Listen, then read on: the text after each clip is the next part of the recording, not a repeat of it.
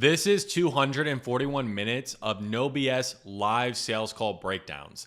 After training over hundreds of sales reps to hit their first $20, $30, and $40,000 per month in commission plus, like James here, who hit over $40,000 per month in commissions, and Peter here, who hit over $47,000 per month. So what I found to be the best and quickest way to improve your skill set in sales is listening to real life sales situations where you go over the finer points on how to ask better questions to create more urgency in your sales process, how to pre-handle objections before they even come up in the first place, and if you do get objections, how do you actually overcome those objections to get the deal closed.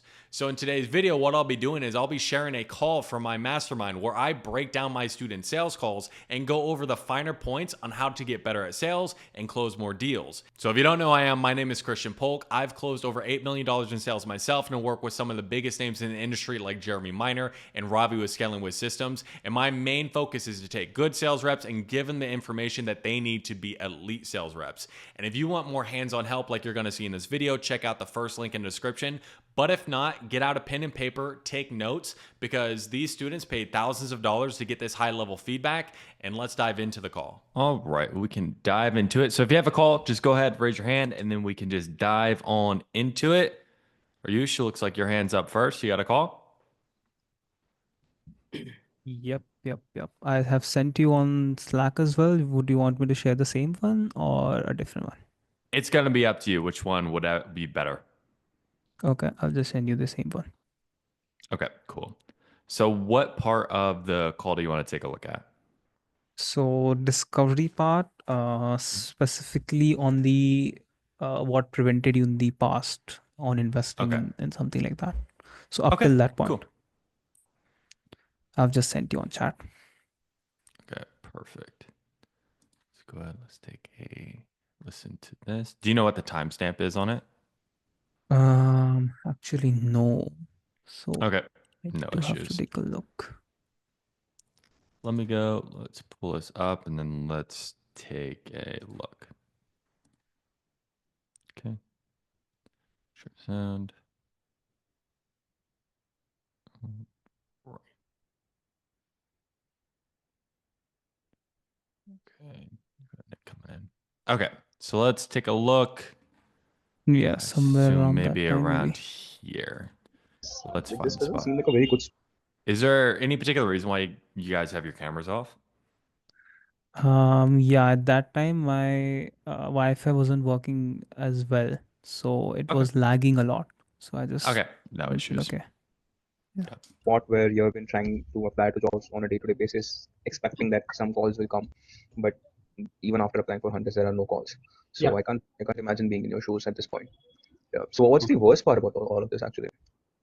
Yeah, the worst part is like not even getting a call. If some of the companies are setting up an interview call, then I'm pretty sure I can crack it. Right. But I'm not even getting an interview call, or they are not scheduling an interview call, because I'm just getting let's say we give you those interview calls. Like, do you have a process in place to kind of negotiate the salary part? Because there will be a lot of people. Is this still like more a problem? This is in, I think, solution. Okay.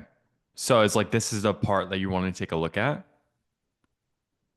Let me see. So what actually was happening as well, that I was kind of repeating myself a lot and repeating the same thing. So like how to maybe make that thing narrow was also one question. Yeah. So when do you know, like you ask him about like what he's been doing before? Yeah. After that, somewhere around like 14 minutes, somewhere around that point, I guess. 14, 15 minutes. Okay. Let's about that. But I'm curious to know here, Karthik, that you've been in this situation for the past, let's say, couple of months, but you haven't seeked out to any professional help, or have you? Professional help in sense? In sense like talking to consultants or connecting with No. Oh, so what kind of prevented you in the past? No, because I thought I can make it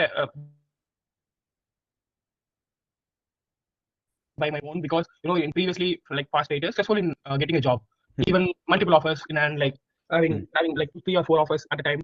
So choosing between the companies or salary part, negotiating the salary part, everything else, I was pretty successful with that. So I thought even now I can do that. I can secure a job with that level of confidence. So I thought I can try it out for a couple of times because I know I have a pretty decent salary comparing to marketing standards. So I thought, okay, it will take some time to reach that level of salary. But still, after 3 months also, like if it is like April 10, it's going to be exactly 3 months.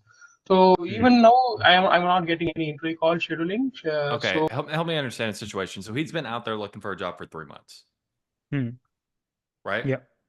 Okay. So part of the issue is if we don't create enough doubt or we don't build a big enough gap in this part right here, when we do ask them, we want to ask a little bit more of a specific question rather than like, hey, have you been looking for help? Just like in general, if you like talked to any consultants, it's before we started talking today, have you been out there looking for ways to actually land the ABC job so you could 1, 2, 3? What have you been doing? Oh no, Okay. I haven't been looking for any help with that.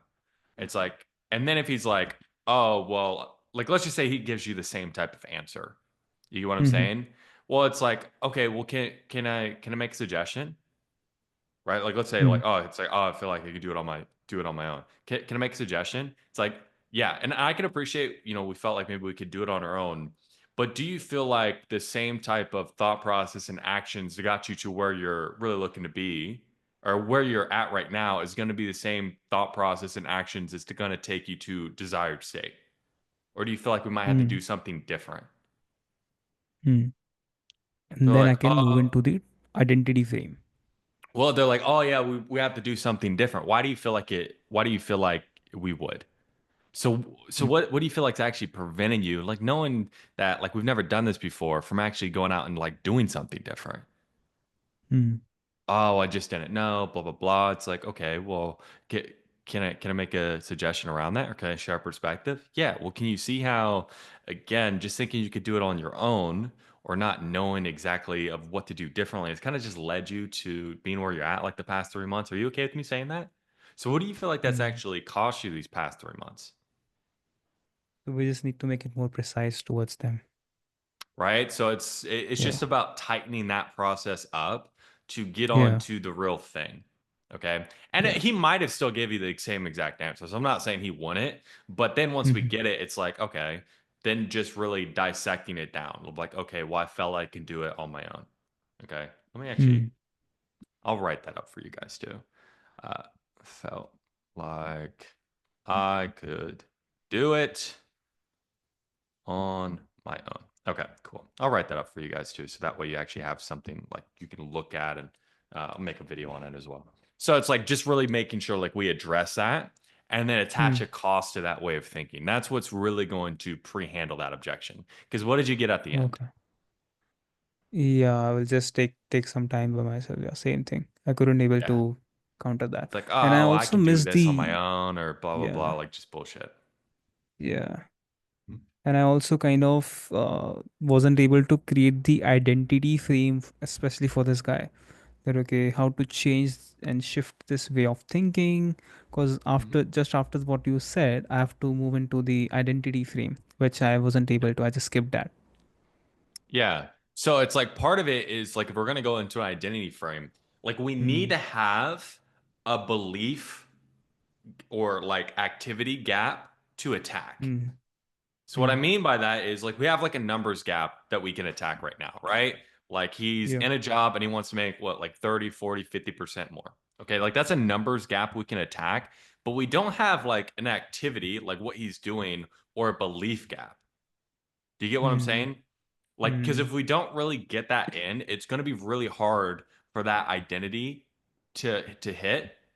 So it's like we need to make sure like we're digging and we're finding a belief gap in their mind.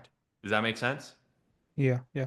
And you do have to kind of make that video on this point that what if they try to do this by themselves is one pre-handling part I think is not present on the pre-handling doc itself at this point, right? Yeah. So Yeah. I can go ahead. I can make that. As far as like, just doing it by themselves, there's different ways you can go about it. Okay. So it's like, And it just always comes down to you can be more direct, less direct. A lot of it, is pre-handled by just building a big enough gap. So typically, and maybe this is why like I didn't think to make it, because it's like, to be frank, like I don't get that with calls, right? Because Yeah. if you build a big enough of the gap, like they're not thinking, well, I can do this on my own. So part of Right. that as well is if they're shooting for, let's say, what was this guy shooting for? Like a typical hike, what happened is the current job market in India is not feasible. Nobody is getting jobs. So this is a new thing. So this objection, the pre-handle that we're talking about is a very new thing, because Yeah. usually people used to get job by themselves, but now they are not getting it. So even the basics, like 30% hike is very hard for them. Okay. So even if that's very hard, then it's like, did we get him to admit it's his fault? Hmm. Yeah, we did actually. Okay. So We did, yeah. what did you get out of him? What did he say? So he said though that okay, he hasn't reached out to folks. That's also an important thing. He's not building enough connections. Okay. He's only relying on open platforms So part of like the that. issue is, like, let's say for you particularly, Hmm. so it can't just happen. So what I mean is, you can't just get them to say, well, I haven't done enough. Because what are they going to say at the Hmm. end? Well, let me just do more and see if that works. Okay? Yeah. So it's not that I'm not doing enough. It's like I'm not doing it right. Hmm. Okay. That's what you need to get out of them. Okay? Okay. So it's like you need to get out of them. It's like, okay, I'm not doing this right. I don't know the right way to do it. Because like Hmm. for example, like if we take a look at something else, like let's say sales training, for example, like you hop on with me and I'm just like, well, bro, you're just not calling enough people. All right, pay me 8K. Yeah. You'd be like, well, no, I'm just gonna call more people. You told me what the problem is. Fucking hell yeah. I'm not gonna, like, I don't need to pay money to do more work. Like, I'll just do the work.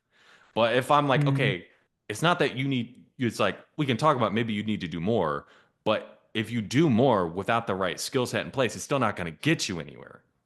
That's what Yeah. I need. That's the belief that I need to get them into. Does that make sense? Yeah. Yeah, and I can create that gap using showing the presentation part where I'm showing, okay, we are using these many strategies which you might not be able to do by yourself. Mm-hmm. So I think that gap can be created through that. But aside from that, I'm Yeah. thinking how can I go about creating that So gap it's like you of. need to get in problem. Okay. Now, some of Hmm. the times you're going to have to insert a problem, but the way you ask questions is going to cause like that type of response. So the way you have to think about it is, okay, so and typically like your first problem question, when you're really trying to find like the root cause of the problem, what are you asking them? Mhm. Like what got you started in the job search in the first place, or what's like Okay. missing in your current organization that's causing you to look for a new job, something like that, and giving me pain in their current org. Then we talk Okay. about, okay, how many in the situation questions I ask, okay, so Uh-huh. do you know what type of help you're looking for specifically when it comes to job search? So they are Yeah. saying, okay, I'm not getting interview calls. Then I say, okay, then what are you doing to get more interview calls?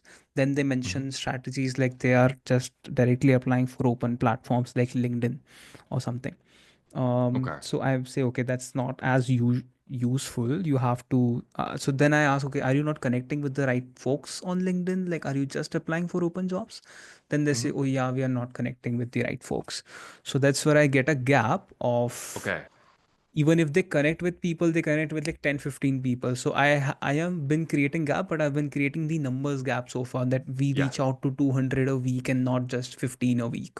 Yeah. So. So it's like, okay, so we need to create, like, we can create a little bit of a numbers gap. Okay. Hmm. But it's like we need to also create the knowledge gap of how to reach out to these people. So they're saying like, oh, Hmm. like I'm reaching out to like 15 people a week. And do you Hmm. feel like you're actually connecting with the right type of people to actually land one of these type of jobs?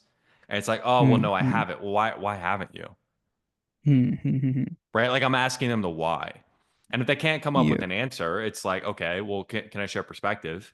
Yeah, after So, helping like hundreds of different people, typically what we find is most people just don't know who the type of people they would even need to connect with. And then on top of that, if they know the right people, they don't actually know how to separate themselves from the pack, what to actually say to land the job. Do you feel like that might be part of the problem we're running into? How do you see that showing Yeah. up for you? So that's the gap. I have noticed it with the Hmm. with the people that actually do that. Hmm. uh, I don't get a lot of objections actually. So Yeah. so this we have something in our presentation which we are Hmm. showing them that separates entire strategy that they have been using versus what we have Hmm. been using. Yeah. And I do ask about that process towards them. Do you have a process in place to do this? And the answer is nine, obviously no. So Yeah. I do get that knowledge gap at that point. Yeah. Yeah. Well, the problem is if we're Mm-hmm. waiting until presentation to build Mm-hmm. that gap in their mind, like it's too late. Do you Yeah. get what I'm Makes saying? sense. So it's like when we are pushing the problem, it's like if you do want to focus on like the numbers, like I would make it a very much a smaller point of conversation. I'd more focus Mm-hmm. on finding the right people. And again, like you're not telling them Mm-hmm. right then and there, like how to find the right people and how to actually have the conversations. Because like let's just say, Yeah. for example, like they are connecting with people. Like a really easy way you can do it, because like you want to create doubt in their mind. It's like, okay, and how are you reaching out to those people? They're like, oh, I do this, I do this. Well, like, take me through word for word. What do you actually say to them? And they're gonna like, what's a typical message look like? And they say, oh, well, I normally say this, and this. You go, oh, you say that? Yeah, I can definitely see why Mm. you might not be getting anywhere with that. Can I share a perspective on that? And I'm like, oh yeah, sure. I mean, again, with these types of people, you can assume like a lot of people are reaching out to them. Would you agree? And how many of those people that are reaching out to them do you feel like say something pretty similar? And they're gonna be like, oh, probably a lot. So, and again, if you sound like everyone else and they're getting reached out to a lot, like how do you feel like that person views you? Yeah. They're like, That's oh, solid. probably like everyone else. Do you want to be viewed like everyone else? Oh, no, I definitely don't. Well, what do you feel like being viewed like everyone else? Like, what type of impact do you feel like that's actually having on your ability to get these jobs? It's probably having a lot. Like, what? And how does that feel that you're just getting treated like everyone else, right? So you're able to build, Mm. like, you need to be able to build more of a gap, like, in their knowledge. Yeah. Now I get it. It makes more Okay. sense. Yeah. Okay, cool. Perfect. All right. I'll also, I'm like, I'm always trying to like, how do I make it like stupid simple, right, for you guys to make sure like you have everything you need. So it's also build gap in knowledge, because like what you do is it's a bit of a Yeah. biz op, but it's also an Yeah. Yeah. improvement offer. Mm-hmm. Okay. And improvement offers typically, if you don't get the actual knowledge gap, it's very difficult to sell. Like same thing with Jake, right? Like it's biz Mm. op, they're switching, but they also need to improve what they're doing because they don't have the right skills. So it's like we need Mm. to have the problem of their actual like job, like they want to change, but I need a problem in their I need to create enough doubt in what they're doing. They're like, fuck it, dude, I'll buy whatever you tell me to. I have no clue what's going on. Yeah. I need to do that now. Okay. Does that help? Perfect. Definitely, man. Okay, I would say that would be the focus for like all of like next week. And again, like Sure. and if you want, like again, message me and we can like if you want me to help you script that out a little bit better, just message me. If not, just go ahead Sure. and review this call. But yeah, that should be the Mm-hmm. biggest focus for next week is just building that bigger gap. You won't run into this, oh, well, I thought I could figure it out on my own. You won't be running into that at the end, the objections. It's more of a symptom of a problem. Mm-hmm. Sure. Sure. We'll do that. Yeah. Okay. Hopefully it helps, bro. All right. Jake, you got a call? What's up, brother? What's Yeah, up, let me put dude? it in the chat right there. And we can just start at 38 minutes. I really just need help with the objection handling. So I got thrown a Okay, partner cool. objection. For me, dude, Hell that's a yeah. new one. So like usually I'm just doing money, fear kind of stuff. And Yeah. so I tried to just throw it out there today and just handle the, heavy is the head that wears the crown sort of thing. It didn't really Mhm. land, bro. So hopefully you can give me a perspective Okay. on that. So you said 38. Yeah, 38 should be somewhere around where we get into it. Cool. And then was this like an older guy? This was a woman and she was relatively young. I don't really know, Okay, like I can't put a number cool. on it, but Yeah. And And no, then the we were talking objection was about her referral. parents, not like her partner, by the way. Okay. Yeah. Okay. Yeah. The same as before. Yeah, for sure. Okay, so we can definitely talk about ways to break that up. I guess let's not really focus on what we can't do. Let's focus on what we can do. So I'll just throw out an example and we'll see if maybe this can work. But if not, just let me know. So an example like what we could do is we could break it into half. And it covers most of the things that I will need to scale. Okay. And you say like most of the things? Is there any like, I guess, is there any No, uncertainty around anything? No, I don't think there's any uncertainty, but I think all modules are there, so I don't have any confusion around that. So Yeah. just the investment. Yeah. Yeah, for sure. Okay, so we can definitely talk about ways to break that up. I guess. Okay, so she gave you a money objection, right? Yeah. Well, so this is, I kind of got confused because first of all, I went down the path of like money aside, would you do it? She said yes. And then I said, okay, why invest in yourself? She said, whatever she said. And then she said, before I could even like get into the reframe there, she was just like, no, like it's not really like the money thing. Like I'm gonna need to like talk to my parents. Yeah, and it doesn't really even make much sense to talk to your parents if we don't even know like the money can actually work for you. Oh, Right? So shit, help me okay. understand. And then it's just you're right back on the point. So it's like you Okay. don't want them to take you out of it because what's going to happen, especially if you like then you switch to partner and money's not tied off, that's always just going to be in the back of her head. Like she doesn't like you don't really have a path forward to actually get the sale because we didn't tie Yeah. money off. Damn, yeah, that's exactly what happened probably. I mean, I didn't tie money off. Huh. Yeah. That's So that'd interesting. just be the biggest thing, just right off the bat. Like anytime like you're in money, because like people do this all the time, they'll just try to take you out of it or take you to another Yeah. objection or whatever it is. It's just like, okay, and it doesn't even make much sense to talk about that if we can't even make the numbers work. Yeah. Okay. So help me understand. Like what do you feel like is riskier at the end of the day? Right. And then you just right back into it. Wherever you Yeah. like stopped off and you just Okay. pick it right back up. Okay. Let's not really focus on what we can't do. Let's focus on what we can do. So I'll just throw out an example and we'll see if maybe this can work. But if not, just let me know. So an example like what we could do is we could break it into half. So we could get you in for 3 and then just break up the following payments into payments of 1,000 for the next 3 months. So you'll have 3,000. So like when you do this, I would always just try to get a number out of them. Yeah.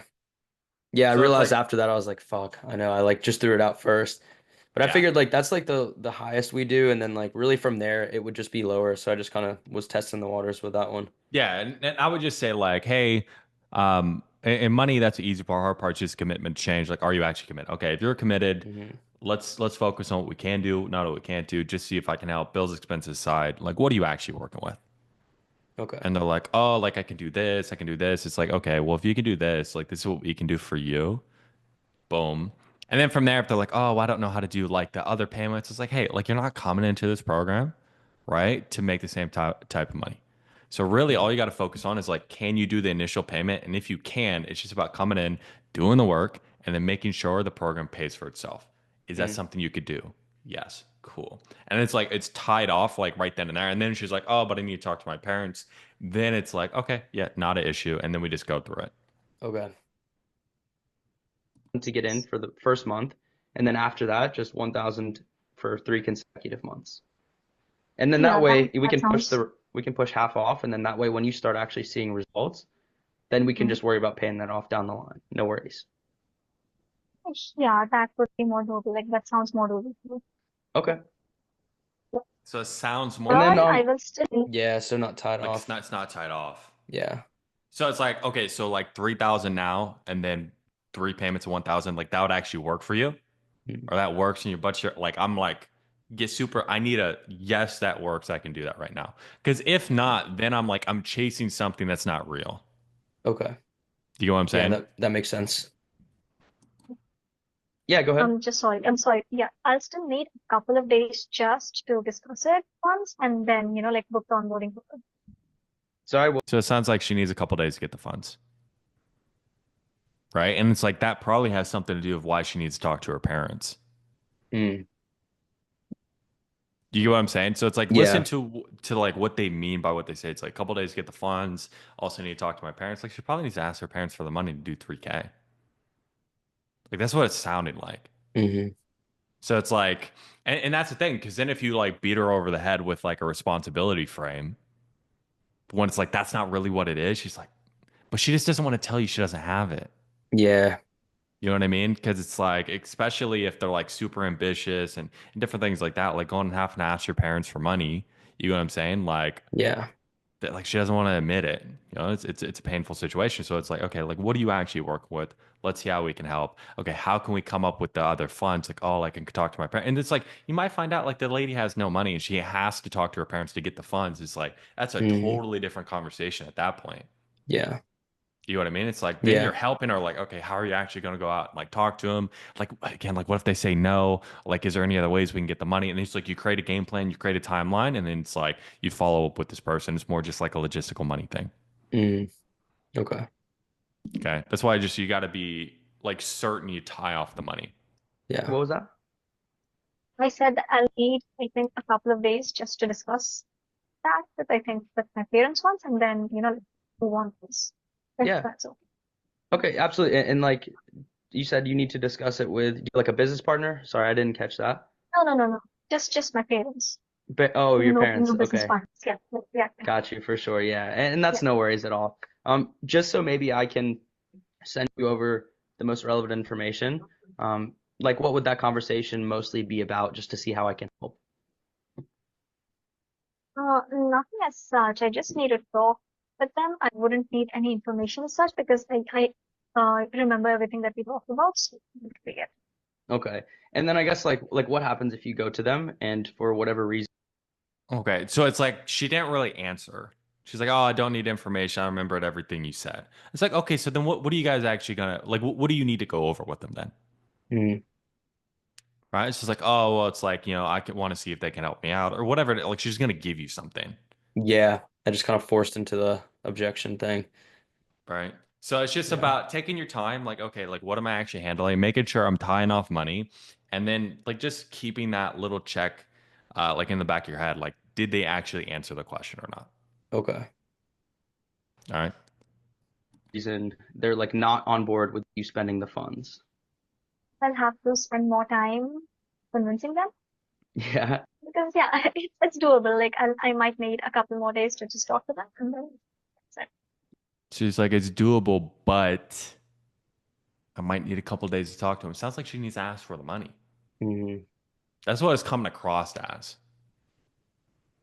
I think at one point, I don't know if it was before, I think it was after this, Mm-hmm. I went through the whole like objection reframe, and then was it like I was just like something along the lines of, is it that you need help with the funds or like just, Mhm. looking for permission? I actually maybe I go into that right here, but she told me like, Okay. no, it's not the funds. Okay. Okay, and then like, so is it more of just like, do you have the funds or is it like you're getting funds No, from it's them? no, it's my funds, but I just need to inform them and like get them to say yes as well before spending. Okay, yeah, so it's more of like a FYI. Okay, so I'll just clarify. Okay, because again, like, and this is also just understanding, like different cultures and stuff like that too. Mhm. Is like they might have like one bank account altogether. Yeah, Like we listening don't to it know. now, like that could be possible. She's saying Yeah, she needs like to go over it with them because maybe they have shared yeah, funds. like we don't know. Like Yeah. my fiance, who's very close with her family, is Asian as well. Like they have all one bank account. Mm. You know what I mean? So it's like, and that's just like sometimes you have to notice. I'm like, okay, so it's like you actually have like the 3K that you could just do right now, just to see like how I might be able to help over here. Like, Hmm. no, I might have to do this or do that. It's like, okay, right? Like you just need to get a little bit more lay of the land because it might be that she does have it and she wants to do it, or she can't, or she as the deflection. But I'm not gonna assume that until I like cross everything else off. Does it make Okay. sense? Yeah, that does help. That makes sense. Rather than asking for permission. Yeah, kind of like Okay, well, can I make a suggestion? yeah, definitely. At the end of the day, Sneha, like who's responsible for actually getting to that 10,000 per month and actually like running the business? That will be me. Yeah, Okay. And it reminds me, like, have you ever heard of the phrase, like, heavy is the head that wears the crown? yeah, I did. Yeah. have. Okay, perfect. So yeah, it's just like an old Shakespeare quote, but really what it means is like, can you hear me still? Yeah, yeah, Okay, perfect. Yeah, really what it means is like the crown is not heavy because of the jewels or like the gold. It's really heavy because of the burden of leadership that whoever wears the yeah. crown, the head falls on, right? So like I know it's kind of cheesy like in terms of the example, but like at the end of the day, as a leader, you have the responsibility to make these decisions. You know what I mean? Yeah, I do. So I guess would it be fair then to try to put that responsibility on your parents, even though they're not the ones that are spending the funds or, not going to be running the actual business? Like, would that be fair to them? No, I won't be putting it on their shoulders, but it will be kind of, like they're more informed about everything that I'm doing in my business or work, everything. Okay, so like you cut her off. Like right Mm, here, like what you need to do, because like people do that quite a bit, right? mm. Because like they know where you're going, but it's like you just need to stay on top of it and just cut them off. So it's like, Okay. On your parents, even though they're not the ones that are spending the funds or, not going to be running the actual business. Like, would that be fair to them? No, I won't. like right there, I'm already jumping in. Well, why wouldn't it be fair to him? She Mm. answered, and then it's like the but. Like as soon as I know they're like no, but like I already know they're about to tell me some bullshit, so I just don't allow them to. Okay. Or they'll say like, oh well, that's not what I'm. Let's say, hey, and it's okay, man, but like be real with me. Like, is it actually fair? Like, no, it's not fair. Why isn't it? Like, I just have to be a little bit more on top, specifically right there in the partner objection, because this is when if you're gonna get pushback, this is right where you're gonna get pushback. Yeah. So it's like you need to get on top of it and be like, okay, but why isn't it fair? And I'm Yeah. not saying like, hey, don't have the conversation with your parents. We're just saying which conversation would you rather have? And then we're just right into the next one. Mm. Okay. Really putting it on their shoulders, but it will be kind of, like they're more informed about everything that I'm doing in my business or work, everything, Yeah. like literally every information. So it's important to kind of, like inform them and just talk Yeah. to them and get their perspectives as well before, just coming to or like just investing in it. So yeah, just Yeah. they have some other Absolutely. perspectives. Yeah, no, and I So definitely maybe get where just, you're coming from. yeah, At the yeah, end of the day, like they're gonna feed off your conviction, right? yeah. So I'm not saying like don't have the conversation, like definitely have the conversation, but I guess it just comes down to like which conversation would you rather have? Would it be you go to them with all these problems and then, oh, now I have, a big bill to pay? Or would it be like you showing them that you actually took the action and you lead them to that decision of saying like, look, this is my business. I'm taking the action and here's why. Do you know what I mean? And yeah, so it's going to be like, yeah, I want to do this because I need to scale my business. So this Yeah. is amount I have to invest because, like it. So again, you got to make it a little bit more of a binary right there. Yeah. So it's like, which conversation would you rather have? You rather go to them with the big bill to pay, or all these problems with a big bill to pay, or would you rather go to them showing how you solve the problem and lead them to that decision? Which Hmm. conversation? And if they're like, oh, well, that's why, well, it's like, which conversation? You want to go to them with the big bill to pay or lead them? Well, I want to lead Hmm. them, right? Like, you just got to make it like just simple, binary to the point. And when they waffle, it's just you cutting them off and re asking it in a simpler way. Okay. Okay. So it's like, you just can't allow them to waffle Hmm. like what she is right now. Yeah. Because she's like, basically, well, I want to do both. Well, that's not an option. Not my Yeah. world, right? Yeah. You're in my world, motherfucker. So it's Yeah. like being able to get that binary out of them. That's the important part right here. Okay. It has this thing, which will Yeah. help me in XYZ ways. And what are your thoughts on it? So just getting their thoughts, Yeah. and if they have a counter perspective, I need to address it because if I don't address it, it'll just create a problem in their minds. So I just Yeah. want, like them to have clear thoughts. So that, yeah, And just and keeping that's them no worries at involved. all.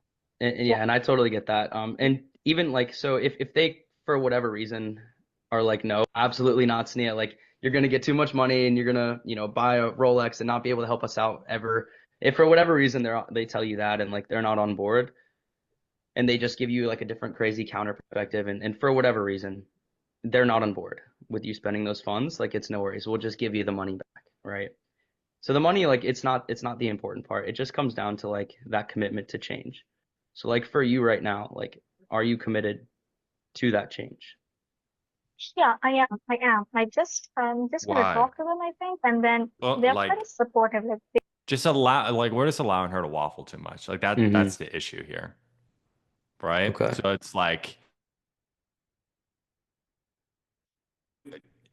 especially we just need to be a little bit more like tighter and like not letting them get to the butt all the time, especially on some of these. Now you don't want to do that like all the time, every time, like never allow somebody to talk an objection and fucking railroad them.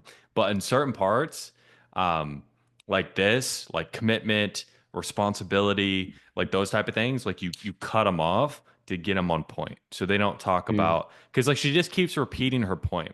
So just understand when you're talking to somebody, people naturally have patterns that they fall back into. So it's our job to break the pattern. What is her pattern? But I just want to talk to them to understand what their perspective, tell them the information. So it's like, I need to break that so she can't complete the thought. Now she's in a new way of thinking, right? Like I need to break her thought of like whatever her pattern is and move it to a new way of thinking, which is her taking action on her own. Yeah, that makes sense. Okay. And then like let's just say like we do all this perfectly and we do it right, blah blah blah blah blah. And it's like we still get to like the end of it and she's like, "Oh no, like I always do this, always do it." Like you can just go down the perspective reframe of like I always make decisions this way. And then from there at the end, still not like we're still not getting, so it's like then it's like fear city, basically. Yeah. And this is just saying like, hey, we tied off money and then like we tightened up partner a bit, and then from there, just perspective reframe and then fear, basically. Okay. So biggest thing is just number one, tie off money. Don't let her sidetrack me with another objection. And then once I do get down that other objection path, make sure that I'm leading it and like cutting her off, not letting her waffle, and get to the but part. Yeah, and like let's just say like because again, like it is gonna take some time to just make sure we get that skill set in place of like being tactful when we interrupt. Yeah. But even if we just let her waffle, if we just re-ask the question, like at the end, like she's like, no, but blah blah blah blah blah. I'm like, okay, but is it fair to them? No. Yeah. Well, why isn't it? Right? So it's like typically the second time you'll ask, like they won't waffle as much. But again, like that'll just make your objection handling just go a bit longer. It's not really like the end of the world, but just understand that the reason is like she just has a pattern right now. And it's like we need to be able to break that pattern to get her to start thinking in a different type of way. Okay. Perfect. All right. Does that help? Yeah, man. Thank you. Okay, cool. And then just, shoot me a message if you have any questions on that. All right. You got a call? Yeah. Sent to you. So just start at like 33.50 because it was like a role play. So just that's around. Okay, let me pull this up here. Is there anything that you want to take a look at? Well, it's a little bit difficult for me to pinpoint at this moment because Okay. there's just a lot to work on, I think. I mean, I reviewed the call like a few times like myself, and it's a little bit difficult for me to just pinpoint. I would say, like, as far as like dialing in the process, normally what I would say is taking it from the start, like making sure we dial in the start. Because once you dial in the start, then like the rest of the process just becomes easier overall, just in so general. Start at the like start, which should be around maybe 31 minutes. I'm not sure exactly. Okay, let's see here. So it might be around 31 or maybe, no, I don't remember exactly. Okay. Yeah, I'd say, I've just like been, just like 9 to 5er, normal guy. Yeah, with any kind of prospect. Yeah. Hi, can you hear me? Yeah. So, Andrew, like in your own opinion, like what's the biggest challenge you're facing right now in terms of your health? Yeah, I'd say. And like, what type of offer are we going? Like Just doing like a weight loss offer. Okay, cool. Sorry, don't you do like any report, or you just keep that for time's sake? Well, we can do that a bit, just to practice.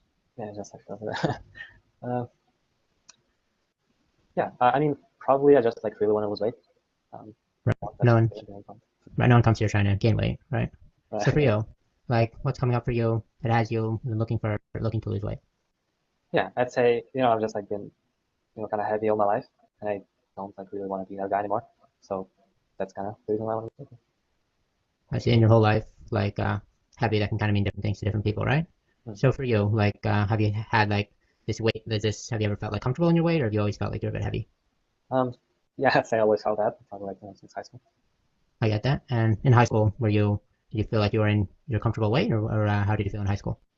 Yeah, it sounded like it started okay, but then some kids just started like not like bullying, but basically like saying that to me up front, Okay, so it's like right now, like we just need to get like a gap.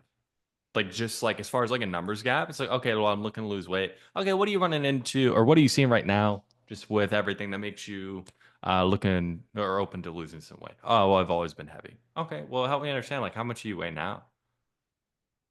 And like, I would only go into that other stuff if they're like, well, how much are you looking to lose? I have no clue. Right? If I get that, oh, I have no clue, then I'll go into, okay, well, ultimately, like, what are you looking to get out of losing weight? Like, is this type of feeling, type of thing you're looking to do? Have you ever felt that before? When did you feel that? How much did you weigh then? Boom, number. You know what I'm saying? Like, but I'm only gonna do that if they're like, oh, I have no clue how much I want to lose. But if they're like, oh, like I'm 250, I want to get to 250 pounds, boom, number gap, just move on. Make sense?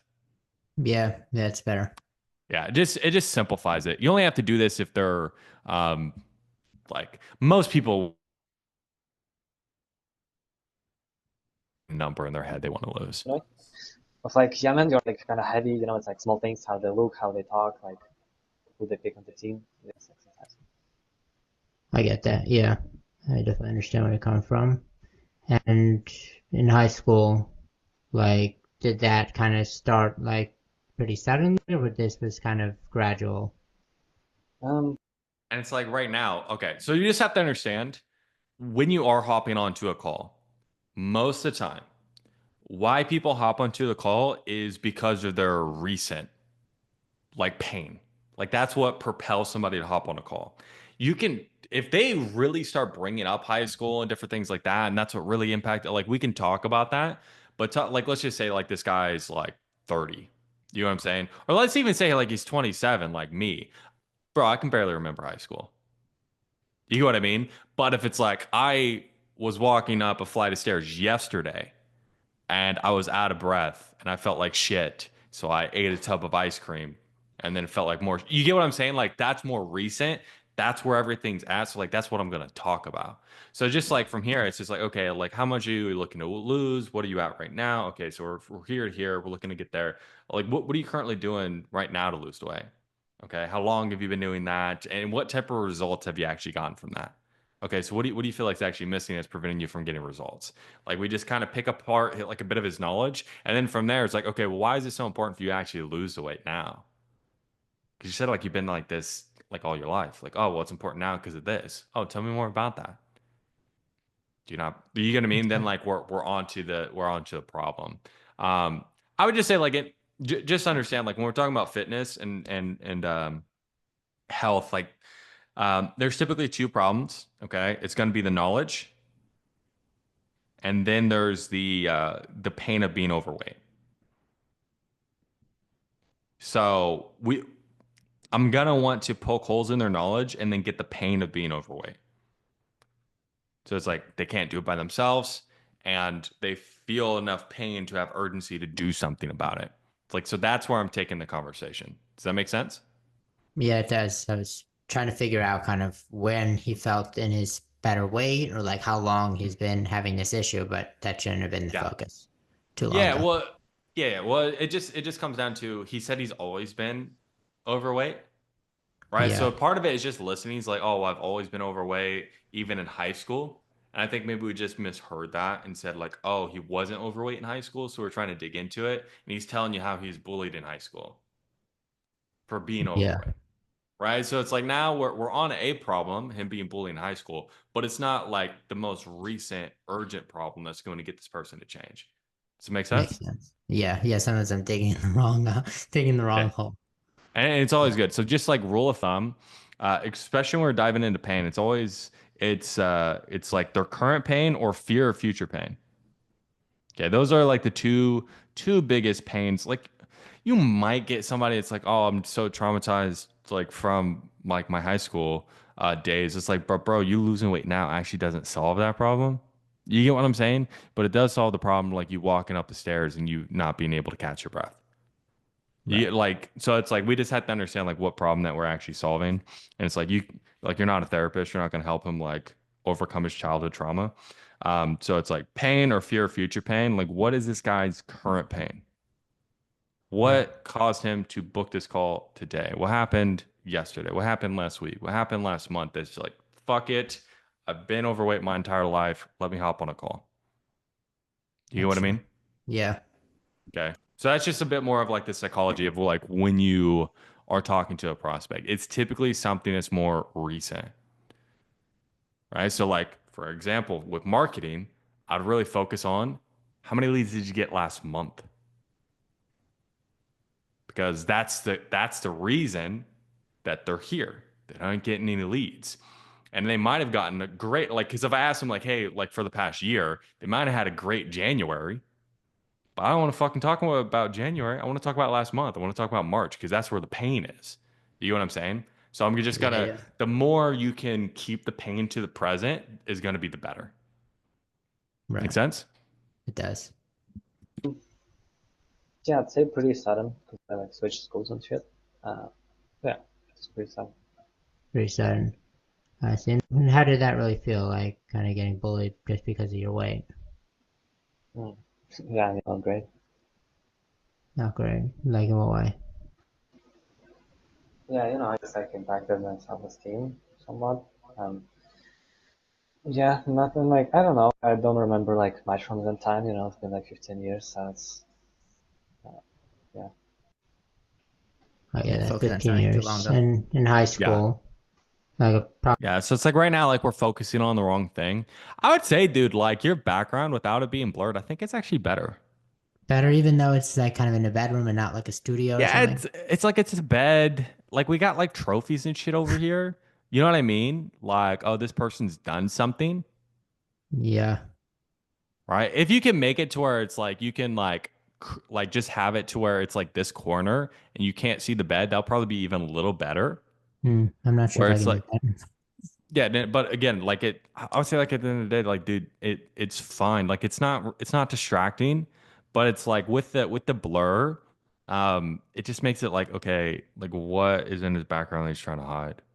Like as long as this looks neat, like if your bed's like a fucking mess and all this type of stuff, it's like, yeah, okay, don't do it. But like this makes it to where you look a little bit more like, we got some trophies here. Like that stuff like does bring authority. And then like my mind isn't thinking, hey, what's behind him? Right. Okay. Approximately what weight were you, if you remember? No, I don't. Like approximately? Yeah, probably like, I don't know, like 80 kilos. Okay, 80 kilos. And like right now, or last time you checked, like how much are you? Yeah, like 120. 120. And was there like a point like before high school where you felt like in a comfortable weight, or when was that? Yeah, I'd say I just like started gaining weight at some point, but yeah, it was like before high school. It was fine. And if you remember like kind of what weight you were, was that like in middle school? Yeah, probably. Yeah, because it's gonna be hard. Because like when you talk about middle school, like he's also probably like 5 inches short. You get what I'm saying? So it's gonna be hard to build that gap there. You can just ask him like, hey man, like how much weight are you looking to lose? Like, and Yeah. even if he does say like, hey, get back to his high school weight, like, dude, fucking 40 kilos. This what is 80 pounds, 80 plus pounds. Like approximately, that's a big gap. So then you can just take that. Like that's a big enough gap, especially with weight loss. And part of the issue is you don't want the gap to be too big because he's like, oh, I have to lose 150 pounds. I don't even want to fucking start. You know what I mean? Like, so we want a sweet spot. I would say like for weight loss, anywhere from like 20. I would start to say like 80 pounds would be the limit of like what they'd be looking to lose. That's gonna be quite tough, but yeah. Yeah, like it's gonna be hard for them to visualize 80 pounds lighter. Like that's basically a person. You know what I mean? So you just kind of you want to keep them in that sweet spot. I see. And what do you feel like maybe caused you like around high school to start gaining that weight? So it's like, again, if we're focused on like, hey, what caused you in high school? Like I want to talk about like right now, like what have you been trying to do to lose weight? what's been preventing you from losing the weight, what's missing that's causing you not to be able to lose the weight, right? Like, I just want to focus on like what's going on right now, because to be honest, I mean, if he's 18, then it's like it might be relevant, but if he's like older, which I assume he is, like none of it's relevant. Yeah, right. This is the biggest problem at the beginning, is just focus in the wrong direction. Yeah. Yeah. So I would just say, as far as just from what I've seen, like it's not like your questions and you being able to like ask the right questions, dig a little bit more, like that stuff's definitely improving. You're coming across more conversational. That stuff's definitely improving. It's just about the only problem with this call so far is just like we weren't on the right thing. Yeah. And then what about like the tone and like the hand gestures? Anything can be improved there also? What do you Yeah, think? it's getting better. Getting So better? again, I would continue to work on it. So it's like you can just have a little bit more like up and down. But the way that you're talking right now, it does sound more authoritative, which is better. Okay. So it's something to where I'm saying like we are getting better at it. I wouldn't stop trying to improve it, but just understand you are making progress. You're doing a better job actually like directing, asking questions, digging deeper. Like all these things are improving. We just need to keep improving it and just understand just at the beginning of like, okay, I just need to focus on something in the near past or near future. Because those are Okay. going to be like the pain points. Unless you're selling like life insurance, which might be like 20 years in the future, but nobody's selling life insurance. So it's like near past or near future. Like Owen that's is, where I I'm think. focusing on the, well, yeah, Owen is, but that's why I say it's different. Yeah. But he's also selling like Airbnb stuff too. So, but yeah, near past, near future of pain or fear of future pain. With weight loss, they're always in some type of pain.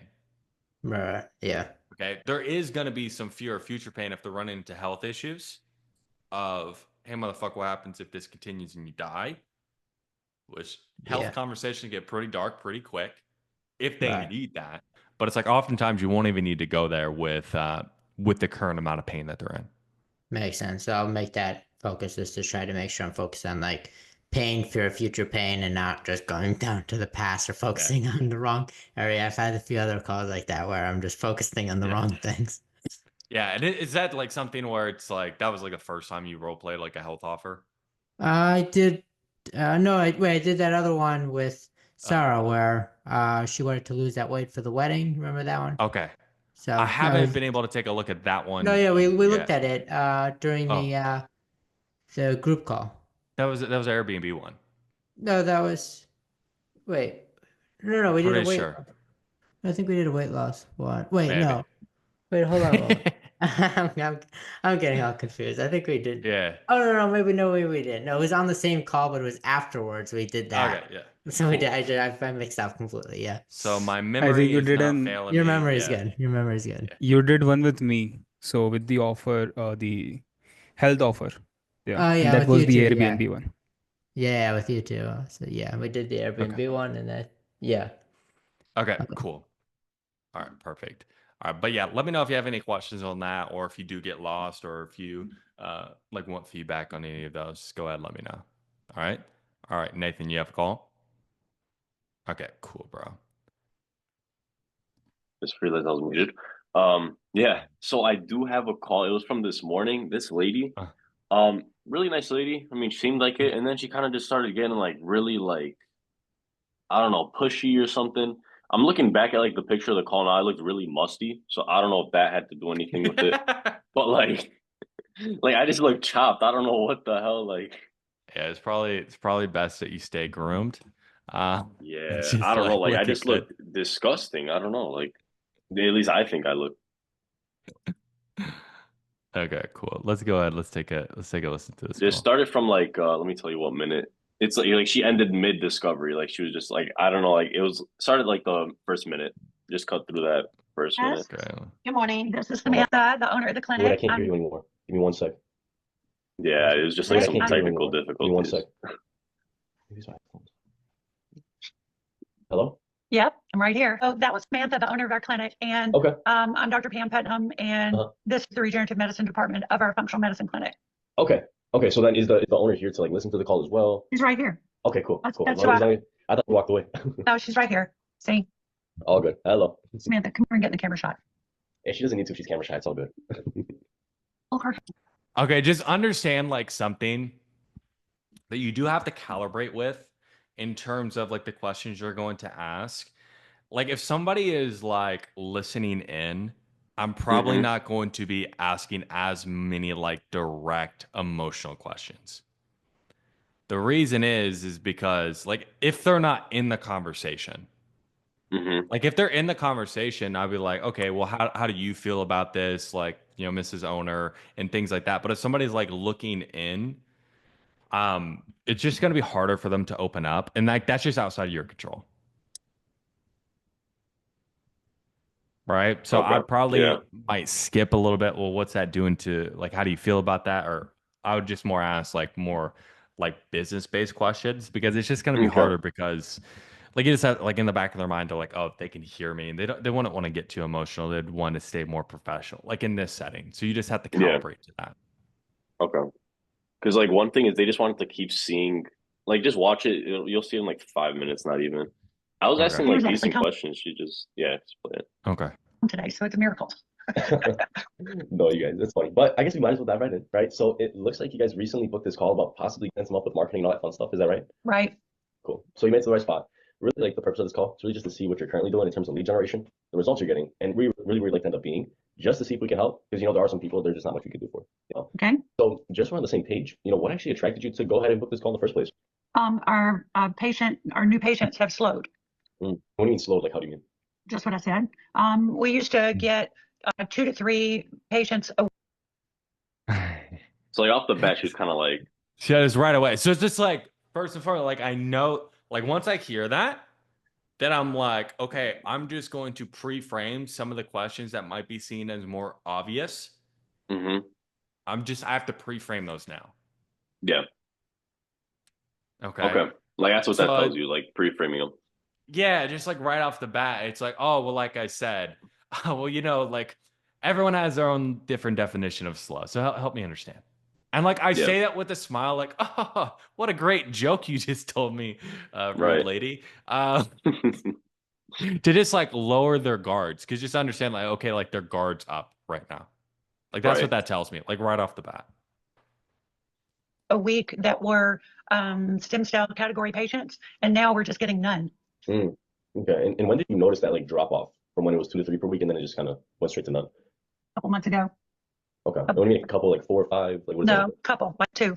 Okay, cool. So like 2 months ago.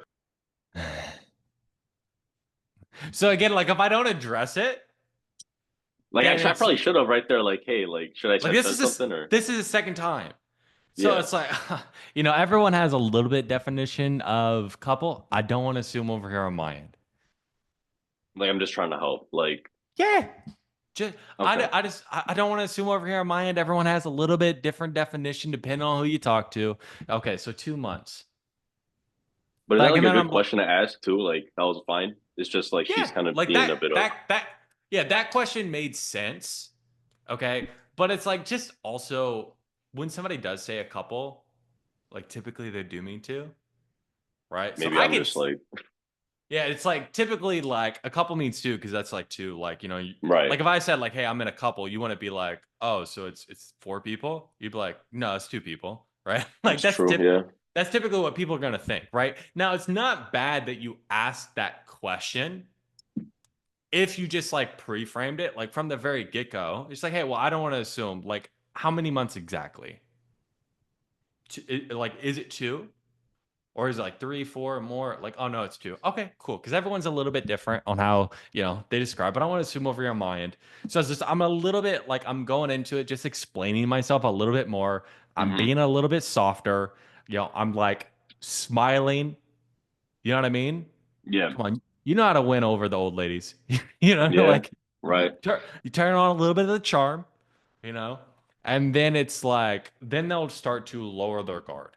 But like right now, like boom, boom, like just from the very get-go, it just comes across like how she's acting is like you're not listening. So if this continues moving forward, it's like within the first like minute, basically. Yeah. Like she's already like this person's not listening. Very straight to the point. So it's just being able to calibrate that too, like right off the bat. Make sense? Yeah, no, it makes total sense. And it's not like anything you're doing right now is wrong. It's just that she's triggered for whatever reason. Yeah, She could have right. hopped on, like, dude, she hopped on 3 other calls today and she's like, this fucking guy, not again. Like, we don't Dude, know. because I'm telling you, like, when it came, so I built like the numbers gap, and she was, because this is basically like this first part for sure. I found the problem, like they're just not getting enough new patients, right?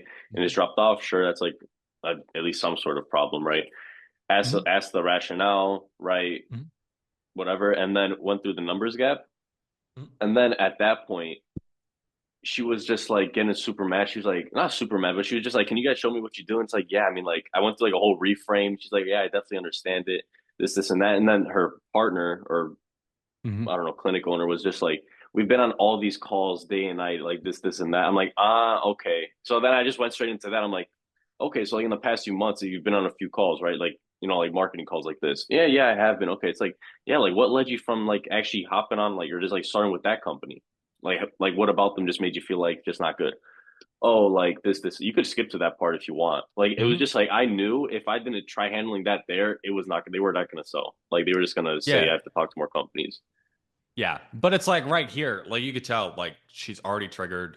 She's been on these, like it sounds like she's been on these calls before. So it's just about like the very first thing is like we need to break that script in their mind. And the way that you do it, like oftentimes, just like smiling and slowing shit down, especially at the beginning.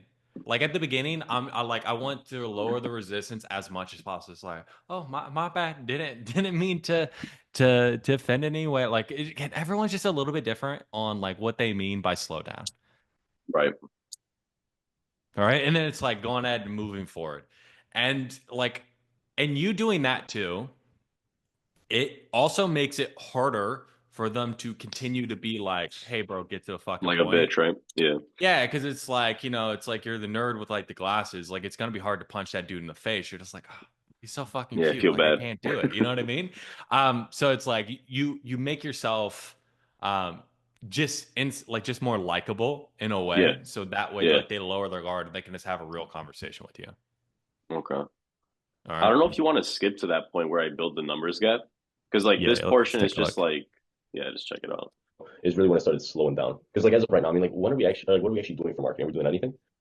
Samantha, sure. We got some ads going on right now, but nothing specific stem cell regenerative medicine related. Got it. Okay, so nothing out there for the stem cell regenerative. Because when you guys were doing the 2 to 3 per week, was that just word of mouth, or how would you guys actually get in those? No, we were doing some marketing too. Okay. Yeah, Facebook marketing. And was it for the stem cell specifically? And no, it was for Cairo. Got it. Okay. Now it's just kind of slowly dropped. Cool. So we're at like right now, really not seeing too many patients. I guess like in the last month or two, like how many patients have you seen? Okay, so like I would just want to clarify. Okay, so it's for Cairo, and then you upselled them, or like how did that process look like? Yeah, I was kind of scared to dive deeper at that point, but well, it's like, no, you're right. Like I probably should have. I was thinking about asking something like that because like when they mentioned that, I was just kind of confused. Like you weren't marketing for. Yeah, it doesn't make sense. So it's like, okay, for the Cairo, and did anything change as far as like the upsell process, or are you still doing that and it's just not working anymore? Yeah. Right? Like they'll just give you so much more context. And then plus as well, and here's the thing, if you ask specific questions like that, how are they going to think about you in their mind? Like trying to help, I guess. Yeah, this person knows what the fuck they're talking about. That's right. If it's like, oh, that's weird. Like, what was that process like? Did it stop working, or are we still trying to do that? Like, oh, well, we actually like lost a chiropractor, or blah blah blah blah blah. It's like, okay, okay, no, that definitely makes more sense, right? And it's just like, so the way that they are getting leads in is just no longer available for them, so they're starting from like scratch. Then that's also going to prevent me from like asking a question of like, hey, why don't you just go back and double down with what you've been doing before, right? Which probably piss them off. You know what I mean? Yeah. Seen roll through? Has it really been zero, or? Yeah, we have not seen any new patients in the last 2 months. Wow. Okay.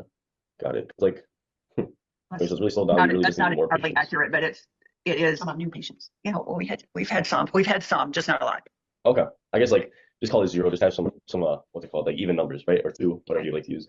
But like really at that point, I mean like just so I see the rationale, but really like it's like besides like just getting more patients, more new patients, what would you say is maybe the main reason you're looking for like an outside solution to help you guys with that, rather than just double down on what worked in the past and hopefully it works out? Well, if we wanted to double down on what we've done in the past, we would be doing that. Yeah. You know what I mean? And it's just because I don't have the context to really ask that question. Yeah, you think I even should have asked that rationale? I mean, it's not a bad question, but like with them being Like the way with that how they they have are, been, yeah. I wouldn't have asked that question without having more of the context. Yeah. Because it's like, Okay. okay, so you're upselling them from like the chiropractic, and did anything change with that approach? Or are you still doing that approach? Is it not working as well? Like what's actually going on with like that? That way you're converting the leads. Oh, well, it's like, again, like we don't know. Like and then that will help you shape. They're like, oh, well, it's just not working like it used to be. Cool. Then like I get them tell them it's not working. Then the question I would ask is like, okay, what would be the main reason you'd be looking for, I guess, like outside help to help you streamline this process rather than you try to go and figure all this out on your own? Well, I don't want to figure it out on my own because of this, this, and this. Like, okay, cool. Pay me money. Right. So it's like that more context just allows you to know like what question that's going to actually hit. Because we just guessed right then and there on what question it was going to be. And just anytime when you guess, it's 50-50 shot. We just guessed wrong. That's fine. Right. But it's like, I wouldn't ask that question unless I had more context, especially when they're triggered like that. Yeah. Like, look at that lady's face. That fucking death stare, bro. Yeah, I don't know what she was on, bro. Like she was like a bubbly girl like before I went into it, but then it's like then we just did things that like made them like, oh, salesperson. Right? And it's not like anything you asked were like that really triggered that. But it's because like all the salespeople, they at least need to know their numbers. Like just so you know, like every salesperson is going to ask them about their numbers. So when you're asking about their numbers, they're like, this shit again. So there's nothing you can do to get around that. Nothing. Yeah. Besides just like, oh, yeah, my bad. Don't mean to offend over here. Just trying to get a better understanding, and then you're just like moving on. Could you go through the numbers? I think it's like if you look through the transcript, you could kind of see where I tried to do the reframe. Like just so you could see. I don't have like a crazy amount of time. Like I just want to like I really want you to see that part. Okay. Like 5-6 grand. 5-6 grand. Let's just say 5 to be conservative, right? So I mean, right now we're not seeing too many patients. We're seeing like 2 patients per month. I mean, in the past like 2 months, we've only seen about like 10 grand in new revenue. Does that sound about right? Yes. Okay. And if we were getting to about 60 times the 5K, that would be about 300 grand per month. Does that sound about right? Yes. Okay. So it is quite a difference there. No, but understand new patients, not every single person is going to turn into a sale. We got to go through the process. You know, they consider patients as like consult. Like, I don't know why, like they had patients as the idea of like, they're just coming in and they don't even know if they're getting stem cells yet. A patient, in my opinion, is like someone who comes in and pays. So it's like difference there. Yeah. So again, just like slow down. So, oh, no, I apologize. I don't want to assume. Let's just make sure we're on the same page. And then just like restate like what you're talking about. Okay. So it's more about like you just falling on the sword. Yeah. Of like, oh my bad, silly old me over here. You know what I mean? To just to allow their defenses to lower, so you can get the information out of them. Yeah, because if you continue playing, like I don't know if it was like an ego thing, because it was like I don't know if I could help, because they just wanted to see the process. I was like, did you guys watch the video? They're like, oh yeah, we did. I was like, that basically goes over the process. Like if you'd like, you could just watch that video again, and we could hop back on a call like this to actually go over how we could create a custom plan to help you out. Yeah, I wouldn't do that because they're like, well, what the fuck are you doing? Like, why are you? You know what I mean? Because that, like, if you skip it, like, you could see it. Yeah. I don't know. Like, I thought, I was like, because they were just being like assholes, bro. That's what I mean. Yeah. Well, I understand that, but not everybody is a stem cell candidate. So it could be anywhere from a regular chiropractic package at $600 to $800 a month to 1 or 2 of those patients out of the 15 per week becoming stem cell patients. That's real. So then, are you referring to like consults? Just like consulting and then them coming in? No, they come in knowing. So what I hear them saying is like, hey, they're gonna come in for stem cells, like all of them, but some of them we can't sell them stem cells. We got to sell them a lower tier package. That's what the chiropractic thing that they're talking about. Yeah. Yeah, so that's what it sounds like they're saying. It's like, okay, then just help me understand. Like, how many actual stem cell patients are you looking to get on per month with the right marketing, and how many actual stem cell patients are you getting right now Yeah.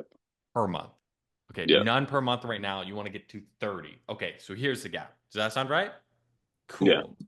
So it's just a little bit of, you just got to be a little bit more, if they're like being ambiguous like this, because you'll get a lot of people like that. They're like, oh, well, it depends on this and this and this. Well, just Yeah. ballpark. Like, what would be like? What is it actually for these type of people? Like, what are we actually looking like? So you just gotta like, hey, this ambiguous shit doesn't really matter. Like, give me some hard and fast numbers to work with. Right. That we have something to offer that they perceive that they need. Yeah. And then you guys consult them, right? Like you talk to them a little bit, see what they actually need, see if they can get stem cell. Well, yes, it's a history, physical exam, x-rays, and then during the report of findings in the x-ray department, we determine what the best course of treatment is, and then I give them options. This is the best, this is what else could be done, this is what else could be done. Okay, so out of those like 15 people that are coming in per week, out of that group, how many of those do you feel like would actually turn into cash paying patients? We're at cash clinic. Said 2. No, I get that. Like how many?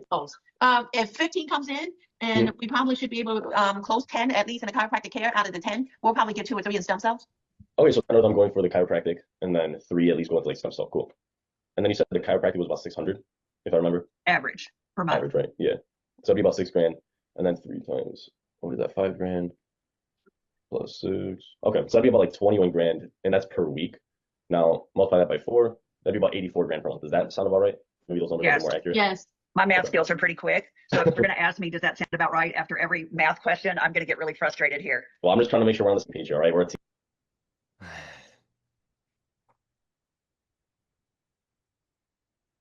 This lady's fucking issue. He's like, well, I don't want to put numbers on you. Do you want to just start doing the math from here on out?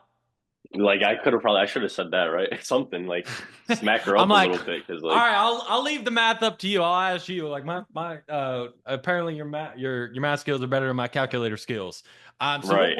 And then I'll just, you don't have to do that. Like I like to have fun with it. She'd probably be like super pissed if I said that. Yeah. But it's like you get to see, like, just because like we're not diffusing and we're not like calling it out, and if it's like you diffuse it a couple of times, it's like, well, I'm gonna go out on a limb here, but I seem a little bit of like an irritation in the air. Again, do I smell?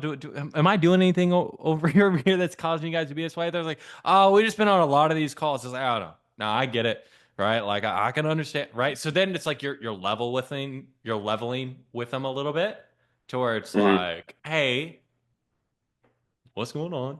You know, but if you don't call it out, then like sunlight is the best infectant, right? So it's like you call it out, it's out in the open. Then it's like typically it'll diffuse it. But I wouldn't do that, and like unless you've like tried to diffuse it like 2, 3, 4 times, like just normal. Like, oh, like my bad, don't mean to offend. Like most of the time, like that's all you need to do, and then they'll start to soften up. But let's say it doesn't, it's like, hey, can I say something without you guys getting upset at me? They're like, I feel a little bit of irritation in the air. Again, I don't know if it's me. You know, if I smell bad from coming off in a certain type of way, like, is everything okay over there, guys? Because I'm really trying to understand how I can help over here. And they're like, oh, yeah, like, I don't know. We've just been on a lot of these calls. That's probably what they'll tell you. Yeah. That's what they ended up telling you, right? Yeah. Like, oh, no, I get it. I'm not cool like all those other marketing guys. I'm not one of those cool cats doing all that like cool marketing over there. Really, my job is just to understand like if this is even a fit, because like everything we do is custom. So I'm not here to just like push you into something that like won't even help you. Do you guys get what I mean? Yeah. So it's just like, hey, I'm not one of those cool guys, right? Like you're kind of downplaying yourself, and then from there, it's like, hey, this is why I'm asking these questions. Like you're giving them a little bit more information, and then you just go ahead and move forward. Right. I got you. I'll let you know if we're not. I'm very quick. Cool. Because then when you guys do see that gap, right? Because right now, I mean, we're not really seeing too many patients coming in. When you see basically what we're leaving on the table, you're like, how would you say maybe it's been impacting the growth of the business thus far in these past 6 months? I'm sorry, Nathan, you've got to get. Yeah, it's like it's if we're gonna ask that question, we go, hey, might be a bit of an obvious question, then ask it. But in this instance, with the amount of like I should have skipped ahead. Raise of temperature, that like probably asking a question like that is that obvious, then they're like, hey, just get to the fucking point. Like I was thinking, I'd rather just like burn and die. Like I don't think I'm gonna pitch these guys. Like I might as well ask them this. If they go through, then maybe I touch like some emotional thing. They start. Oh, I don't know. Well, it's like, okay, so what we would like again, let's just say like the call has been exactly what it has. Probably the best route would be it's like, okay, well, before we started talking today, like have you actually been out there like looking for different ways to do this? Yeah, Or like what have you I been should have doing just done about getting that. the marketing in place? And then you get from there, they're gonna tell you like, oh, like we've been on all these calls and all different things like that. It's like, okay, how long have you guys been on all like getting all these calls? What's preventing you from moving with any of these companies before? And like you Yep. not being able to get the marketing figured out, like what type of impact you feel like it's actually having on the business. Yeah. Right. So like I'm just like if it makes sense at that point, then I'll just ask the impact question there. Does that make sense? Yeah. Right. So it's something they'll probably want to like it would be easier to get them to complain a little bit about like having to talk to all these fucking marketing companies. Yeah. No, I Makes see sense? that. Okay. That makes total sense. Yeah. It's where I tried Way past reframing, I that. think. We're here Yeah. because we have seen our growth slow. I want to know tools of what your business can offer so that we can get out of this phase right here. Can I make a suggestion? Yes. So like the reason why I'm asking is because when someone comes to you guys for like a consultation, right? They come in with their problem, but you don't have a set. You can't just give them the stem cells simply because they want stem cells, right? You have to figure out if they can even use the stem cells, what exactly would they need in the stem cell region to actually be able to help. And it's me kind of trying to do the same thing, but in regards to marketing. Do you see what So I I mean? understand, Nathan. Maybe to make it easier on you and us, we've been through so many marketing calls and we're very familiar with the process. Right. So to save you time and us time, if you can just get to exactly what do you do? Are you doing this? Well, I can definitely appreciate you had other calls with other marketing companies, but I guess believe it or not, I actually haven't had that conversation with you yet. So just to make sure like we can work with you. So it's like, believe it or not, I'm not those other people. That's what I would say. Yeah, like set us aside, like push us away from that idea. Because I'm like, oh, and I'm not, and again, like I can appreciate you had other conversations, but in terms of like just so we can actually help, because like we actually haven't had that conversation yet. Yeah. And what we do is fairly custom. We don't have like a one size fits all. And like here, I'm not here to just to sell you something just because you know I can. It's like I really need to understand this, so it's like we can actually customize it to the business and we can actually reach the outcomes we're looking for. Does that make sense? Yeah. But it's again like in this conversation, like this is something that like like a real conversation. Oh, did I freeze for a second? A little bit, but it's all good. Okay, so like 2 minutes in, when we notice this stuff coming up, and it's like a bit continued, then just calling it out and then taking it from there. Yeah. Okay. And then and we can definitely we don't do SEO, we run ads. Okay. And were you able to watch the video at all before hopping on this call? Yes, we both. Yeah, and then we go into like, hey, if you want to know more about it, watch the video again. Like that's just gonna piss. Because I was just like, dude, I don't even know if I could help you guys. Like, I'm trying to help here, but like, yeah, it's like, hey, I don't think I could help. Like, see you. If you're ever in this position, right? So it's like, what I would do is like, right now, it's pretty hard to save. Right. So give them what they want, fucking pitch them, and then they're going to give you objections. So during your objection handling process, what you're going to do is go back into discovery. They're like, oh, well, I just want to make sure like it works for me. It's like, okay, and that's not an issue. Just maybe so I can have a better understanding. Like, have you been out there looking for other ways? Well, yeah, we've done this. Okay, what prevented you from going with them? Right, and then we're back into it, and it's like ultimately, just maybe so I have a better understanding, because maybe I didn't explain it as well as I could. Like, what are you actually looking for? Right, and then we're back into it, and we kind of loop them around.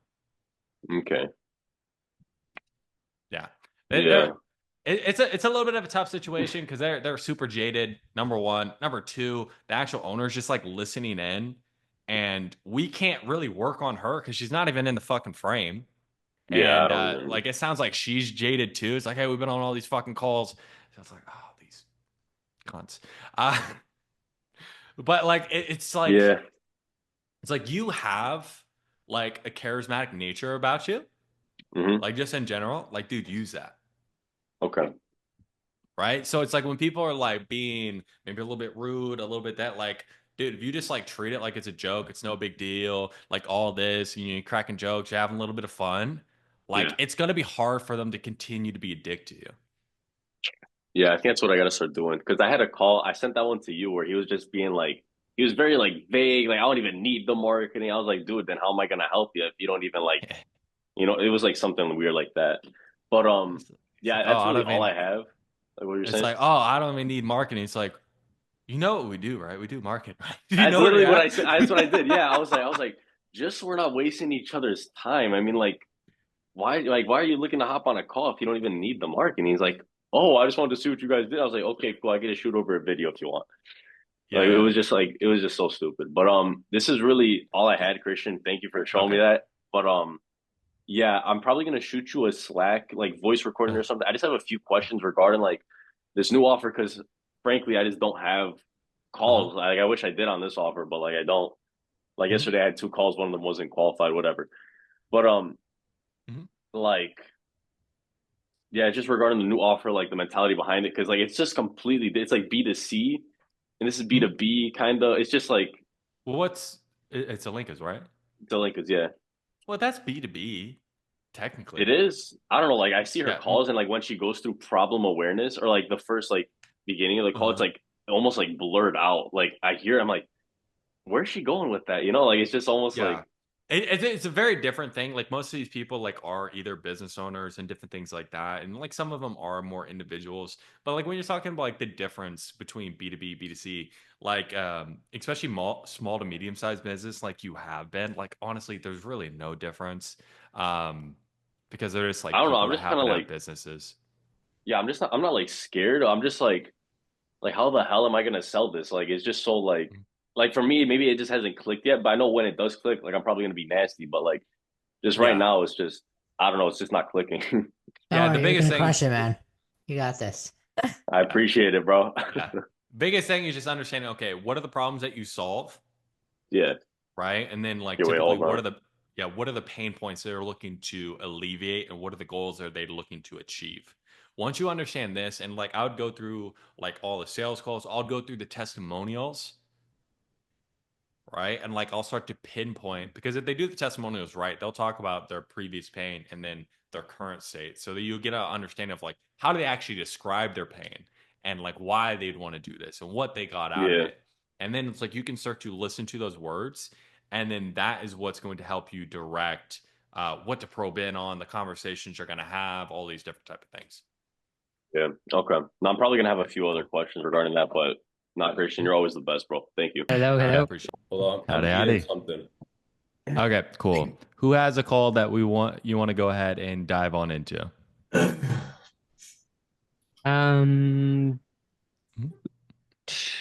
Let's see.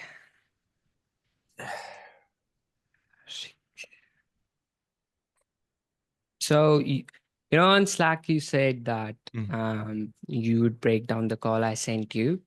Yeah, so if you have another call that you want to take a look at, you can go ahead and pull that or just shoot it over to me right now. We'll just take some time and we can go through it. Okay, so it's another call, not that one, right? Yeah, I'll do a full breakdown of that call. Okay, so another thing is the calls that I have aren't going to be in proper structure. The one I sent you is on proper structure. That's why I showed you that one. Yep, no worries. So this one is so he said yes on the call, like I was explaining you, but then he went away and went blank. So it's that call. So do you want to just take a look at the objection handling side of things? There was no objection. Okay. So I just got to the end, like, yes, I want to do it, but then he just dropped off. We didn't go and ask for the payment. Yeah, so I didn't send him testimonial. So the conversation ended on, we'll just look at some testimonial. And then we can basically go ahead with it. So he did stop, but then we never came in contact. I did follow up, but then I did stop following up after a time. But yeah, it's still... Yeah, so like the first thing we have to understand when somebody does ask us for like a testimonial or something along those lines, it's not okay, let me send that over and let's just like end it there. It's what is the reason that they're asking me to send a testimonial over to them for? Okay. So it's going to be much along the same lines of like, hey, let me talk to some references.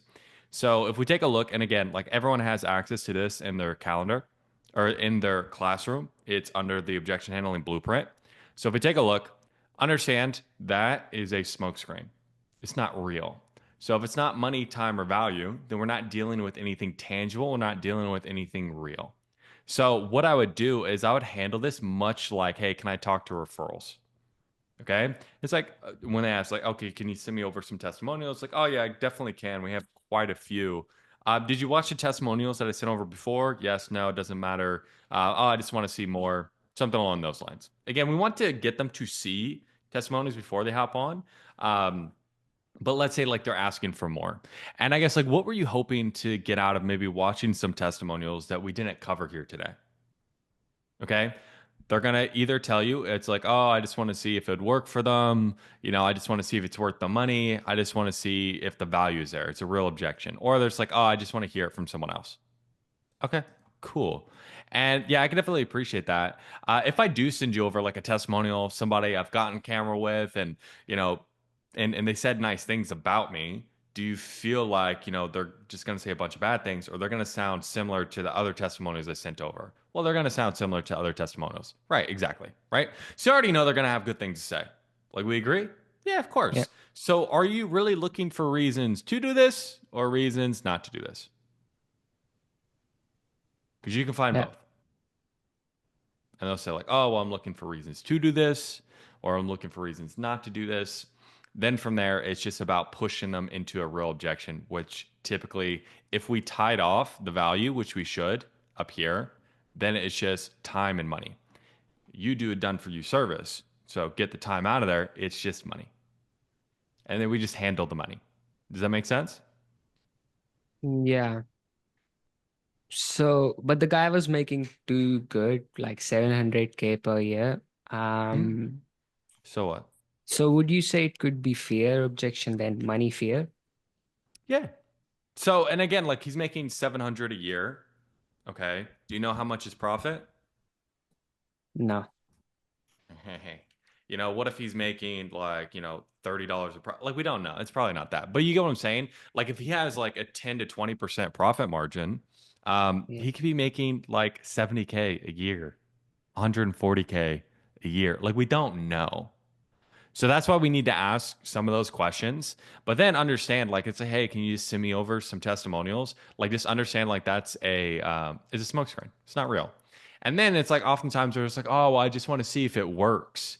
Then we can just push them into like this clarity here. Okay, so you're looking for clarity, right? Yeah. Can I share your perspective on what clarity means? You never know what the weather is going to be at the beach tomorrow until you actually get there. What's the only way you're going to know if this works for you or not? Right? Well, I'll have to do it. Right? Like Yeah. we need to get them to admit that. And from there, it's okay. So if the only way you're going to know if it works for you or not is if you do it right. So what's having you wanting to be so sure before you actually give it a try and see if it works? Well, it's just a lot of money. Okay, that makes sense. If you just put money aside though for a second, like, would you do it? Oh no, I definitely would do it. Bam, they're right in the trap. And then you Well, take them what down the if money it's route. the real objection? The one in the flow chart, there are two decisions, right? One Yep. was not here, in the referral one. Yeah, here. So what if it's like they a say, real objection? They're like, oh well, like what would they say here? to me, they say, Well, it's just a lot of well, money. I I want to don't be know. sure.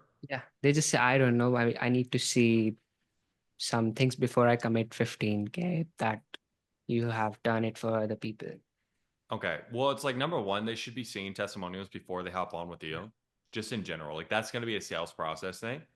And then if they're just saying like, oh, well, it's 15K. I just want to make sure like it works or different things along those lines. It's like, okay, well, if you just put money aside though for a second, like, is this something you would do? Yeah, they say yes. Yeah, Like I already okay. get that tied on at the top. Okay, but like, why would you do it though? Well, can I make a suggestion? Which one is a problem? Which one is a symptom? And then we just go right into here. Because if you had this process in place to make you an additional XYZ dollar amount, would $15,000 be a big investment for you? No, it So wouldn't. we still go for money fear. Yeah, because like that's what it's about. Okay, Ooh. I get it. Okay, so it's like you gotta listen to what they actually mean by what they say. You know what I mean? So it's like they're telling you, oh, I want to see testimonials, different things along those lines. But it's just because it's the money. Yeah. They want to be more sure about the money. So we just address it. It's like, okay, well, do you want to solve like the actual problem? You're not having these systems in place rather than just a symptom of $15,000 being a big investment for you. Like, which one would you rather focus on? What happens if you don't? So are you actually committed to changing this? Yes. Okay. Well, help me help you. Like, what can you do? Right. And then we're getting to the point where we're having a negotiation. Now, part of the issue is we need to have value tied off before we get there.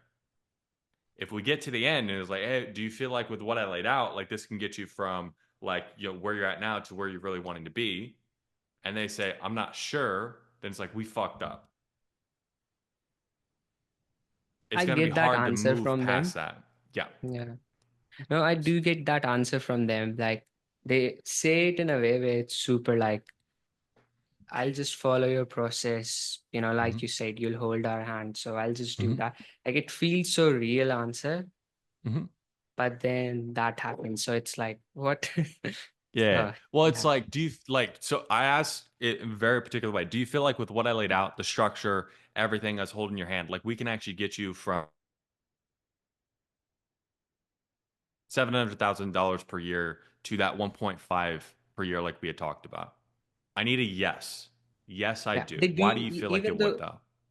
That has been always part of my process. Like I get that. Yes. Then can you tell me why you feel that way? Then they go through that. And then he said, okay, I just want to see some testimonial. I said, let's say if you do saw all testimonial, you think it's all right. Everything I said was true. We have this $1 million results. What happens after that? So he said, I'll just then follow your path. Like so whatever this is I before we drop price. No, I dropped the price before I pitched at the top. Okay, so I would start dropping price at the bottom after you tie off value, just to make things clearer when we're objection handling. Okay, because the problem with like dropping at the top, and it's like you can close a lot of deals doing it that way, but when we get to the end of objection handling, if you don't understand what exactly how to identify and handle these objections more head on, we're a little bit lost. So now we're kind of dealing with value and money rather than, because like what will happen is them knowing the price, it's going to create a little bit more fear in their mind. But if they don't have that and we can tie up value, they really think it would work for them. Absent the price, when you bring the price in place, like what are they objecting to? The money, right? So it just makes it clearer in your mind on like, okay, they're telling me they need to see testimonials, but it's just because it's a big investment. Well, let's talk about it being a big investment. Right? So money aside, like, would you do it? Yes. Boom. And then you just ride on the money train. But it's still fair for them to say about testimonial. Like I get that. I'll send that over beforehand. So it's like you should send that over beforehand. If they've seen absolutely no testimonials, it's a little bit fair enough. I would say if that is the case, share them in your presentation. It might make your presentation go a bit longer, but it's like, hey, I just want to show you a couple different people that we worked with, blah, blah, blah. Here you go. And then if they're like, oh, well, I want to see more, then it's like, okay, well, what are you hoping to get out of additional testimonials that maybe we didn't cover here today? And again, that's also a question I have. So like there's a testimonial page of ours where we have like very super crazy results, like $40.7 million of return, ROI, all that stuff. But if the niche is not specific to them, which are in our industry, sometimes it's not, then they say, I would like to see more testimonial. If I don't, and the thing is, we only work with one type of industry because it's done for you. So we don't want to do it for other people. How do I overcome that then? Like, because I've sent them the testimonial. They have seen it. Yeah, so they've seen testimonials. But it's the industry is different. So do you have testimonials of people in their industry? Typically, we don't because we only work with one people in one industry. Okay, so at that level, like if they're outside of your ideal avatar, it's like number one, do we even want to be selling them? Like that's a question you need to ask yourself, like as a business owner. It's like, okay, do I feel like I can get these people results? And then it's like number two, if they're like, oh, well, I just want to see if it works for my industry. Let's say, for example, it's just like, okay, well, do you help? Do you sell to human beings? They'll be like, oh, yes. And do they have problems? Yes, they do. And do you solve those problems? Okay, right. So again, do you think human psychology and marketing changes in different industries, or is it they tend to be pretty similar? Oh, they tend to be similar. It's like, you're dealing with humans. I know we can get you results. Is there anything that's coming up for you that makes you feel like maybe we can't? Flush it out. Got it. Okay. So I would want to send them over something specific to them. If you don't have like testimony, like let's just say, for example, if we're thinking strategically, okay, if we don't have testimonials for these type of people specifically, okay, how can we pre-handle the objection? If you don't have like specific results to lean on, what you would do is you would want to lean on the mechanism. Like, because if it makes enough sense in their mind, the mechanism, like let's just say you send over like, a 15-minute walkthrough of how you'd grow their business beforehand, right? Like it's something stock that you can send over to everyone. They're going to be more bought into the process. So it's like, this makes sense in my mind. There's more trust built there. They don't have to see as many of the testimonials. Does it make sense? Yeah. That's more like pre-call process. And we can dive more into that in like on our one-on-one session too. Yeah. Okay. Okay. Sure. Does that help? I'll ask you. Yeah, it does. Okay. Perfect. All right. Then Yoav, you there? Hi, can you hear me? Can you see me? Yeah, I can hear you. I can see you, dude. Alright, cool. I sent you a roleplay recording through email. Let me know if you got it. Okay. I don't really have another way to send it, so. No, it's all good, bro. Let me pull it up here. Alright. Okay. Okay. And is there a part that you want to go ahead and take a look at? No, not really. Just kind of run through it. Okay. Just like maybe skip around if there's anything that doesn't seem too important, but just kind of the overall process. Okay. Well, it says it hasn't processed yet, so I'm gonna have to download it, which might take a little bit. Okay, so yeah, just go with Nathan now yeah. and we'll run back to it Yeah. later. I'm not really sure why Okay. it's taking so long. All good. Okay, then Nathan, you there? Hello. What's going on? Howdy, bro. Looks like you just got out of bed. What's going on, dude? Does it really look like that? What the heck? Hold on. It's called a comb. Oh my God. Okay, I don't know. better. Okay, better. Hold on. Cool. Whatever. So I sent you it was like a setting call. Yep. On the new offer. Okay. If you could just look it over, I mean. Yeah, let's go ahead. Like Let's 15 minutes take long, I a think. look at this recording. Okay, and then just for everyone, what exactly do you sell? And let's dive into it. Yeah, so what it is both publishing for entrepreneurs and business owners. Okay, cool. And let's go ahead. Okay, recording here. Well, that's 33 minutes. Oh yeah, you can skip through a lot of it because I was on the call, but she was yeah. Just didn't show up. Yeah.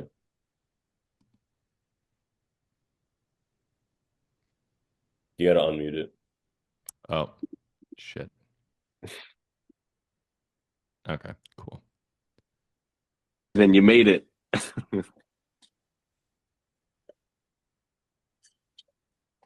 I can't hear you. Yeah, sorry for that. All good. No, it happens. Sometimes you got to be in multiple places at once, right? Taking care of that, taking care of this. So it's all good. Might as well dive right in. So it seems like you recently wanted to book this call. You spoke to my colleague on LinkedIn. I guess, like, what about that conversation made you say, like, hey, I want to look into this a little bit deeper?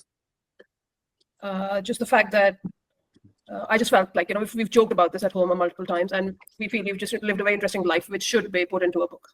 Okay. And what do you want that book to really be about? Just tell me about that. Experiences essentially that we've had, and of course, there can be inferences from these things. We've learned things, we've made mistakes, learned some, and just putting it all together. Okay, so there's like tying in all your experiences and stuff. I guess like how long have you actually wanted to maybe put this book together? How long have you guys been joking around about it? We haven't really given it a thought about how long we've been putting a book together, but it's just about, we've lived in multiple countries. We've, always had friends from a global community, and we've been entrepreneurs. So, it's been like, it's been a different journey every day. So, every day you kind of. I see. So it's a lot of things going on. And I definitely do hear something, not exactly what you're saying, but something similar from a lot of authors, but a lot of them don't have a book, or maybe they talk about it, but they don't have a book. I guess for you, like, what's really driving you to maybe say like, hey, I think a book would be a good idea? Basically, like I said, I feel we have very multicultural, faceted experiences that should be documented. And then I think even as a commercial aspect that, we've lived, I am originally from India, lived in China for like more than a decade. Oh, wow. So you can speak Mandarin and all that? A bit, yes. Okay, wow. So you've definitely been around, like you've traveled and stuff. And in regards to... Okay, so she said on the commercial aspect. What does she mean by that? On the commercial aspect, like money-wise is what you're saying? Yeah, that's what it sounds like. We kind of cut her off a little bit. Yeah. Like we cut her train of thought before she got to expand on that. So if we are going to move forward, like I would just need to understand, it's like, okay, like why a book? So, and she keeps on saying like, she's had an interesting life. Okay, fair enough. I think most people you talk to, if you get down to the nitty gritty, like everyone like has some type of interesting aspect about them, but it's like, what does a book like do for you? Like why a book? Which is, that's what you asked. Like, hey, what's driving you? But then we just cut her off a little bit when she started to expand on that, which can then it's like, then if we just push forward at this point, we don't really have much of direction. Okay. So it's like, okay, the commercial aspect, she said like an entrepreneur, she mentioned like this might tie into her business a bit. Like, I don't know unless I ask, but that's what I would want to understand moving forward.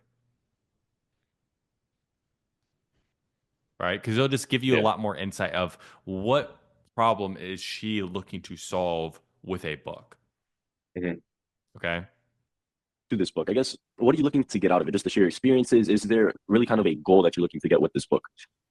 Okay, good. So you're digging in. I'll probably end up if it could end up being a series, that would be ideal, because it's. I just feel the commercial angle of it is also very viable. Where it could attract the biggest two countries with the biggest population, China and India, and then of course they are globally relevant because we have friends from Mexico and the US and Australia. So everybody kind of it's a very diverse group whose experiences could be put together in one place, and then eventually the audience, whether for the book or for the series, would be it would cater to multilingual, multicultural audience. Right. So it's kind of attracting like, of course, these bigger countries, but then just multilingual, like you mentioned. I guess like really just so we're on the same page, is everything we do is fairly custom. Like besides obviously just getting your book done, do you know what type of help you're looking for specifically in doing it? Okay. So it's like right now, she answered the question, but not really. Okay, she's like, oh, well, I have a lot of experience. Like, she keeps on just going back to this. That's what I'm saying. That's what I would probe more on the commercial aspect of it. So I would just ask, like, okay, so, and so I really appreciate, like, no, that's good. Like, you can, connect with the Chinese market and Indian market. But for you, why would you want to tap into those markets? Like, why is she wanting to do that? Like, that's what I need to understand. Like, what is behind her wanting to reach those type of people? Right. Okay. So it's like we understand like what she's looking for. She's looking for a book to reach people in like multicultural like countries and share her experience. So now we need to understand like, okay, why is she looking for that?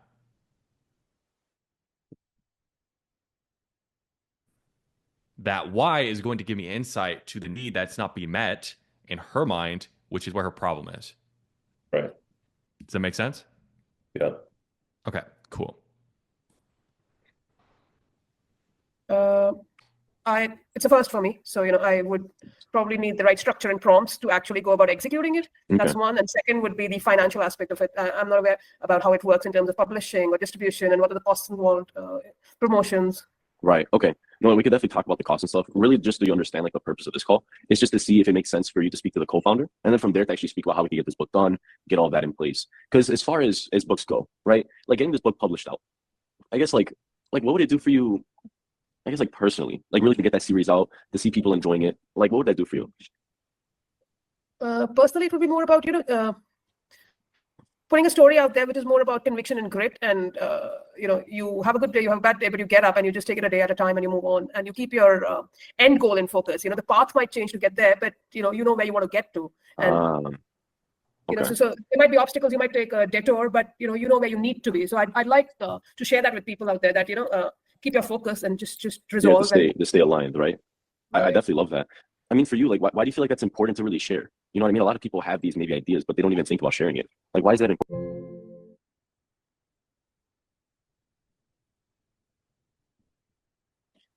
Mainly, I think because, like I said, the first thing, I just feel we've lived a very interesting life, and it would probably motivate others, inspire others, give some hope, give some happiness. It'll just be an interesting.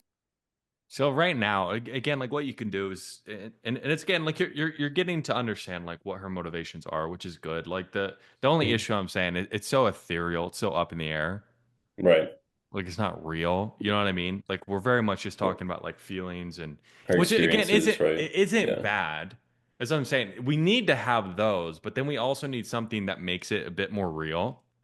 So she talked about, it's a story that's about conviction and grit, and then just knowing where you need to be and then doing those things. So I would just, again, and this is just because we don't have as much direction because we didn't probe on the certain things, but like if we're here, how do we pull that out? Okay, so then help me understand, right? Because I can appreciate like that's really what you're focused on. So for you, I guess like ultimately, where do you need to be, and how does this book or how does this series play into that? Right. So it's like just taking like she's talking about, oh, like all this. It's like, okay, so then, this is what you're teaching other people. Help me understand for you, just so we can be on the same page. Where do you need to be, and how does this book play into that? What if it's like, what if they say something like, oh, this isn't like gonna help me get to my goal. It's more of just kind of like a thing I do for fun, right? Just to share my experience or whatever. Okay, and I can appreciate this might be something like you're doing for fun, but like ultimately, how would you gauge that this would be a success? Okay, it's like a lot of people find out about it. Yeah, let's just is say there that, there's a certain number that you'd want to find out about it? like 1 million people. Okay, so talking about 1 million people finding out about it, and is it just like you want them to then purchase the book and like that's going to be it, or is there something else that maybe you're like you're wanting that to like lead to? I guess I'm just like purchasing the book, right? Enjoying it, making sure that people love it. Yeah. Yeah. So it's like, and then you have some tangibles. Like, okay, like I want to reach 1 million people, and they really enjoy the book, all those different things. So like it starts to become a little bit more real. But Right. I don't know unless I ask. Right. And you could just straight up ask. And I know you mentioned the entrepreneurial side of things. Do you feel like this book plays a role in that at all, like with your business and what you're doing now? Yes, no, maybe. Like we don't know unless we ask. Right. Okay. So I would just want to understand, like, okay, what are they really looking to achieve, or what problem does this book solve for them in their mind? What need is not being met to the level of which they want it to be met, that they're looking at a book? That's what we need to think about right now. And it literally could be just the fact that she's wanting to contribute, like give back. Yeah. And that's fine. But it's like, I just need to know that. Okay. It's not fiction, it's true, and it's that's it. No, it definitely sounds like a really interesting story. Just me kind of trying to imagine it, the storyline, etc. I mean, the basics are something like, I could run you through the basic. Give me a little bit about the story. Yeah. Right, I can give you the key events. So me and my husband, we started off as product designers in India. We went to the best design college in India. Worked in the industry here for about 8 years. Very interesting thing because it was the start of design in India. So we were like the founder designers for our various industries. So that was one. That's one chapter, one section. And then we go to China, and that's where my husband's a footwear designer. So we moved basically for his it was his idea and his profession essentially. By that time, we were a family, so I had 2 young girls, and so when we moved to China, like I mentioned, he was a footwear designer. So again, China does a lot of sports shoes, but then we had to find a niche where we could fit in and grow. So we found this niche of cricket, which is if you're aware of the game. So we started with cricket shoes. So we went on, like, at one point, my husband had designed like 8 out of 10 cricket shoes in the world, because we became the biggest manufacturers for that category in China, set up our own factory. The business went from like 1 room, 2 people, to like 400 people, $20 million turnover. Went on to make our own brand.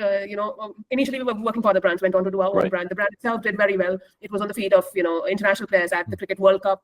That's the biggest international event for cricket. So so all of that professionally. And then 2019, our Chinese business partner, who had like a 50% share, she does some business fraud and stuff, and we go back to zero. So from the millions, we go back to zero. So we're on the street. We have 2 teenage girls, with us. We have 2 pet dogs, on the way, who we've adopted. So we're a full family, typical family: 2 pets, 2 girls, 2 the parents, and we have zero earnings. Obviously you're used to a set lifestyle. You have people dependent on you in terms of professionally, also the team and everything. And then and that's 2019 December. So then COVID comes. There's not much you can do, in terms of restarting, also logistically, because the world shut down. And our expertise anyways, being an outdoor footwear brand, everything shut down in that sense. So how we adapt to it, what all we redesign some product categories, and just to survive, what all we do. And then we come back with another brand, moved to the US for about 2 years, set up the best-selling cricket shoe brand in the US. And how we are kind of taking small baby steps to grow back to probably, hopefully, the biggest brand in our category in the world. And that's where we are now. That's where we are now. Yeah. So wow, I mean, that's an amazing story. Just right off the bat, I actually really love it. I mean, how you guys started in India, moved to China. We're doing amazing. This lady came by, did some fraud, put you guys down, and you guys are still up there, right? I mean, that's. And then So like right now, like we do have a bit of like what she wants, like what she's really looking to get out of it. Like, yeah, we probably do need a little bit more information, but what else are we looking for on this call? Like the impact of maybe not selling the book or getting it out there. Like a consequence. Yeah. Okay. Influences of, like I said, my daughters, they were young teenage global girls, global citizens, so to say, because they went to international school, they had friends from the world over, and how they adapt to the change, how they, Are you planning on adding their perspectives in the story as well? An easy way that you can do this is, like, she told you her story. It's like, okay, and other people and the people that you're able to, I guess, like, connect with your story, like, what type of impact do you feel like that would actually have on them? I guess then what would happen though if that story never does get out, and, like, God forbid, just like if we don't get the story out, like the story does die with you? It's probably just like, because there's still like 13 minutes to this call. Right? So it's like, if that's really all we need left, or that's all we have left to really just get that out, like, we can probably just cut 10 minutes of the call off. Yeah. And then boom, book them in, good to go. Does it make sense? No, it makes total sense, yeah. Yeah, I know it's a new offer, right? All that stuff, right? So it's like, don't expect to just like have everything down just right away. But it just seems like, okay, like a really easy one that you could do if you're really wanting to get impact on, like, what if they don't do it, is like, okay, how do you feel like this would impact people who are able to read that story? Right? And it's like, okay, then, but what, I guess I do have to ask, like, what would happen though? Because, like, they don't have that story now. If they never get that story, and God forbid it does die with you, like, it'd be terrible, right? So it's like, we're just wanting to get that consequence. There's a real easy way to do it. Because she said, like, it'd be sad, like, if she never got the story out, and it just, like, kind of stayed with her. So I should definitely ask that, like, earlier, like, right after getting that. So Yeah, and then again, like, you want to understand, again, like, what is the needs that she's looking to be met, right? Like, I'd want to understand more of that. Like, what does she actually really get out of the book? Different things on those ends. So if we probe more into that, then we understand exactly what needs that are looking to be met. And if you take a look at, like, that training that I put out earlier this week, it's about, like, okay, what are the needs that they're looking to be met? That's what they don't have now. Like, let's just say, for example, like, she's more into, like, contribution. She wants to give back. So what happens if she can ever give back? Like, that's where her pain is. You get what I'm saying? So you just need to understand that little aspect right there. And that's what's going to have it hit. Okay. And so with that training, what's it called, and where is it in school? It's the last one I posted. And then it's also in like the problem section of the classroom. It's like understanding prospects and their pain. Okay. So check that out. It goes over a lot more around like the actual psychology of like where people's pains are. Their pain of not having needs met. That's most of the time like where people's pains are. You can understand exactly what's driving people, because people hop on a call in order to get needs met. Right. Right. We're all human beings. We need our needs met. And if they're hopping on a call to fulfill a need, that's the need that they don't have met, at least to as much of the ability or as much as they want. So either it's met poorly or it's only met at good and they want to get it to the next level. That's the thing, like I'm trying to wrap my head around, because like for books, at least in my mind, like I don't see it as a need personally, but like for her, like why would it be a need, like to get something like this out? Just sit and think, right? Okay. So there's kind of two, and if you want, like we can, here, actually, let me just pull it up. I go a little bit more in depth in the actual video, but I'll just explain it just a bit. So there's really, as far as like understanding human needs, there's two frameworks that I keep in mind. There's Maslow's hierarchy and then the 6 human needs, right? That Tony Robbins goes over. Okay. So if we take a look, and it's fine that it's like, if you don't understand why that's a need, that's just because like you're not there yet. You get what I mean? But if you owned a $1 million business that did millions and millions of dollars, like money's not an issue anymore. Do you feel like you'd have different needs than what you do now? Yeah. Okay. So that's part of why it's important to understand Maslow's hierarchy, because it's fine if we're down here right now. Like we're more wanting to get stable income and then really like going up the ladder. But if people are more up here where they already have all this, like she has a family, they're making money, everything biological is taken care of. Okay. What does she want? Probably achievement, recognition. Okay. Or she wants her full potential, personal growth. Okay. Like she's going to be somewhere up here. And that's fine. So you just got to understand, like, this is where she's at, and that's cool. Okay.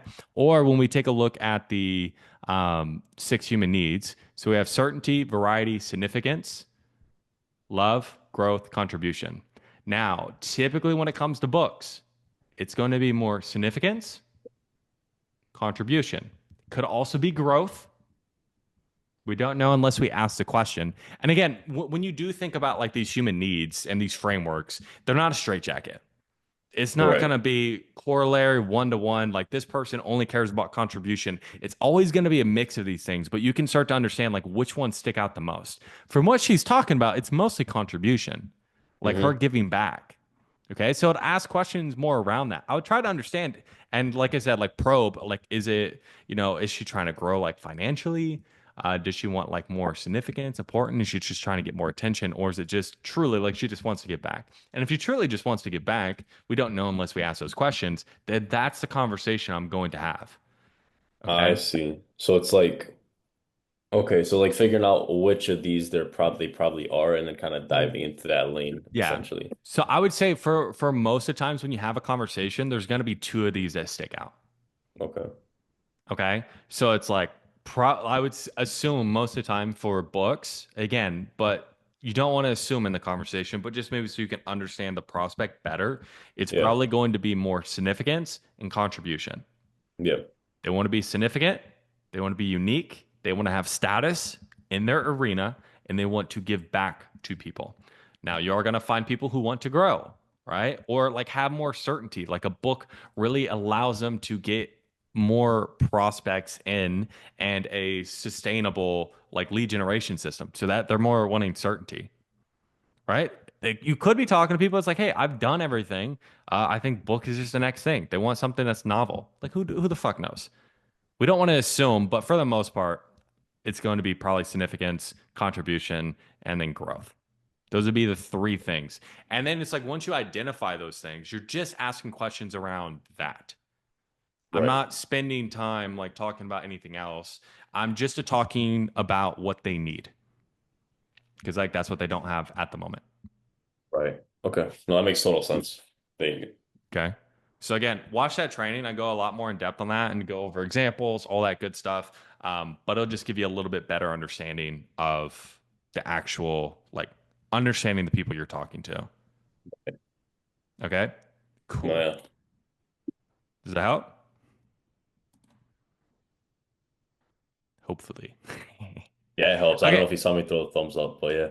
Yeah. Okay, cool. So let's go ahead. Let's pull up. Let me pull up this call. And do you just want to take it from the front? Yeah, I believe so. Just go from the Okay, cool. Um, And then the- what? I got a question on what you just told Yeah. Nathan. Go ahead. So what happens if a prospect has just met their needs of, so what happened was there was this guy who just made 12K per month last month. So he's there. Yeah. So obviously they are comfortable now. Yeah. So is there a time gap between they see the next vision of, climbing the ladder? So you just have to have the conversation with them. You're just like, okay, you hit $20,000. Kudos, right? It's a good start. What's the next step for you? Right? So it's like he said, I'm just ambitious. Like, I just want more. Okay. What does more look like? Why more? I think he said 50K. But he Okay. was like, it's just a want. And then I did the whole want versus need, but I didn't close him at the end. I mean, I did, but he's also one of those guys who say yes, but then. But before we get into a want versus need, I need to understand, what does 50K, again, what does that meet? Like, what need does that meet for this person? He said just being able to, so his girlfriend is an architect, so he being able to provide her funds to actually, so he can just, feel fulfilled that he's doing his job. Just, her girlfriend loves to have fun, so she can build house, and he feel fulfilled doing that. So Can he do that now? No. Or is this paying? You get what I'm saying? It's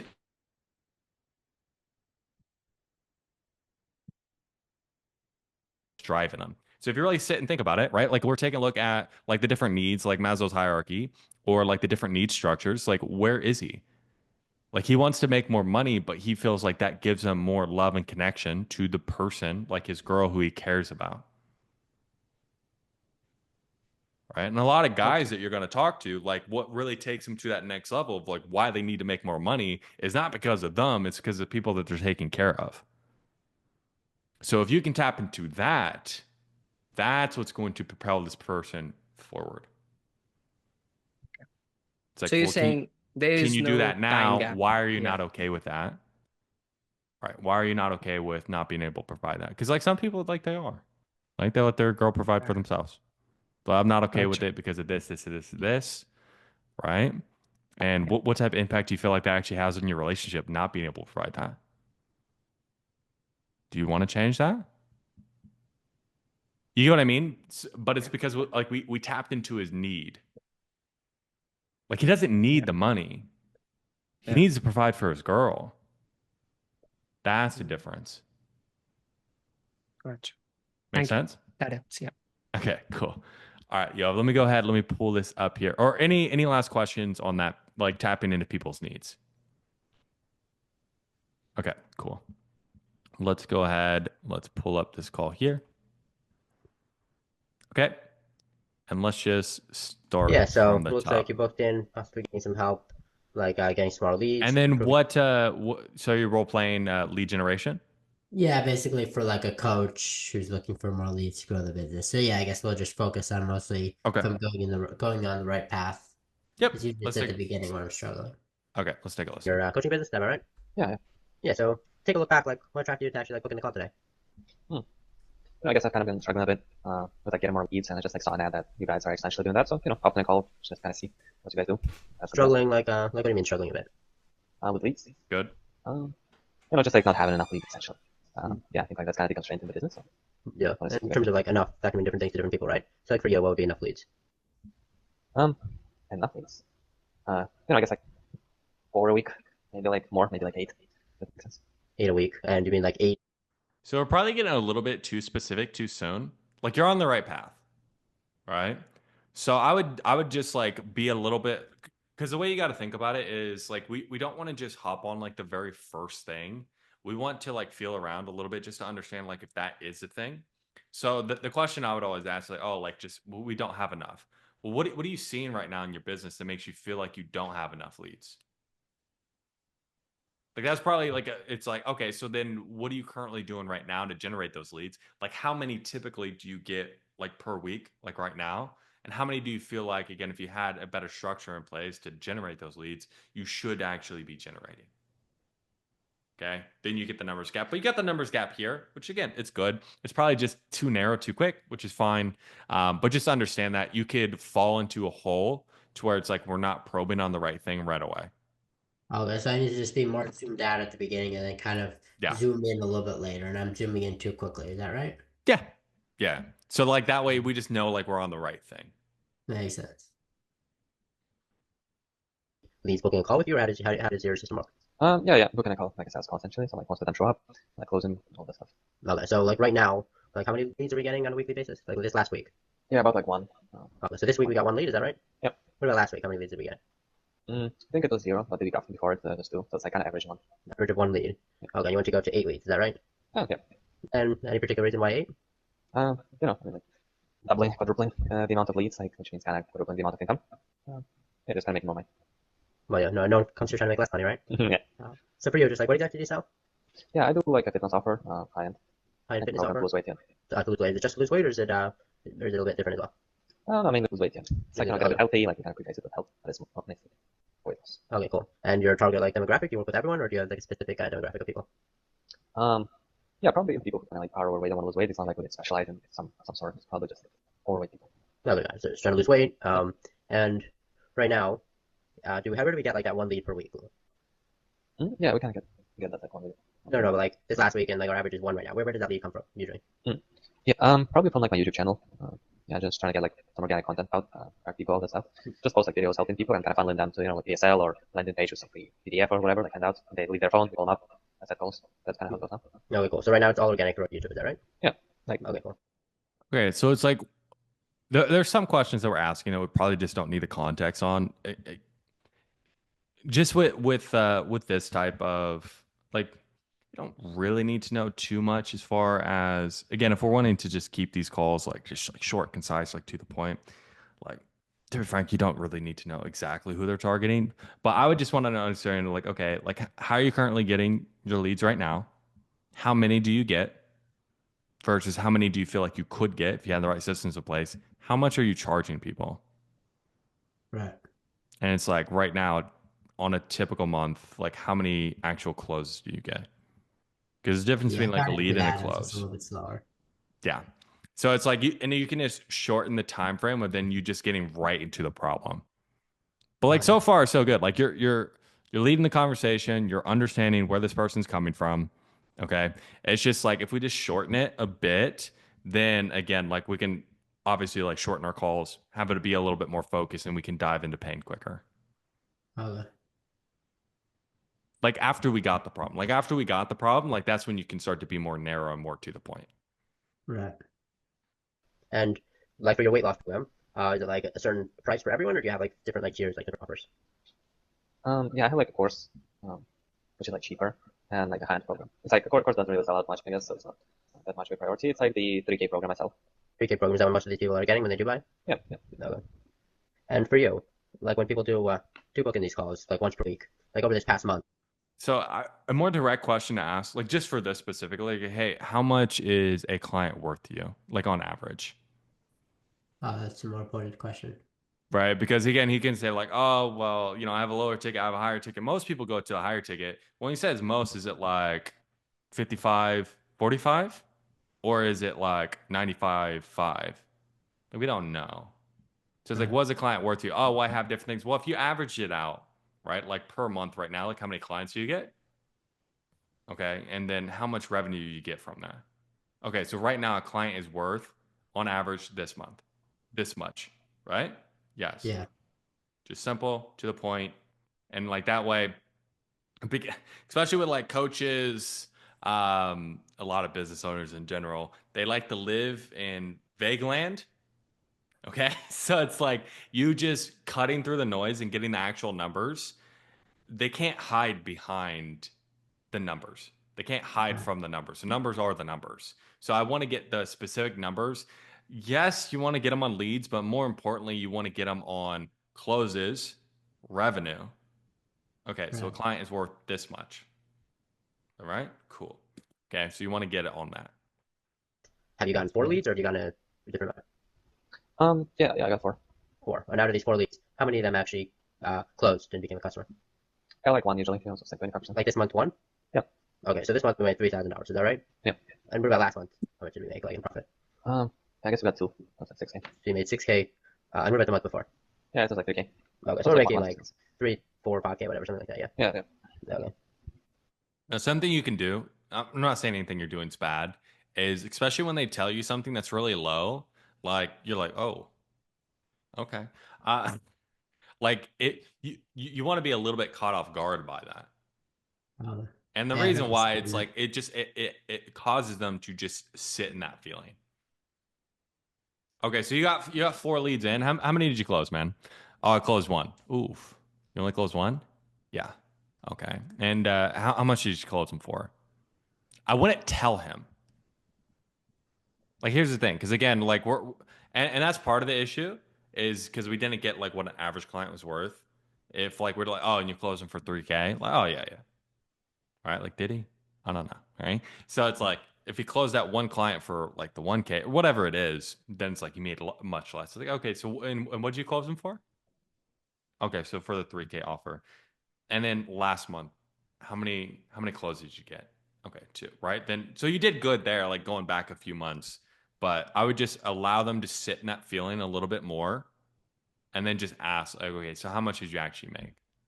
But then aren't we kind of focus a little bit on the pain of how much you're closing, because that's the one thing that in this imaginary offer I'm not actually helping them with. Yeah, it's fine, right? Because like again, like if they close 25%, right, and you help them quadruple their leads, and they're still closing 25%, they still quadruple their income. That's true. Yeah, sure. Right, and also something that you can do when we're talking about leads in particular is you can blame the quality of leads. Right? So there's different ways you can go about it. Like you're right. You don't want to blame like, oh, like why can't you sell these people? You can blame the quality of leads, but it's like, oh, you're only closing 1. Okay. Right. So it's just like them just sitting in the feeling of they've only closed 1 client with the leads that they got. I get it. Like ads revenue from like YouTube and all that stuff. It's like a couple hundred. Couple hundred per week, per month? Per month, yeah. It's like from YouTube. Yeah. Okay, so whatever. Let's say we're making around 4,000 or 5,000. Is that accurate? Okay, like how long have you actually been doing like coaching? Yeah, it's been like 8 years since I moved into like online space and all that stuff. But I've been physically coaching high end still for like a few years.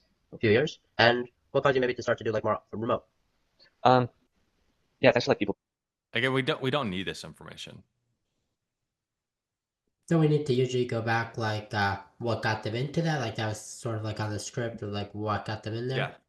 So like when we're talking about it depends. Okay. So you have to understand the type of avatar you're talking to. If he's fully remote and he's fully doing this full time, then you just want to talk to him about his mechanisms and why they're not working. If, on the other hand, he is doing, he's working a job, but he's trying to get into it or something along those lines. Now that makes more sense in the context of the conversation. But it's like right now, it doesn't make sense in the context of in the conversation of like, well, how long have you been doing it? I would want to understand like how long have they been getting leads that way? Again, at the end of the day, it's not going to hurt the conversation. That's not what I'm saying. What I'm saying is it's just not needed. Okay, so I should just leave those questions out of it in these kinds of offers. Yeah, and if you're ever like in the conversation, you're just like, oh, well, I don't know. Like you can err on the side of just asking the question, but the problem is it can just make the conversation go on further. And if you get lost, then like they'll get lost. Like their train of thought just won't be as like pointed as we need them to be to actually get to make a decision at the end. Does it make sense? It does. Yeah. Okay. kind of run out, and I did not like physically having to be in one place. So yeah, when you can just like go through high programs with like 200 people, like where you get more people when it's physically constrained, right? So just to kind of move in line, and it's also like easier to do that way, lots of reasons, but yeah. And for you, when you were doing coaching, like before that year, when you're doing in person, like roughly how much were you making per month? Yep. Yeah, and like, why does that matter? Just to see like if he's making less, then there's gonna be pain there, I would guess. Yeah, typically, but again, like we want to stick with the pain of the current, just typically, right? Like if he brings this up, then like we can talk about it, but us directing the conversation and building the gap versus like online, you don't really like. I don't want to direct the conversation that way because again, somebody can come to the conclusion of, oh, I just might want to go back in person. It's easier. You know what I'm saying? Yeah. All right. So it's like if I'm directing what he talks about, I'm directing what he thinks about. So I don't like if he's been in the online space for a year and he's been stuck at this spot, like let's just focus on that. There's enough pain there. And that's really what you're going to help him with. Right. Does it make sense? It does, yeah. Yeah, I didn't need to focus on the past. Yeah. Make it like 2 to 3. 2 to 3K? Yeah. Okay, so you've increased since then. Okay, I get it. And so why not just kind of continue with what you're doing? You're making more money than you were before. Why would you maybe be looking for outside help rather than just continue with what you're doing? Yeah, essentially, I feel like I can be making so much more. There's so much potential when I realize that people actually buy online through the program. I just feel like I need more leads coming in. I feel like closing percentage is fine. It's just the amount of people I reach. So I don't think like I can actually increase that much by myself. So. And how long have you been feeling this way, where you could just be making a lot more? Probably since the beginning, like this, like the first month I sold one, and I kind of like stayed there. So even in the first month, you felt like you could be making more?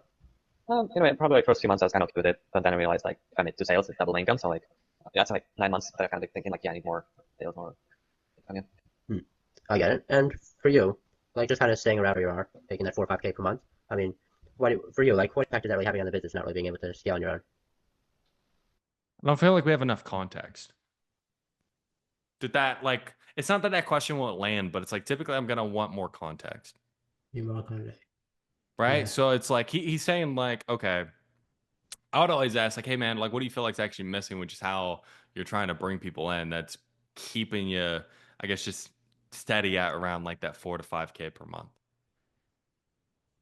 Like what do you feel like is missing? And it's like, and for you, why are you not okay staying there? Because some people are. Right? So it's like, oh, well, I want to grow. Okay, why grow? What are you looking to grow to? What does that growth do for you? Okay, like what need is he trying to meet with that growth? Then from there, that's when I can understand that's the need he doesn't have.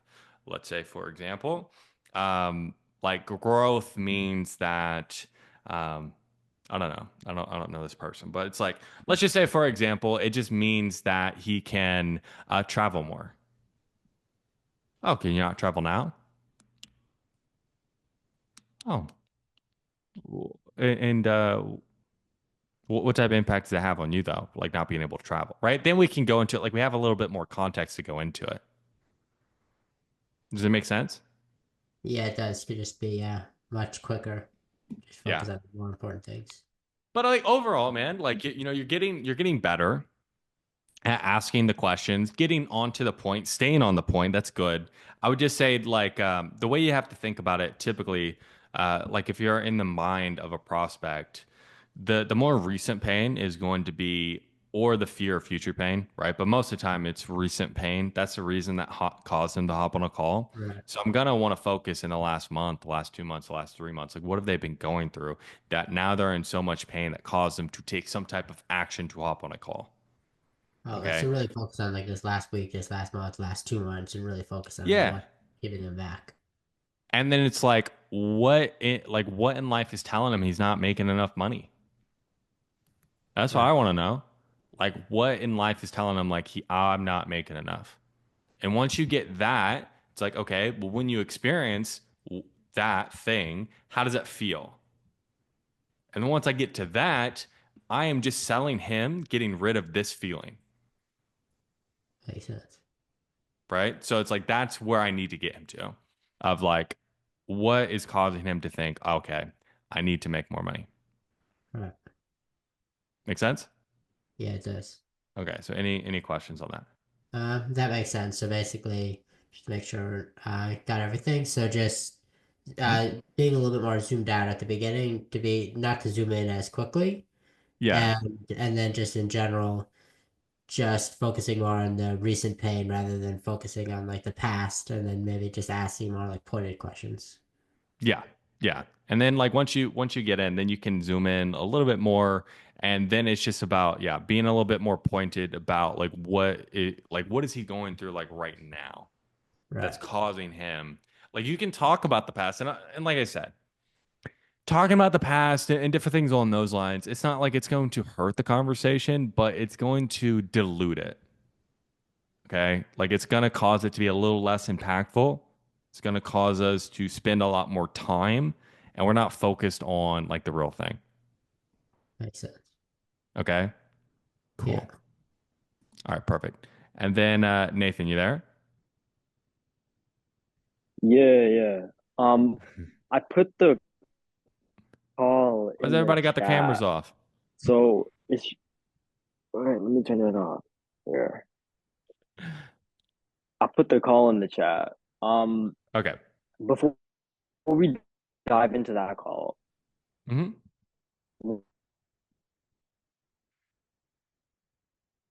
one thing for that call is she was rambling, and I have a hard time dealing with ramblers still. Yep. So like I swear, like every time to one of my questions, she said, "Oh, you want my story?" We do dive into the call though. Is I've had a couple of calls recently where like I haven't even gotten to the point where like I can pitch. Like, and I asked Shawl about it because they're both UK prospects. And he said, yeah, UK prospects are more difficult. But it's like I like on some level they were like more difficult than the realtors I sold. Like with the realtors, they like let you go through the motions, like they're like slippery. But with these guys, I asked like two questions and they just didn't let me ask anymore. Like we just had to hop off because they're like, okay, you're having a bad day. And then like this one chick, she said, yeah, no, I was having a great day before I started talking to you, and I asked her two questions. I was like, okay. So yeah, that's how that's gonna go. That's funny as fuck. Like first and foremost, like you just got to be able to like roll with the punches a little bit. Like I will say again, like don't fall into the trap of like, okay, they're from the UK, like therefore I cannot sell them. But just like cultural wise, they tend to just be a little bit more skeptical, just in general, right? That doesn't mean we can't sell them. Just like understand, like going into that this might be the case. Okay. Yeah. But I would just say, like, if they are rambling or they're going on, it's like, oh yeah, we can. And I really want to like dive definitely more into that. But like, I'm curious about this, like, just immediately. It's oh yeah, and like for sure we can definitely cover all that. I feel like, and again, I want to understand everything, right? So it's like that way I can best help you. But I feel like you're on page 15. I'm all the way back here on page 3. Right, so it's like help me understand, and again, especially like with the UK people, like self-deprecating humor, like this all like that can land. It's like I'm not the sharpest tool in the shed, right? So I feel like you're going a little fast for me over here. Help me understand, and you just pull them back, keep pulling them back, keep pulling them back. You do that like 2 to 3 times, like it's not going to keep coming up. Yeah, because with the UK people, like I'm not gonna lie, like I'm getting this urge when I see them on my calendar now. Like they have the +44 country code. I'll put them on my calendar. I'm like, fuck, I don't even want to talk to this person. It's like every single call. And then Shaw said, yeah, it like goes nowhere for UK people. So, well, it's like, okay, so if we are hopping on to the call with that expectation, how do you feel like you're showing up differently? Yeah, like my energy's off. Yeah, so it's like first and foremost, do UK people buy shit? Yeah. Yeah, it's like fucking of course they do. So it's just like if you just think like, okay, I'm just not able to tap into those type of prospects right now, and that's fine. But it's not that they don't buy, it's just like I haven't been able to do my job to tap into what's going to make them buy. So it's like you just need to debunk like your limiting belief that these conversations go nowhere. Okay. Because like, dude, if you're going to be the best who's fucking closing everyone, do all your conversations, do they have to go somewhere? Yeah. Right. So it's like, if you're going to take on that upon yourself, like be the leader, like again, like you have to do it. Not for you, but for them. Yeah. Because how many other salespeople do you feel like gave up on them? Yeah, true. You think that's probably part of the reason they're continuing to hop on sales calls? Yeah, like that one lady who I had this morning, like it was during my lunch break, and she said, "Yeah, like this is a super interesting way. Like I've been in the business for 20 years, and I've never had someone ask me questions before they pitch me." I was like, okay. Yeah. But yeah. And it's like she's been in it for 20 years, but she's still looking for help. Yeah. Okay. And then again, we don't have to say that, but there is a need that she is looking to be met. So you can just straight up tell her, she's like, at some point, she's questioning your intent. Like that's what's happening. And so you're going to say like straight up like, hey, I'm not here to just sell you anything. Like what we do, it's fairly hands-on and it's fairly custom. So, and again, this is what they told me. They told me, don't bring on anyone that I know, like I don't know for certain we can actually get them XYZ result. So that's why I'm just trying to understand a little bit more about like what you're doing just to see if it can even help in the first place. Because if it can't, I'll be the first one to tell you. Yeah, I said something similar to that. I didn't say I'm not going to tell you something, not to tell you something, but I said something similar to that. And she just said, "Oh, so you can't help me, so why are we even talking?" Yeah, well, it's like, I don't. But again, like, okay, so you're going into this. She has a frame, you have a frame. When she challenges your frame, you just have to get bigger. Your frame has to get bigger. You double down. You don't cower. It's like, oh, so you can't help me. Why are we talking? Well, to be frank, I don't know if I can help you. I don't know much about you. Do you want me to understand a little bit more about you to see if we could? Yeah. It's like, well, can I share? No. Can I share? Like, and again, if she says no, like she can go fuck herself, right? Like that's literally how I feel. But it's like you can use analogies and different things along those lines. Well, can I share a perspective? I mean, if you go to a doctor and you don't allow them to ask you any questions and you just start asking for pills, it's going to be a pretty awkward conversation. You know what I mean? So help me help you, right? Like I'm just trying to understand exactly what's going on. And then it's like you get to the point. Analogies typically will work better just because if they agree with the analogy, they're going to agree with the point that you're trying to make. And that doctor analogy is very hard to disagree with. It would be really awkward if you went to a doctor and started asking for pills. That's what drug addicts do. Are you a drug addict? No, let me ask you questions, right? So it's like you just have to make it to where it's very, in a way that's non-combative, it's very hard to disagree with me. But if we get to the point where it's like you've done that 3 or 4 times and they just refuse to let you ask questions, just like they can fuck off. Get fucked. I don't care. I don't do this for me. Like you could tell them that. It's like, hey, I don't do this for me. Like I can be talking to other clients. I can be training other people. Like I'm here just to see if I can help. If you don't want to have that conversation, it's fine. Yeah. I don't know, because like I've been losing motivation since those couple calls. Like I feel like it's gonna affect my energy going into other calls. But yeah, it's a mindset shift of that one, I believe. Yeah, and it's like if you have one of those calls, it's like, dude, just move on. You know what I mean? Yeah. Like you can't allow that to then now affect any other part of your day. You can't. Like you have to guard your fucking energy. Like again, like 3, 4, 5 reframes at the fucking most. Again, and in that training, I put the exact reframes you can use. But if if they still don't fall into frame, like dude, get fucked. Okay. Yeah. Okay. Like save your energy for the next call. Or if you really want to, let's say this is the only call you had all day, then just pitch them and then fucking objection handle. See what happens. But just know going into it, there's a low likelihood of this person closing, and that's fine. I don't care. Okay. Yeah, one other thing before we dive into the call is I've had some people book on my calendar who they say that they're like on the form that we get. It says that their biggest challenge is client retention and service fulfillment, and they're doing high ticket. So is that like I don't even think I can help with that. So, like, what do I do? Why is it on the? Is it like it's just like a fill in the blank form? No, it's like it's like a select. So they have book more sales calls, close more sales calls, operations / fulfillment or something. Or actually, it might not be on the form. I don't know. It might just be a fill in the blank. I don't have to check the form. Okay, so it's like again, if they first and foremost, when you get a lead form, very rarely do I ever look at it. Okay. Just because I don't want to go into the conversation with any assumptions.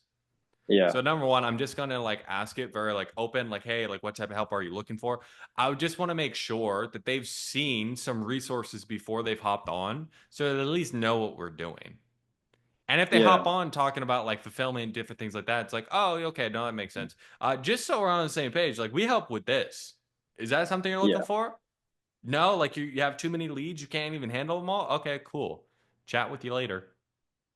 Okay. Can't be fucked, right? Like if you can't solve their problem, it's like you can like again ask questions, understand if there is a problem there. But like the first 5 minutes of the conversation basically is you're just seeing if there is even a sale to be made. Right. And if there's not, like again, like get fucked. Very rarely you're Yeah. gonna run into those type of people. But if you do, it's fine. Yeah. I still have like a few more questions before we jump into the call because Shaw's in Sydney now, so I can't ask him questions Yeah. with the same time zone. So with what I was shooting over on Slack, I had this lady yesterday who like I should have scheduled a payment. If she didn't want to schedule a payment and it was like fear, do I still need to get like more of a tie down on the money of like what she can do, or do I just go straight into ABCs, or when's the best time to make a change? Oh, I think I froze. Oh. Okay, so what did you get at the end? Did you get a number out of her that she could do? Yeah, she said 250, but she couldn't do anything today because she had to pay for her mortgage and make sure that goes through. Okay, cool. And just so you know, like I get like you don't pay rent and shit or mortgage. Just so you know how it works, right? So you can like if you ever run into this again, I doubt you'll run into it often, but like what you do is like you submit it and they take it out of your bank account and typically it'll take like 2 to 3 days to process. So if the money's not in the bank account, it bounces, which then they charge you extra for it. Just so you know. But let's say, for example, she's like, oh, I just want to make sure it goes through. I would just ask her, is there any reason why you feel like it wouldn't go through? Right? Like I would want to flush it out. Is there anything that's coming up for you? What do you know you could do that wouldn't, affect it going through? Again, I'll just get more narrow on the money that she could do without even affecting whatever it is that she's talking about. Okay. And then if she doesn't, like, again, just go for, like we go through like the money. Okay. Like we get the commitment, negotiation. And if she can't come up with the funds, like take down card details and schedule the payment for when she knows she can do it. And if she doesn't want to do that, then you just go straight fear. Okay. Yeah, that makes more sense. And then I had this guy on a call yesterday who is probably an upper problem of this is what I was texting on Slack about the ROAS because he had a VSL to call funnel. So like at the end of the day, I ended up getting a value objection. So I was talking to Shaw, he said, yeah, don't you pitch and then just pitch YouTube ads. Don't pitch anything about the VSL. So yeah, that's what happened at the end. But for that guy in problem awareness, like I couldn't really grab the right problem because I got the problem of, well, I'm scared of turning up the ad spend and getting diminished returns. So I went into future pain there. But at the end, he just said, I'd rather double down on the ad spend and get over that. Yeah, like I have no idea where I messed up on that call. And then even in the future pacing, like I got the shittiest answer of I want to improve my product. And then I tried to dig something out of that, but there was just nothing there. So I went into besides, improving your product, is there anything else that like, making that money allows you to do that maybe you just can't do now? Yeah. And he just said no. Like if you don't have like a tangible like problem to move forward with in the very beginning of the conversation, like you can't move forward. Yeah. So if it takes you 15 minutes to get that, because you see, like if you don't have that at the very beginning of the conversation, the rest of the call shit. Yeah. Right. So it's like you're talking about, well, the consequence didn't hit. Well, bro, it's just because the beginning of the conversation didn't make sense. Yeah. And then the problem didn't make sense. So none of it makes sense. It's like, what type of help are you actually looking for? Like it needs to, like we need to get clear on that first. And if you need to spend like a minute, 2 minutes, 5 minutes, 10 minutes figuring out that, then that's what you have to do. Because without that, then like you're gonna like again, like you're asking questions. Well, how can I make this problem one hit? Well, it's like, dude, it's an upstream issue. Mm-hmm. Yeah. Okay. I'm gonna bring that call tomorrow because Shaw never shut over the Fathom. But yeah, we can jump into the call in the chat now. Okay, cool. And so just give me a little bit of context on this call. Yeah. So this her problem was she needs help booking more sales calls, I think. Okay. And she was just doing like organic stuff, I'm pretty sure. Yeah. So she's a coach looking to book more sales calls. She's just doing organic. Is there a certain part of the call you want to take a look at? Just from the starting to problem awareness. Okay, cool. Yeah. I'll just do 1.5x. Hello. Howdy. I think I've got two of This meeting is being recorded. I was on my computer. Okay. So, Yeah. We didn't come on my computer, so I figured, is my daughter, why isn't she put one here? I don't understand. I don't know what this shows on the computer. Yeah, no worries. Definitely go ahead and jump in it. Just so that we're on the same page, like besides a guarantee, what made you want to go ahead and book in this chat? Exactly that, the guarantee. Okay. And is there anything else that you saw in the VSL or just the guarantee? Well, no, I'm interested going to my business, obviously. Okay. You know, as far as growing your business now, like probably the best place for us to start as far as that goes is what do you feel like is just maybe I don't want to say like the biggest challenge, but what do you feel like might just be like the biggest challenge in the business, or it's just not working to the level you truly feel like it should be? Hey, one more time. Yeah, like what do you feel like is the biggest like the biggest challenge, or just like what isn't working up to the level you feel like it should be in the business? Well, I think I'm not really good with marketing yet. Mm-hmm. But ads on Facebook and all that, doing email marketing and whatnot, but it's not hitting as high as I think it should be hitting. Okay, did you say it's not hitting? Yeah, you know, like I get the people, but they are. Oh my goodness, 1 second. These are on my phone. These are on my cell phone. Is everything okay? 1 second here. Yeah, no worries. You know, okay. Forget that. I'm talking to you. I'm looking at my phone, but I have this. I'm okay, no worries. Can you hear me? Yeah, you're still good. Am I coming through? Okay, much better. Okay. I was on my watch phone.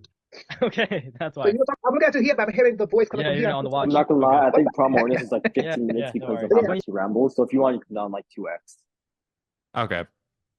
Let's see. Like not hitting, like how do you mean the marketing isn't hitting? No, I'm saying I'm not getting as much as people purchasing my things as I thought I was. You know, I'm doing my ads, I'm running them faithfully, I'm changing them around every time so I can do better. So I'm getting people signing up for my freebie. Yeah.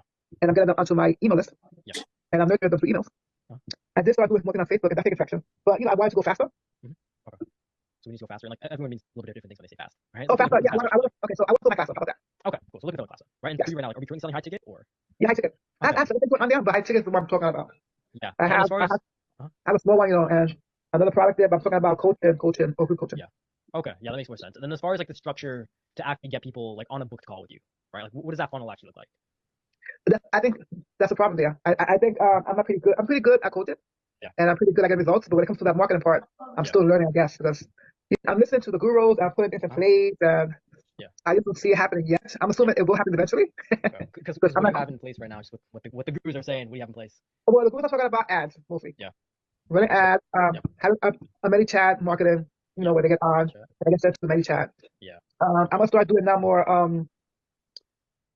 Okay, so it's like right now, like it's Gan that you're getting her to get specific. She's a little bit like high in the sky. She's like, oh, I'm gonna start doing that more. So it's like we just need to have a chat. Like, what are you currently doing like right now at this moment? I guess I was, you know, before way back when I first started my business in 2021, I was going more live and I was doing more person. You know, I was more on myself, you know, prospecting and going to the towns and making more connections. But then my account got hacked. Okay. And I lost it. Okay. And Instagram does not help you at all, man. Yeah. And so that was back in 2021, right? No, from 2021 to 2023, I had built up. I'm like, oh my god. You see, like we just needed to ask her the okay. So that was before, but maybe so I can have a better understanding. Like, what are you currently doing right now? Yeah. Like I can tell, like in your eyes, you're a little bit like lost. Right? You're like, oh, how do I get this back on point? Just like ask the question. Okay, so that was before that. Then that's good to know. Like, what are you currently doing right now to actually get leads and book calls? Because she has an answer. She's like, oh, well, the gurus, and you know, I think I need to be doing more of this and that. It's like, okay, well, what are you actually doing? Just help me understand what the funnel currently looks like. We just like cut through the noise. Like, she's not answering your question. some people who I have come in, they don't have any funnel. So in that case, do I just ask? Well, how do like, you the get rationale? booked calls? Like, I had this one lady. It was the same lady this morning. She said, "Oh, I don't have a funnel." I was like, "Okay, how do you get book calls?" And she just said, "Well, like I don't. Like I had one book call, like this last month and one the month before." Okay, and how do those get to you?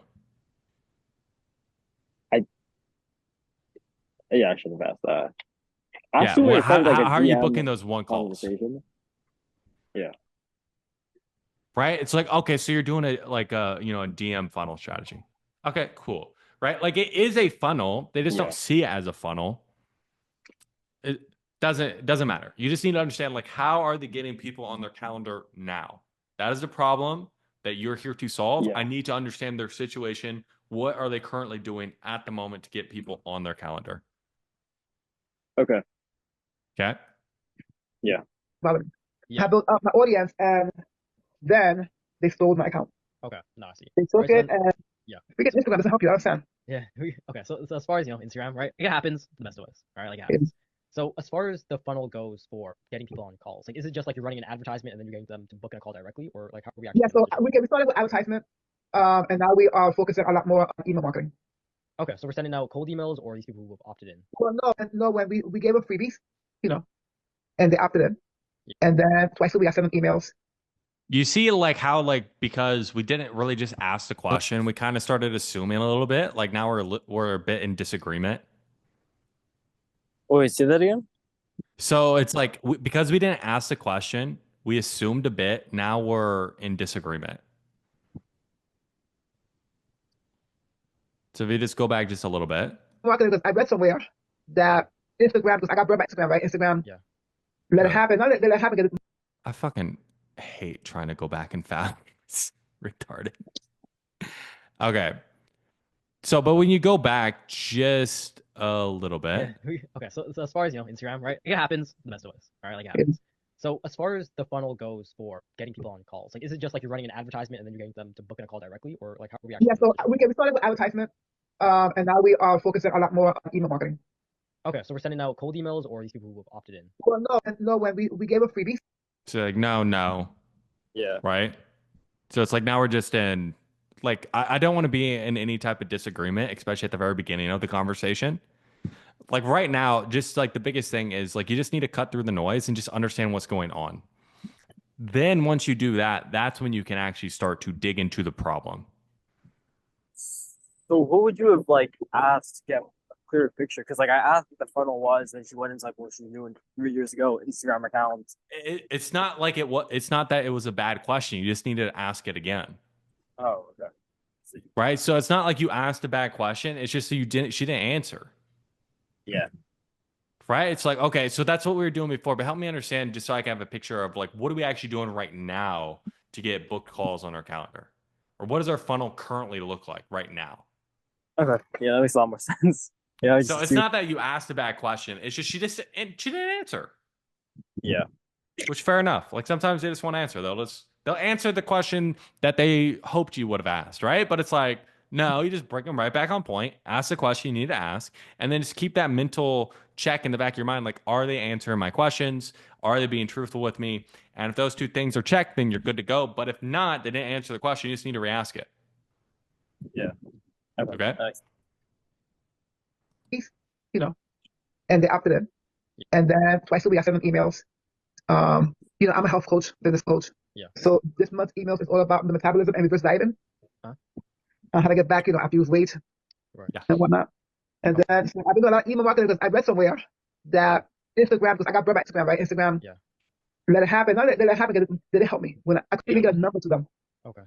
It got taken just completely. They actually took the page down. Okay, got taken down. And then as far as like how they were getting into the freebies, like was that through organic traffic? Was that an advertisement? Facebook ads. Facebook Facebook ads. ads. Okay. Yeah. And Mostly ads because James, do you know James Whitmore? it sounds familiar, but just remind me. Well, he's a CEO guy. He does digital marketing. He does he's pretty good. He doesn't believe.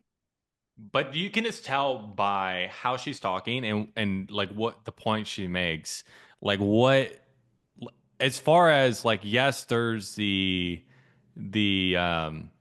the skill and just not doing the right things, but what's the behavioral pattern that keeps coming up that is probably leading to a lot of her issues? Her scattered thinking. She's scattered, bro. Yeah. So now it's your, yeah, right. So it's like we identified that probably even earlier on, but now that we know that, okay, she's scattered, I have to lead a little bit more. I have to start to narrow what we talk about and get her to focus in on the things that actually are important. Yeah. Don't give a fuck about these influencers that she followed or blah, blah, blah, CEO guy. You get what I'm saying? You don't say that, but it's like you just need to make sure you stay on point. Yeah. With her also, her funnel, like, because Shaw showed me like the ins and outs of like 4 different funnel types, like organic, add to call, and then like add to webinar, and then like DM funnel. With her, because she's using like opt in to like this freebie, and then like the freebie email marketing. Like, what type of funnel is that? It's just exactly what you said. So she is using a funnel, getting people to download something. Now they're on her email list. And what she's going to do on her email list, at least what she's trying to do, is send them value, warm them up, and then book them in as calls. That's what she's trying to do. So would that be more of a DM funnel, or? It's basically a DM funnel, but emails. Same issues. Like they're too cold, and that's why it sucks. Yeah, they're too cold, or they're not opening up the emails, or whatever it is. They don't respond. The same issues. Okay, I see. It's just a different mechanism. She's getting emails instead of like DMing them. Like she's just sending out like mass emails. Yeah. Believe in he doesn't believe in organic. Okay, I see. Yeah. He believes in only ads. He said you do ads, get them on, and you use them eventually. It's a long game, right? It doesn't happen immediate. Exactly. Right. So then, as far as like, are we still running the paid ads to our email list, to our freebies? Like exactly. To what are you saying exactly to? I don't know. I was just trying to get her to shut the fuck up. I'm not gonna lie. Right? So it's like, but we gotta be careful of like what we agree with. Like she's basically saying like, oh, you only get ads to get them on an email list, and then it's a long game. Oh, exactly. Like you just agreed to shit you don't agree to. Yeah. It's like, yeah, that is one way to go about it, I guess. Help me understand. And it's like right back on point. Yeah. Okay. I can't agree to that because you're going to tell her to do something different. Yeah. It's just little things like that, right? Or yes. Okay. And how long have you been doing it that way for? Well, I started James' program last year in June. Yeah. And I didn't start doing ads until November. Okay. So about like 6 or 7 months ago, right? More or less. So yeah. So I'm doing ads for the freebies, and then we stopped, and we started to do ads for a webinar. We launched, my programs with the ads there, but now we only focus on ads for freebies, getting people in. Because okay, but why'd you stop the freebies before? Like when somebody stops something, like typically it's it didn't work, so that's where like some of the pain is, right? And then she's doing freebies again. She's a little bit scattered, so I just need to hone it down of like what is actually going on. What are the results she's getting from that, and like what does she feel like is missing that's preventing her from getting more book calls? Yeah, I thought that would be more interesting information of like why did you stop before? I didn't clarify on that. Well, it's like she stopped before doing something that she's now doing again. Yeah. So if I understand why she stopped before, it's going to lead to, well, why are we doing it again and expecting different results? Yeah. You get what I'm saying? Yeah. Stability of Instagram. Yeah. So just for clarity's sake then. So it's an advertisement, they download a freebie, and then you send them emails to get them booked on a call. Is that right? Yes. Okay. Yes, correct. But however, I'm going to go back to what before I was doing it organically. Yeah. I was getting on Instagram for hours a day. Yeah. And I was doing live, and I was going to your page and commenting your page and friending you and sending DMs. The whole the whole shebang, right? Yeah, the whole shebang was going on, and then my account got taken down, and I lost it. Then now we're doing the paid ads, right? So let's maybe So let's maybe like just chunk down on the paid ads just to see how well it's really working for you. All right. So if we take a look back at The next question, do you think doing both might be better? doing paid ads and getting on and commenting and. So and like we'll touch on that in a bit, but it is good to have an organic presence just to warm your audience up. But you shouldn't be spending your entire day just like DMing people. Like as a business owner, you have higher leverage activities to do rather than sending DMs like pages, right? You shouldn't be doing that. All right. So as far as March, right? Like how many calls do we actually get booked in from like our paid ads? See, that's a problem. I'm not getting as much as I think I should be getting. I got more before organically. How much do we get? Was we only got 10. I have to look at the paper. It was a little bit. I was not happy. Okay, 10. I wanted more. Yeah, and of those 10, were they all like your perfect avatar and perfect client, or? No, honestly speaking, some of them were not. So that's why we changed it. Because I took a course. Yeah. So I'm gonna say half were and half were not. Okay, it's like 5. So and 5. Yeah, 5. So what we did was we changed when you go on Facebook and you put in the target market. Mm-hmm. Yeah, ads manager. So yeah, the metrics. We were, because I took a course with Zach Sprinkler. You know who he is? Anyway, he does Facebook ads, and his thing is when you target somebody, he targets people who are a warm audience for someone else. Yeah. And I got too many guys, and I don't train guys. Okay. We can definitely go into that for sure, right? Like the ins and outs of the program, maybe like why isn't real best results. But just so that we're like on the same page, like of those 5, who were your perfect? How often do you change it? Like again, we know she's scattered. So I would want to understand, like, how often are you doing something different? How often are you changing this? Yeah. And again, like I can start to build that behavioral gap that she's like on thing to thing to thing to thing, going back and forth, back and forth, back and forth. Yeah. Just So would bullshit. that be her pattern in solution awareness, the out attack? Yeah. Like that's what I'm seeing right now. Again, it might evolve into something different, but that's what I'm seeing right now. Is it's constantly trying different things, and then just none of it actually working. But again, like bro, like we're 10 minutes in. Like that's what I'm saying. Like just being able to cut through the noise and just ask the questions. If you notice that they are just giving you more long diatribes, just make your questions a little bit more direct. Mm-hmm. So like that way you just bring them down to the point of where you're trying to get to. Because like right now, again, like we're 10 minutes in and we have some information, but like we should be quite a bit further along. Yeah. Okay. Because like how long did this call go for? Like 90 minutes or something. It's a long call, bro. Like, it's a very long call. So not in closing too? That's fucked. Yeah. Like, and that takes it out of you, bro. You know what I'm saying? So it's like, how can I, and part of it, like what objection did she give? It was, and I bought into it. She said that she needed to pay her mortgage. Okay. Today So and then it was tomorrow. That late. Okay. Yeah. Cool.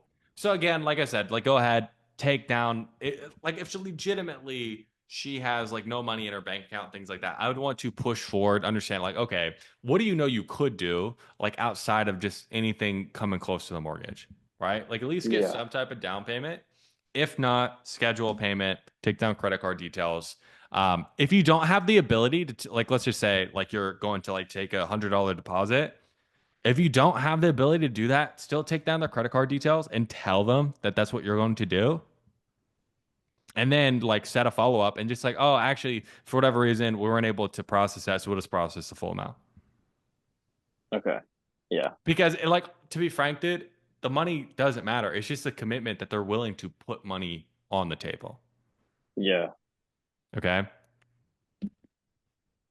Yeah. That makes a lot more sense. Or the 10 just even last month. Like, how many did you actually end up enrolling? None. Oh, okay. And like the month before that, like, did you enroll any or? Yeah, well, January was a big month, right? Okay. So yeah, I got. Yeah.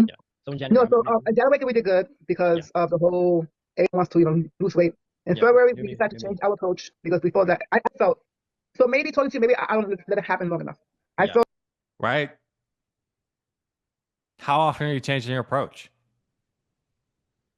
Why do you feel the need to consistently change your approach?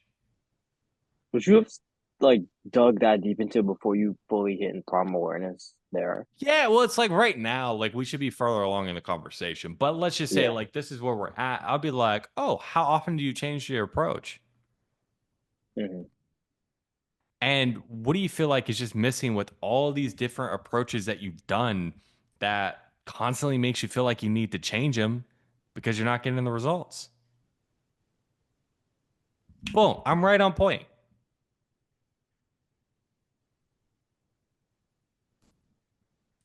Like, we're just getting a little bit too lost in the sauce with her, right? Of like what she's saying, not like what's actually going on beneath it. And just, so it's just being a little bit more, like the biggest takeaways from this call, from what I'm hearing so far, like the first 10 minutes, being a little bit more direct, making sure they answer the question. Don't focus on like the past, anything along those lines. And then from there, it's like, if you notice a pattern, just talk about it. Okay. Yeah. So if there's a pattern that comes up, like I can just talk about it, like clarify, and like loop it into any other questions, make it a hook maybe. Yeah. And then Because if she's changing, if she's tried so many different things, like January is a big month, but then February we changed everything. What? Yeah. Right? It's like why? Yeah. Oh, why'd you change things? How often do you change things like that? And I guess like what do you feel like is missing with all these different approaches that you've done, that makes you feel like you constantly have to change things? Yeah. Right? Okay. The problem. Mm-hmm. Does it make sense? Yeah, and then just be like a lot more direct with my questions when they ramble. Yeah, yeah. If it's somebody who is like less open in general, okay, you want to get them talking a bit more. But with this person who's like over the top, like I want to limit on some of the things they talk about. Yeah. You know what I mean? Because then they'll start talking about nonsense. Mm-hmm. Okay. Make sense? Yeah. Yeah, that makes a lot more sense. All right. Okay, cool. And then let me know if you have like any questions on that. You can just message me on Slack. Yeah, appreciate it. Okay, perfect. All right, Tish, let me go ahead. Let me pull you up here. Did you put the call in the chat here? Yes. So I just wanted a review of the connection phase. Okay, just how we started the conversation? Yes. Okay. And by the way, it's Nitish. Nitish. Yes, Nitish. My bad. It's good. Okay, cool. So just for reference, or some context, what I'm looking for is so because I've seen some of the calls where you get super deep in connection. And on some calls you just take, they're just looking for more appointments and then you move on. So I want to know for what I do, is it enough of an answer? Yeah. Well, it's just like, I just need to know, like, why are they here and what is a problem or an overarching goal that they have. If I have that, then it's like, okay, good, I can move forward. So just take a look and let me know if that's enough. Okay.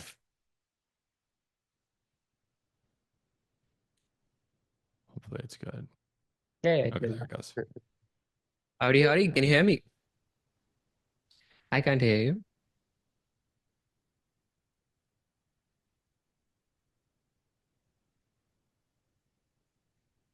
How about now? Yeah, now it's better. How are you? Good. How you doing? And I'm just staying out of trouble. Just trying to keep my girlfriend happy. What about you? What's going on there? I'm well. I'm good. Just starting the day. Got my coffee. Got my to-do list. So yeah, looking Yeah, forward to you're another doing day. this, man. So, we can definitely dive in. We are obviously here, look, so we can see how we can help you get more clients. That's why you're here. We know all that fun stuff. What we do is very custom. So I guess for right now, what do you feel like you need help with specifically as far as getting more clients? I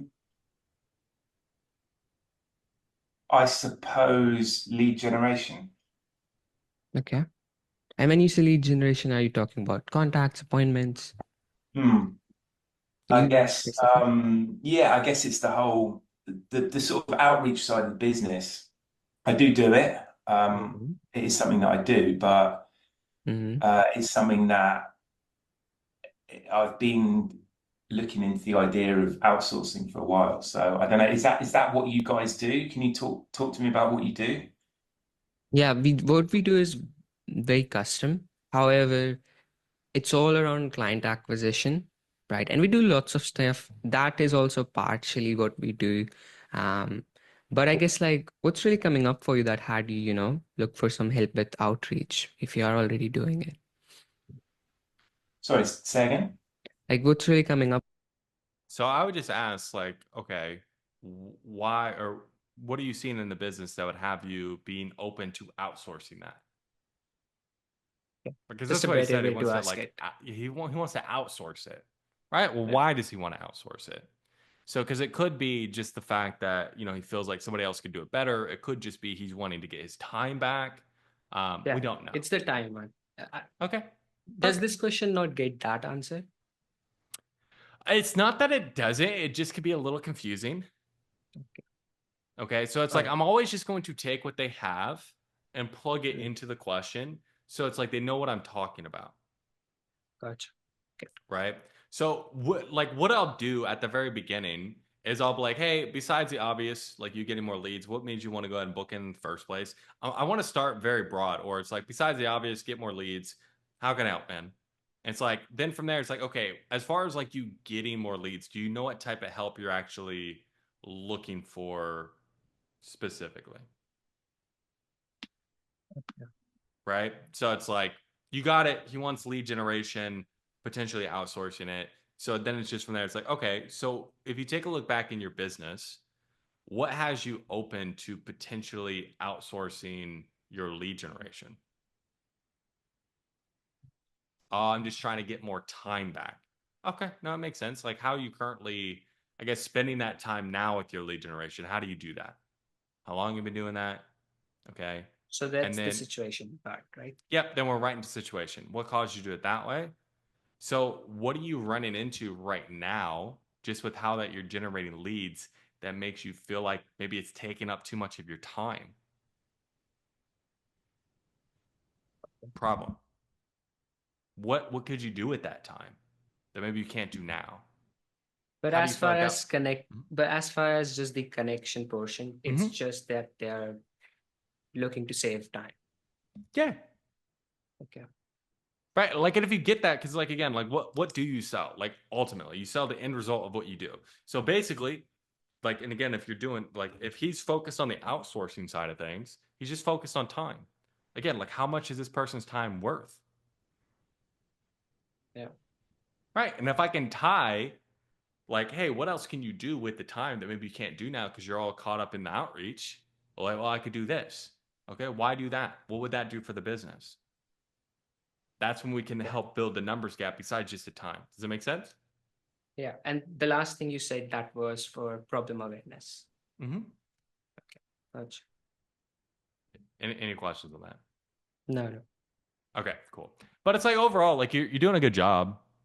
It's just like that question was just a little confusing. So I probably had to re-ask it. But then, like he told you, we re-asked it and he told you time. Yeah. Okay, good. Fantastic. Like we got what we needed out of like that part. But I just want to see if that answer is like he said it a very different way, and I move on. Let's Just listen. let me know. Coming up for you that now you want to outsource this. Yeah, well, it's just because I mean I don't necessarily have. Okay. Do you see like we're very direct in our question? What are you seeing right now that makes you want to outsource this? Yeah.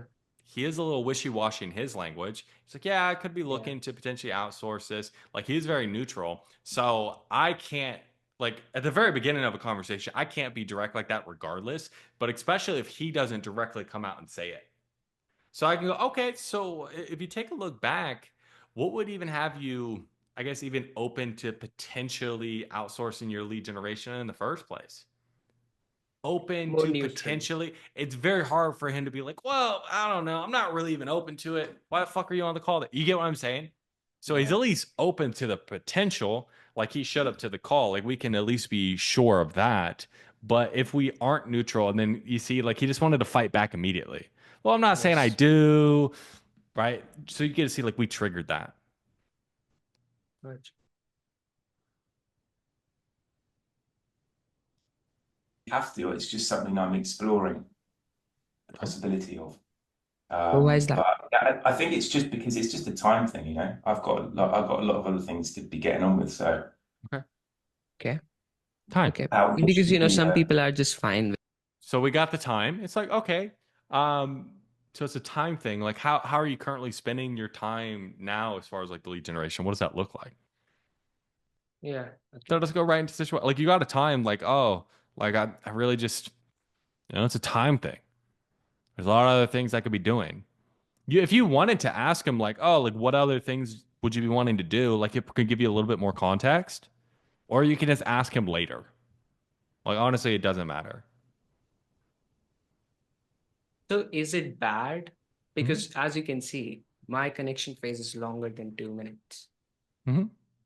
So the rest of part, is that bad to go into that? Like, it's not that it's bad, but it's like, okay, did it help the conversation? In your mind, did you feel like you got more context that helped the conversation?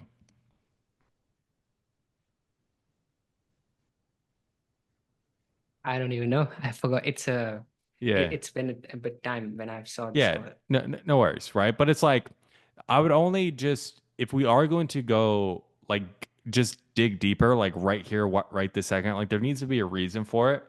Typically the reasons why I won't just like the very first problem we get, I won't just like dig down super deep is because we don't have the context. Like I need more information. Like how much time is he spending? That's something I would definitely ask him in a situation. Well, how much time are you spending doing that now? Like, let's just say on a weekly basis. Oh, wow. 30 hours, whatever it is. Who knows? Okay. So then from there, yeah, go ahead. So would you say I ask anything that I've asked after this 2 minute? Once I've got some context around, just some context. Yeah, once you have some context, because then you'll have a better understanding of what questions to ask. And then we've also flushed out the numbers, which you can't hide. Like, well, I'm not really spending that much time. Well, bro, you told me you're spending 30 hours a week doing this. You know what I mean? So it's harder for them to, like, once we bring the numbers to the table, to hide behind, like, those numbers. They can't. Okay. That helps. Yeah. Okay. Cool. Any questions on that? No. Okay, perfect. All right. Okay, cool. And then Ayush. Do you have a call? No, I don't have a call. I have questions, a lot of them. Yep, shoot. Let's go. So similar to Nathan, where he was struggling with prospects who are not as much buying into the frame. So I had a couple of calls today who weren't buying into the frame at all. So a prospect came in, he did the initial part very well. But as soon as I'm getting to the feel question, that what it's doing to you, or how do you feel about it? How do you feel about living separate from your family at a different country, blah blah blah. Then he's starting to question me that why is this questions relevant? Why are you asking me these questions? And I didn't had a legit answer to reply to that. That was first. Like how can I even reply to that? What should I say? Well, it's like, oh, like how is this question relevant? There's a couple different ways you can go about it. Okay. It's like number one, we can just give more context. Okay. Well, it's like, oh, like why is this question relevant? Well, to be frank, like if I'm here to help you the best that I can, like typically why do people change? Normally like pain or fear of future pain. So I'm just trying to understand like what's the actual motivation to change, just to see if this even makes sense for you to. So when I asked that, what he gave me is like, I didn't ask specifically that. I did that with one prospect and I got it cleared. But with this prospect, I said, well, I'm trying to understand your driving factor to actually change. That the term that I used, driving factor. So he mentioned, oh, my driving factor is that I live away with my family. But he didn't let me answer the feel question. Yeah. So should I be enough on the fact? You can, like, here's the thing, right? Like I'm not gonna, like, let's just say for example, like I'm in the conversation, like I'm not going to die on this hill that they need to tell me like the feeling right then and there, because I know I can get it later if I need to. So but again, I would explain like, hey, like we need to understand, like, okay, what we're feeling right now so we can actually start moving. Like that's what I'll tell them. Or we can do tactical vulnerability, which what I mean is we open ourselves up emotionally first. Well, and again, I can appreciate that that's your driving factor. Like I know for me, there's a point in time where I had to live away from like my family, and it was very disheartening. Like it affected me quite a bit. So I'm just trying to understand for you, like what's that doing to you? Mhm. Right? Like I opened myself up, and now I'm asking them. So then, like, there's just going to be more trust built doing it that way if we open Yeah. ourselves up first. Yeah. And I do that with the calls wherever I'm maybe using storytelling part, which we have, and I'm giving them my story as well that I invested into a 8 grand program. So it's every single time I've used it, the call has been closed, by the way, because they're Yeah. getting an anchoring of the fact that I have invested this much. And so they are not even getting the price shock. And I'm also using the storytelling part of like I did this, blah blah blah, and everything that you have a section on storytelling. So that's great. So I'll do this with this prospect, but I also felt that in the starting of the conversation, my tonality was slightly maybe off, which felt him that I was interrogating him instead of casually asking those questions. Yeah. And so if we notice like, okay, like our tone was off, something was off, and then like we're going through, then it's like, then it makes sense of why we got pushback here. You know what I mean? So now we just got to, if that does happen, because like, for whatever reason, maybe like you just hop off call, like, fuck you. And you're like, oh, okay, on to the next one. Like first and foremost, like take a minute to like center yourself. Like if you need to be like a minute, 2 minutes late to your next call, like just message them like, hey, other call's running late. So like for me, I always like go outside, go on the balcony, listen to a song, something like that. Like I just make sure like I'm coming into it with the right energy and I'm releasing whatever was on my last call. Just get that out of here. I just need to focus on this. There's no, when you're like, if you have back-to-back calls, there's no, like I need to be thinking about like all the things I need to improve in between calls. Like honestly, no, that's for the end of the day. Okay. So it's like you just for to get it, boom. Like a cornerback in the NFL, right? Like if you watch like the NFL, like football, if you just like got burned, right? Where it's like you fucked up, like you still you got the next play. So you just got to forget that and then do what you know you need to do. So like that's number one. Number two, if we do notice like it is coming up, because again, like we're all humans, then we have to understand when we are going into the more personal stuff, if we notice there's less of a connection there, okay, we got to do a little bit more work to build that connection. Like I said, giving them more context, tactical vulnerability. These are just things that really help you build that connection so they don't feel off when you do ask those, how does it feel or what is it doing to them personally or what's that doing to you? Just more of like a symptom of a problem if they just didn't feel connected to you. Yeah, I see. Got it. Make sense? And yeah, that does. Okay. Then there are types of prospects that are coming in sometimes for whom it's a straight away value objection that it doesn't even make sense to pitch them. Like with the industry they're coming in, we can't help them. So in the discovery part, I'm figuring that out, and I'm losing the sale of the losing the confidence of the sale. So should I be, because I'm then not even following the process completely, because I'm like, okay, we can't even help you. So I'm just saying that, okay, this is what we do. Do you think this can help? And the answer is mostly maybe something like Well, it's that. like, okay, what is the type of prospect that you feel like you can't help? Help me understand. Yeah, so with the industry they're coming in, let's say I had a call today and I asked him, okay, how many interviews have you scheduled and whatnot? So I was trying to get his numbers and he said, okay, only one interview, two interview here and there. Okay, so how many is, then I tried to kind of create a loophole that you don't know where to even look for. So he said, oh, no. I have reached out to 60% of my companies that are there. I'm like, how can you be so sure? Are you completely aware of you have reached out to all the companies out there? Then he said yes. So he's So reached out to all the companies, but it's only gotten a few interviews. Yeah, and no, he got reply backs from all of them.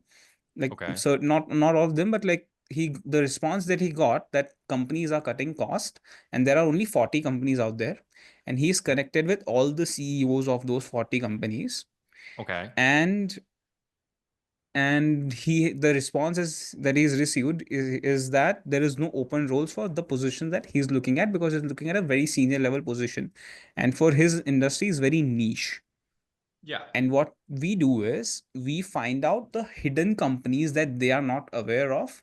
But when I introduced that solution for him, he mentioned that, oh, I don't have those many companies, because I'm only looking for this specific location, and this specific location only has these many companies. Okay. So can you help me land these interviews? He mentioned. So then I also told him about one more solution which can help. Then he's like, oh, for my specific domain, this doesn't work. Okay. Why doesn't it work in that domain? Because it's not tech oriented. Okay. Well, it's just, you gotta think. Okay. Like, there's a couple different areas that we can go down as far as like creating the gap. Is like, number one, they're saying like, okay, they're having cutbacks, so like there's no position for you. Okay. What do you feel like we might be missing, which is how we're positioning ourselves that cause our position or what we do to be expendable? Like, that's the first thing I would think about. Yeah. Is why are But you expendable, bro? You get what I'm saying? Now, and if that's not a problem you can help with, like legitimately, let's just say, for example, like you legitimately can't help this person. It's like, dude, don't fucking sell them. Yeah. I had a call like 2 months ago, and this lady was talking about she wants to sell yachts. I don't know fuck all about yachts. I can't help you. It's fine. You get what I'm saying? So it's like you sell people you know you can get the result to, but I would just always think, okay, if they are getting told like, hey, nobody's hiring for your position, why do they feel like your position is expendable? Why are you like, where is the missing value that you're not showing that makes your position expendable? Like, because at the end of the day, if what he does was necessary, they would have a position for him. Like, why, when they do cutbacks, they cut back you? Like, what's missing there? That's what I'd want to understand. Now, if that's something you can help him with, like, again, like that, a lot of that comes down to positioning, like how he positions himself and how he positions the value which he gives. So we got to understand, like, is he positioning himself the way that he needs to position himself in order to land those top tier jobs? And it sounds like he's able to get in contact with all of them, but they're all saying, hey, bro, you're expendable. We don't need you. Is that a problem you can help with? A little bit. But with this specific prospect, the problem was he didn't got laid off or anything. He just left the company because he got into an accident. So he was not expendable, but that position was already fulfilled. But I'm saying, And like, for these new positions he's trying to get into, he's expendable. Yeah, it Like, the could value he be. brings is expendable. Yeah, it could be. Do you know what I mean? So it's just about sitting down and like having the conversation and just narrowing down on like what the gap is, what is the problem, and like legitimately, if you just solve this one problem where he's no longer expendable to all these different companies, is it worth the investment? Yeah. Answer's probably going to be yes. So now we just have to ask ourselves, do we solve that problem? If you don't solve the problem, like, don't fucking I sell them it see. and tell them you do. But if you do solve the problem, that's enough for you to sell this person. Because Yeah, what's his I see. alternative? Interesting. Because with the way I've been getting the discovery power out of these people, because I sell 90% of the clients are coming from IT sector. For them, this positioning makes sense. We create something, some project or something which helps them in the positioning part. But this guy was from a different industry where I didn't even knew. Like, he was asking me some questions specific to that industry. Then again, this comes in that they even sometimes ask me the question, "Oh, how old are you? What are your qualifications?" Because it's like a Just be career. upfront. It's like, hey, bro, I'm not the one to be asking those questions. Like, I'm just here to see if you would even be a fit. And if you are, like, I would connect you to people who are much older and in a much more experienced position to help you. Does that make sense? Yeah. And so you don't gotta lie and be like, oh, bro, like, I'm 37. right? When you're not, you know what I mean? But it's just like, oh no, like I'm not the one that's gonna be doing the coaching for you. I'm not the one that's gonna be finding you the job. I'm just here to see if we could even help you. That's all I do, right? That's all my job, right? This goes for anybody. Oh, do you do the trading? No, I talk to people, right? That's what I like, right? You'll be learning from somebody who does that. I'm just here to see if you're even, if it even makes sense. Yeah. Very interesting, because in the later of the conversation, I built enough rapport with him that I was giving him advice on something that what he can do, because his industry was kind of suffering with money and everything. So I told him to transition industry, do this, I did this, so you should be doing that. And then he was open, but I could have created enough doubt that I am solving this problem for you and then fucking bye. Yeah, that's all it is. Like, again, like you don't solve the problems on the sales call. You just get them to commit to solving their problems on the sales call. Like that's I all see. you're doing. Okay. So again, just go ahead, get that out of him. What's the actual problem? Do you want to solve the problem? Well, you're going to get your problem solved by people who are a lot smarter than I am. Okay. Let's do it. Right. Like that's Yeah. literally it. Yeah. So now, aside from this prospect, then there are prospects who when I pitch them, they are agreeing that, okay, yeah, this is gonna help, all of that. They have tied down the value part, but then they have some interrogation questions that, oh, how long are you in business for? How many people have you onboarded? How many of them got the results? How many of them didn't got the results?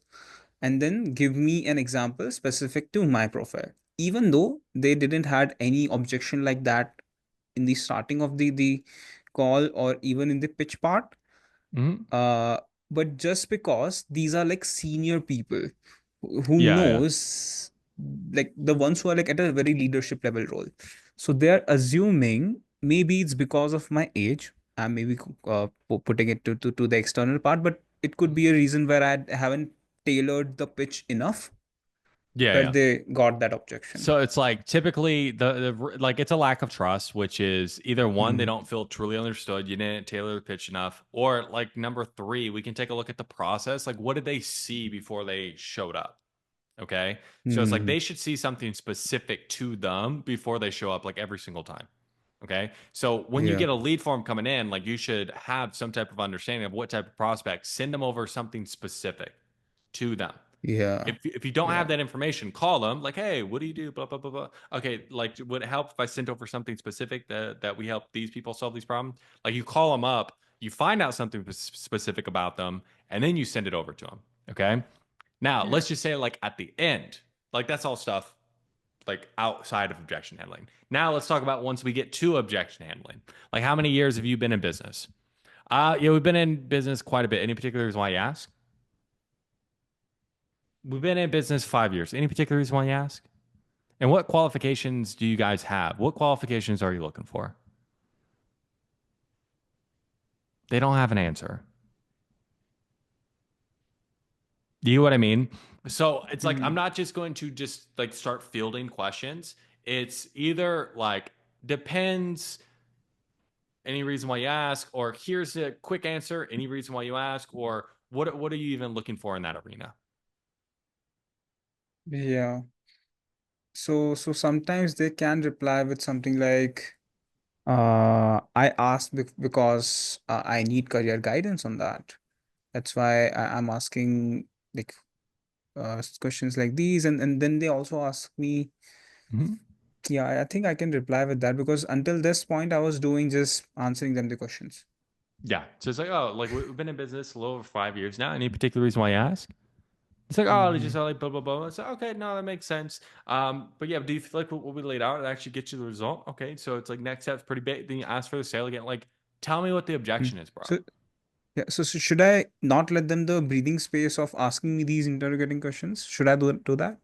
So anytime you answer a question, you have to finish with another question. I see. Because That's like the point I'm missing. just naturally, right? I ask you a question, you answer it. Then there's silence. What does that then cause me to do? Just ask you another fucking question. Like that's how the conversation is now set up.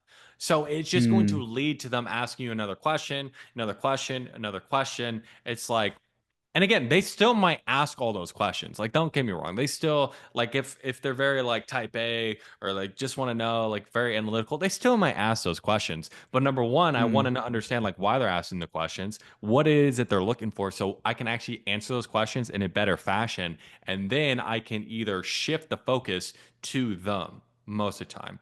Let's say, Yeah. for example, they're like, oh, well, can I see an example of you know, you doing something similar with somebody like in my industry? I mean, potentially. Is there any particular reason why you ask? They're like, oh, well, I just want to make sure like it works for me. Yeah, and like we all want to do that. So it just sounds like you're looking for clarity, right? Yeah. Can I share a perspective around that? Right. And then we just go down there. Well, can I share a perspective around that? They'll be like, oh yeah, sure. You never know what the weather's going to be at the beach until you actually, you know, tomorrow until you actually get there, right? So what's the only way that you're going to know if this works for you or not? Even if I show you 10 other people who are in your exact industry and how we help them, what's the only way you're going to know if this actually works for you or not? You have to do it, right? So for you, I guess like what's coming up for you that really wants you to be so sure before you just jump in and give it a try, like, you know, all of our other clients who got results did? Oh, it's just a lot of money. I just want to be sure. This is how I always make decisions. What are you objecting to? What's the objection? Right. So that's what I'm just listening for. Yeah. But if they give me that, oh, I make decisions this way, I'm very analytical, and I go into the decision-making reframe. They can sometimes become combative that, oh, so should I not be asking questions like this? Okay. So how are you going into that decision-making reframe? So I haven't gone yet though, but I'm thinking that this might come up. Okay. Because So the way again, it gets combative.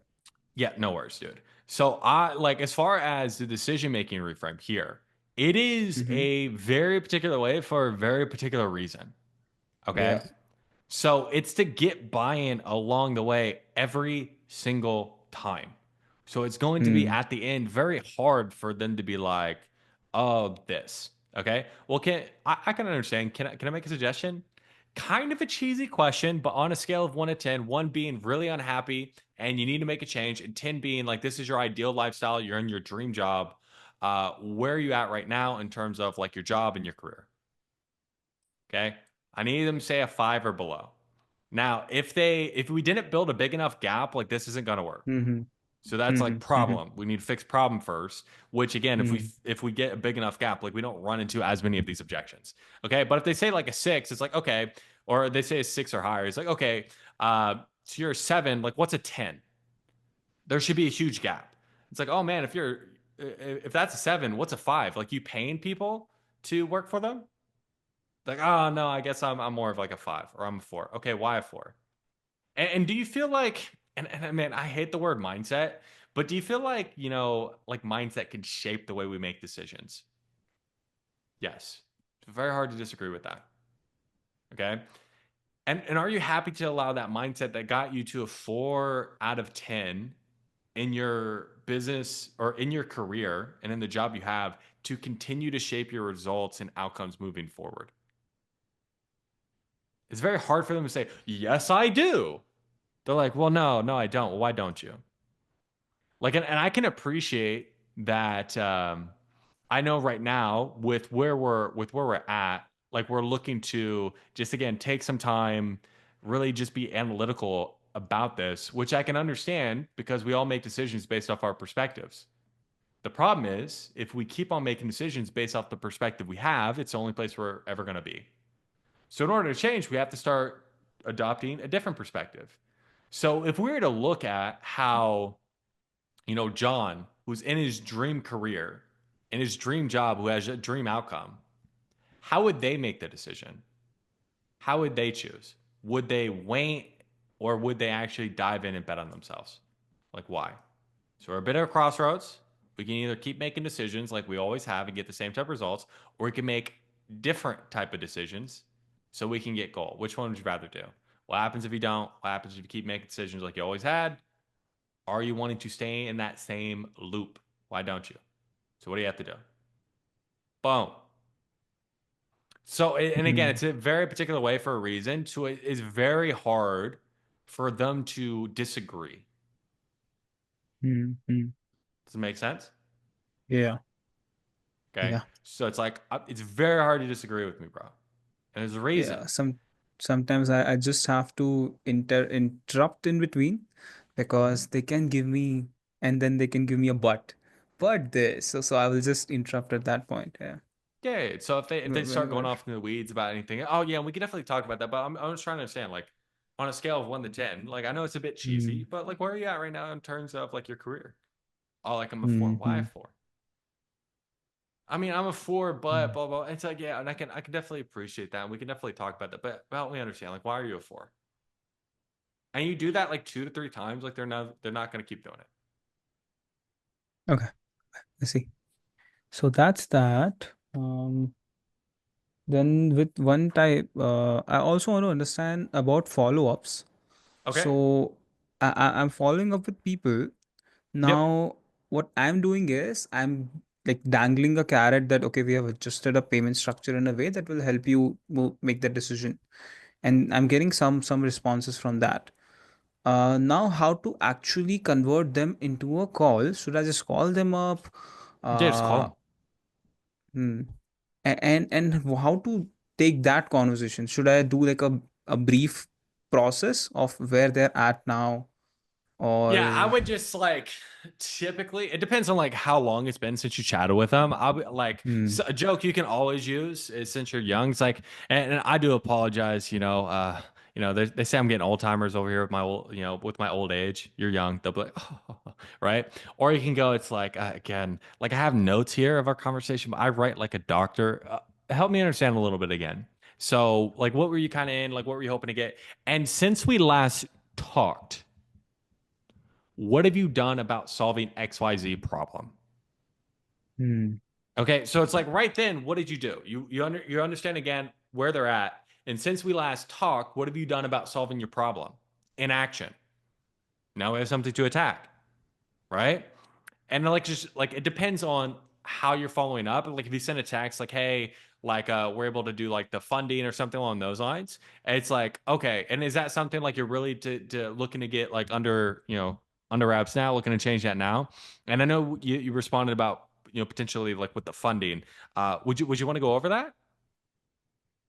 And then you just go right into it, whatever it is. So it's I a see. pretty easy breezy conversation. I see. Okay. And yeah, I think that makes sense. Yeah. Any other questions? Yeah, one more question. So I am slightly confused on the starting part of the call where I am getting the situation part of, let's say I ask, what are you doing? Maybe not doing to get more interview calls, blah blah. I'm getting some context about their current job search process.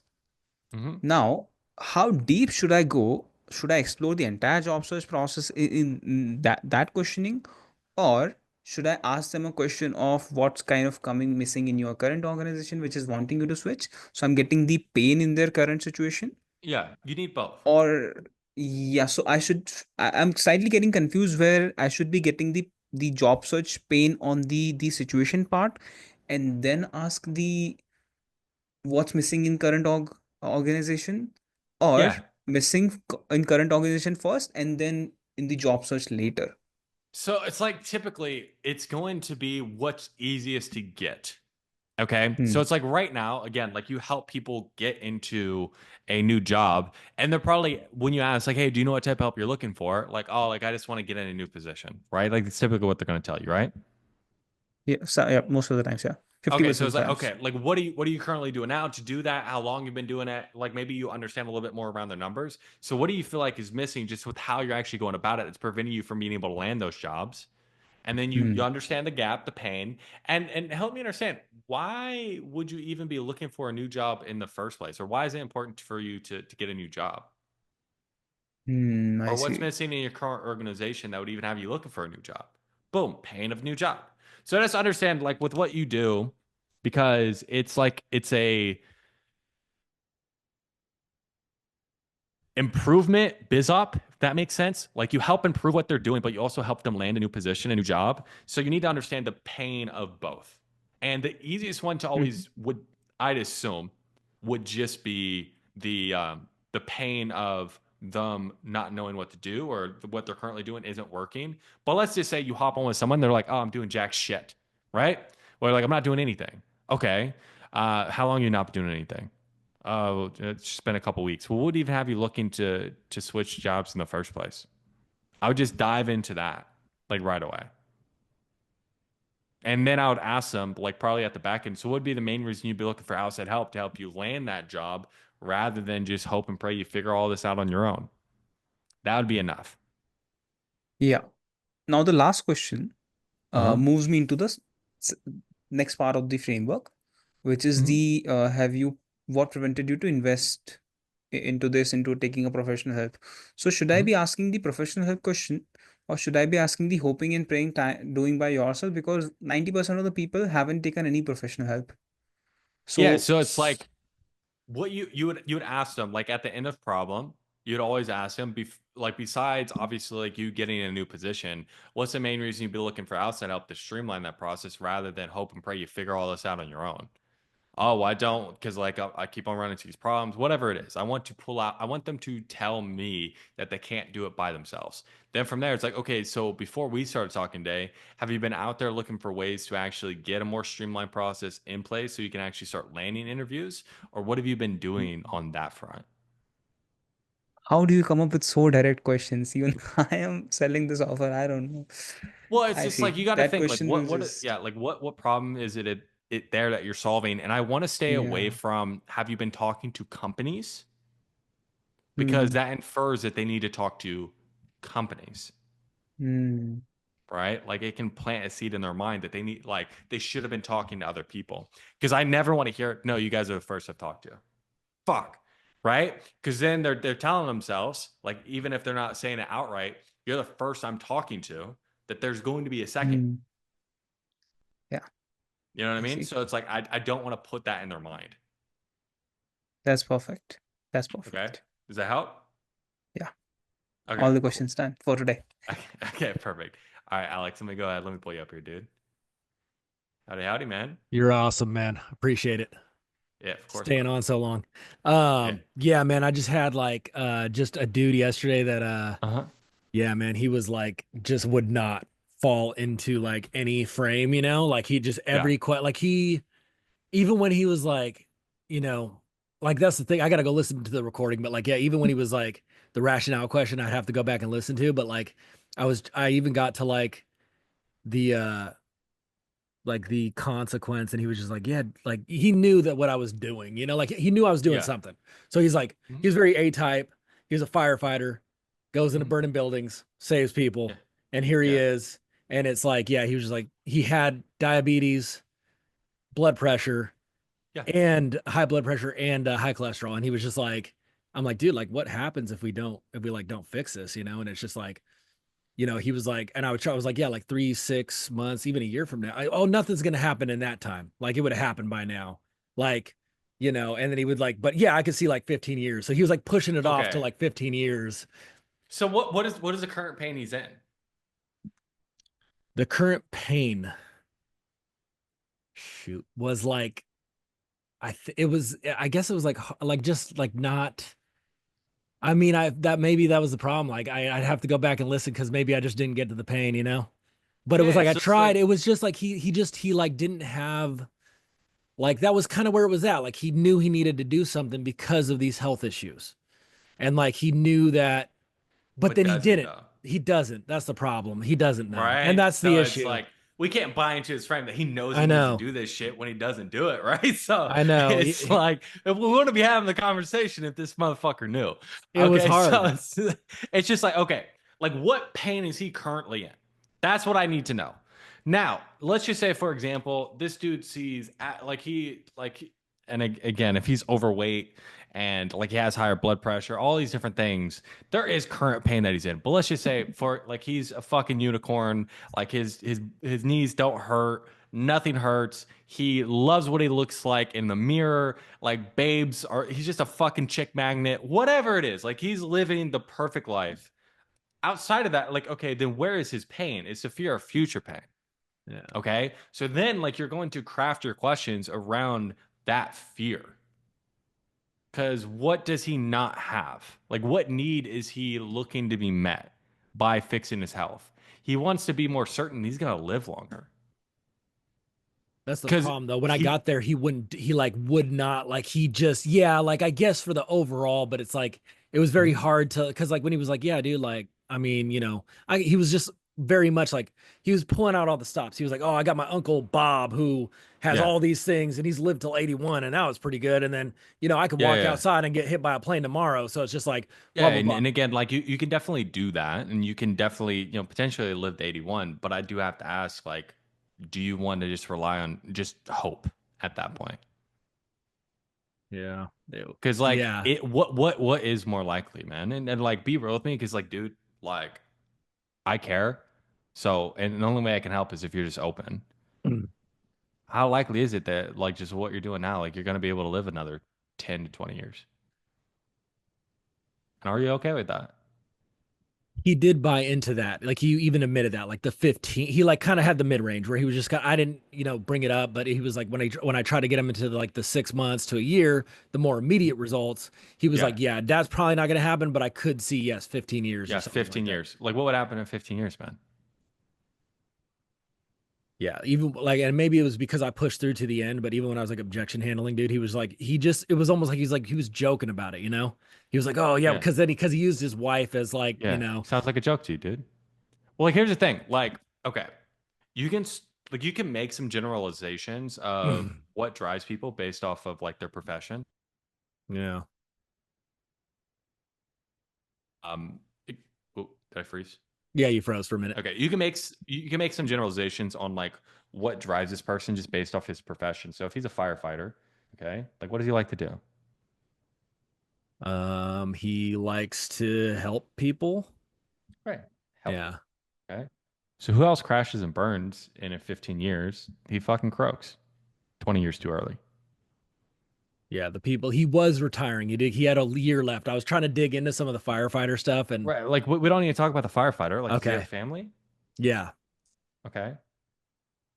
Maybe he doesn't find it serious. Do you think they find it serious? Yeah. Okay. Like, I guess, like, how would it feel if in 15 years from now, like, like we die early and then you leave your wife another 30 years of just being alone? Are you okay with that? Does he have kids? I can't remember if I got into the kids. I think he does, but he definitely has the wife, at least for sure. Yeah. And if he's an older dude, like it's safe to assume he probably has kids. Probably does, yeah. Right? So it's like, you gonna walk your daughter down the aisle? So it's like we need to, like, if something like this where it's like it's 15 years, he's like, he can admit that like there's a possibility he's probably gonna die. After we have that conversation, it's like, bro, it's time to get dark. Yeah. It was the hard part was like when, like, because I totally agree. And I know if I had got like into it like that, something would have for sure shifted. But it was like, even when I was trying to kind of lead there a little bit, like he was just like, oh, well, I mean, frickin' if I die, then, like, and I don't have to deal with my wife. It was like more of like that kind of thing, right? Like, oh, dealing with my wife. Like, okay, humor, what is it? It's defense like mechanism. Deflection. Right. So it's like, we need to cut that out, dude. Yeah. And we don't like, we can just either re-ask the question, or if it keeps coming, it's like, hey, bro, is this a joke? Yeah. Like, I know for like, dude, I know for my family, if I died, if I knew I was going to leave 20 years too soon, I'd be serious.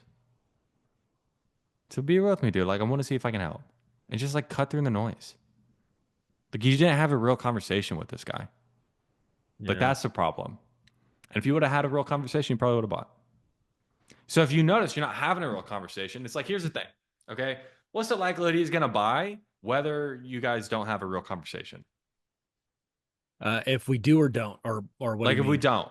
If we don't, the likelihood is probably like 0.02% or something. It's like fucking 1% chance, dude. Yeah. So it's like, and then if you try to have a real conversation, what's the likelihood he just gets pissed off and it's like, fuck you, and never talks to you again?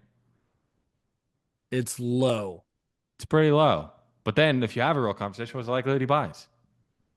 It's definitely better than 1%. Yeah, you got what I mean? So it's like there's always going to be a chance when you try to get real with somebody that they're just like they're not going to fall into it, and we might fuck up again, especially if this is something that like we're not used to. Like we have to be okay potentially crossing the line. Yeah. Now again, you don't just start conversations, you go, "Hey fat fuck," and then like just go into it. You know what I mean? But it's like once you have like the information and once you really understand it and it's like this person's not being serious, it's like, "Hey man, can I share something with you without you getting upset?" It's like what we're talking about, like you dying right now, and it you don't seem to care. Like, what's going on, dude?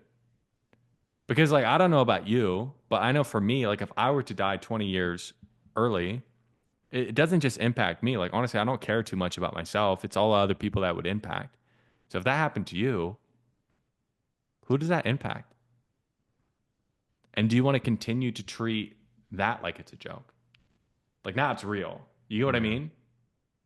Yeah, I didn't like fight for him, you know? And it's just like I think like even like there was a lady yesterday that I did kind of like fight for where I kind of threw like everything out, not everything out the window, but when I got into objection handling, I walked her through a couple of the ones.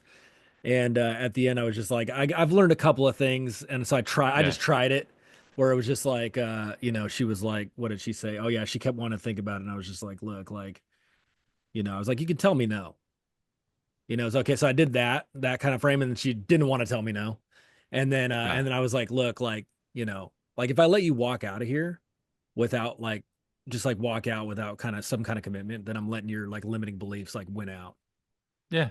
And It's like you fight for them.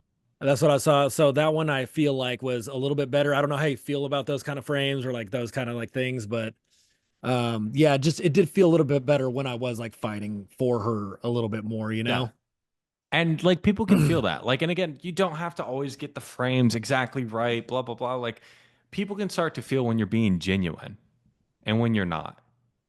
So if it's like you genuinely want to help this person, like, and if they are telling you, it's like, oh no, for sure. Like, I think I'm gonna die 15 years. Like, you know how old the guy was? Yeah, he was like 55 or something like that, I think. Or It's yeah, like he was definitely in his 50s. Yeah. Yeah, 55. And he's got all these issues, and they're like, oh yeah, I can definitely make 70.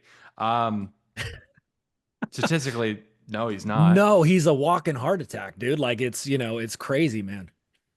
Yeah, and so again, you can ask him the question, well, I guess like what really happens though, if it happens a lot sooner than what you think. And this is why it might be good to do a little bit of research as well, of just like, again, the average, like when does somebody with diabetes, like what's the average like age of death? Yeah. I don't even know, but I'd look that shit up. Yeah. I'd look that shit up. Well, can I share you something, man, that might scare you? Person, like just with diabetes, not with all these other things, like the average age of death is like 57. That's 2 years away. Yeah. So what if it happens a lot quicker than what you think? And like I can understand like you can go out and you get hit by a bus tomorrow, but let's not think about us for a second. Because I know for me, the reason I stay in shape is not for me. Like I don't give a fuck. It's for the people I'm responsible for. So who would that impact if we die a lot earlier than what we think? Yeah. I need to move it to something he cares about. Well, it's also like I think earlier you did something where you kind of called it out a little bit too. Like I don't know if that's like an option where it's just like yeah, like be real with me, dude. Like, you know, I get. I mean, I don't know if there's a way to call it. Like I get we're like joking about. Like I don't know if there's a good way to call it out. Like, hey, dude, I get like how to. You treat it like a joke, bro. Yeah, you're treating it like a that's joke, bro. Yeah. Like what's going on? Yeah, I can only help if you're just completely open with me. Yeah. And it's like again, you can call it. It's like, hey, I know. Like for me, like again, like you could point at yourself first. I know for me, when I'm like really uncomfortable and something's really painful, I'll use humor to kind of diffuse the situation. Mm-hmm. So let's put that humor aside for a second and let's have a real conversation because that's the only way anything's gonna happen. Yeah. Are you up for that? Yeah. All right. So it's like there's different things you can do. Like I said, like tactical vulnerability, talk about yourself. You know, if you got a story, these type of things to where you open yourself up first to then get him to open up, that will help. Yeah. Yeah, it was tough, man. And then he did kind of like when I was doing the objection overcomes, he did kind of fall into it a little bit. He was definitely, I know, like, and I don't know if this is the right way to do it, but it's like, man, like people do not want to answer the questions. Like when you're going through like the what's riskier, like they know where it's headed. So then they like kind of, but then I just kept like re-asking, I guess, the same way. Yeah. Like I don't even change it. I'm just like, yeah, but I can understand. But what is, so I keep having to like hammer it. So I did get him kind of through it. And then even when he was like, I got to go talk to my wife, like blah, blah, blah. So I even got him through that a little bit. And he started buying into it a little bit because of the ego with like, he had going like the whole responsibility thing. He was like, oh, I totally get the Shakespeare quote, like blah, blah, blah. And like, so, and I was like, yeah, dude, like, so why like put that on your wife though? Like given we're the one and he kind of like walked through it a little bit. Like there was definitely like a fear there of spending, like he had the money, but there was definitely a fear of like, I think like, and maybe I'm assuming, so it'll probably get me into trouble, but well, it's like, bro, if you don't get to his problem, like what's the likelihood that he's of going to have 100%, enough? I know. You get what I'm saying? So yes, like we can like hammer that stuff home and like objection handling, but it's like what you need in objection handling is his real why. Yeah. And it's like if we didn't get that discovery, we need to spend time getting that objection handle or like all of it. Like they're gonna come with you a little bit, but not really. Yeah, there was some stuff. It was just wasn't like there was stuff. There was stuff there. I just didn't like there was the looks, but it was like very hard with them because it was like when I tried to get into like deeper into like more impact, it was it's just like, yeah, like he would just go back to like, I don't know, like it was like hard, dude. Like he just, I mean, like at the end of the day, like the frame, like he didn't like destroy my frame, but he definitely, his frame came in and it was very combative, like of trying to, and I think like just you gotta double down. Yeah. Like it's the thing. Like anytime anybody challenges your frame, you gotta double down. Because if then I fall into their frame, then it's like I'm fucked. All my authority's out the window. Yeah.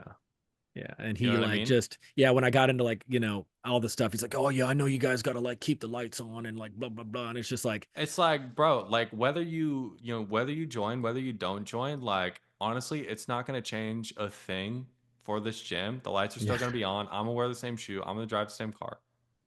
But if you don't do anything about this, who's going to continue to have these problems? Yeah, for sure. Yeah. All right. Like just right back on hit. Anytime anybody says, hey bro, like I know, like you need to make the sale, bro. You need to eat. Like, bro, I couldn't be fucked. Like legitimately. And like they should feel that. It's like, hey man, like again, I'm doing this for you. I'm not doing this for me. Like I'm good. My car's paid for. I always forget, man, to throw those little things in there, like it's just like I'm so focused on like what I'm doing with like the stuff I'm learning that sometimes I just keep forgetting like just and basic it's like, stuff, bro, like you'll never have a perfect sales call. Yeah. Like legit, I'll listen back to my calls. I'm like, oh fuck, I miss it. So like that's fine. As long as like we're just getting better and our intent is there. Like, cause we got to think about this too. Like, how often do you run into a guy like this? Not a lot. Yeah. So it's like, don't put too much focus on somebody you very rarely ever run into. Yeah. But if you do run into it, it's like I would say just fucking go for it. And if he tells you to fuck off and then like he walks away, it's like, okay, cool. For like, sure. What does it matter at the end of the day? Like the likelihood he was going to buy anyways, if you didn't try to have a real conversation, was like close to zero. Yeah. So it's just being able to shift that and like just having that conversation. And so like to get into that real conversation, like I know you gave me the advice earlier, but I mean, with like, is there not like a blanket way, but a blanket way? I don't want to say blanket way, but is there like a blanket way to really try to like, depends on what they're saying, what's coming up. And you can just like you should have enough intuition of like understanding what's going on. Yeah. It's like, hey, I just like, hey, can I share something without you getting upset with me? Like, that's how I always just like bridge into it. It's like and again, it could be me, like could be me. But I feel like right now you're not really being too open about what's going on here. What do you feel like's behind that? Yeah. Or it's like, dude, every time like we're really getting to the heart of the issue, like we start making a ton of jokes and we start, treating it like it's a comedy show. Like I know for me, like when I'm talking about something like painful, I can use like humor as a defense. Yeah. But what's really going on here, dude? And just be genuine with it. Like the problem is I can't tell you what to say Yeah. Exactly, because then it's not genuine to you. Yeah. But it's just like you can always bridge into it's like, hey man, can I say something without you getting upset at me? And dude, you're in person, right? You can look over your shoulder. It's like, hey, Yeah. Can I tell you something without you getting upset at me? Like lean in. He's like, oh yeah, sure.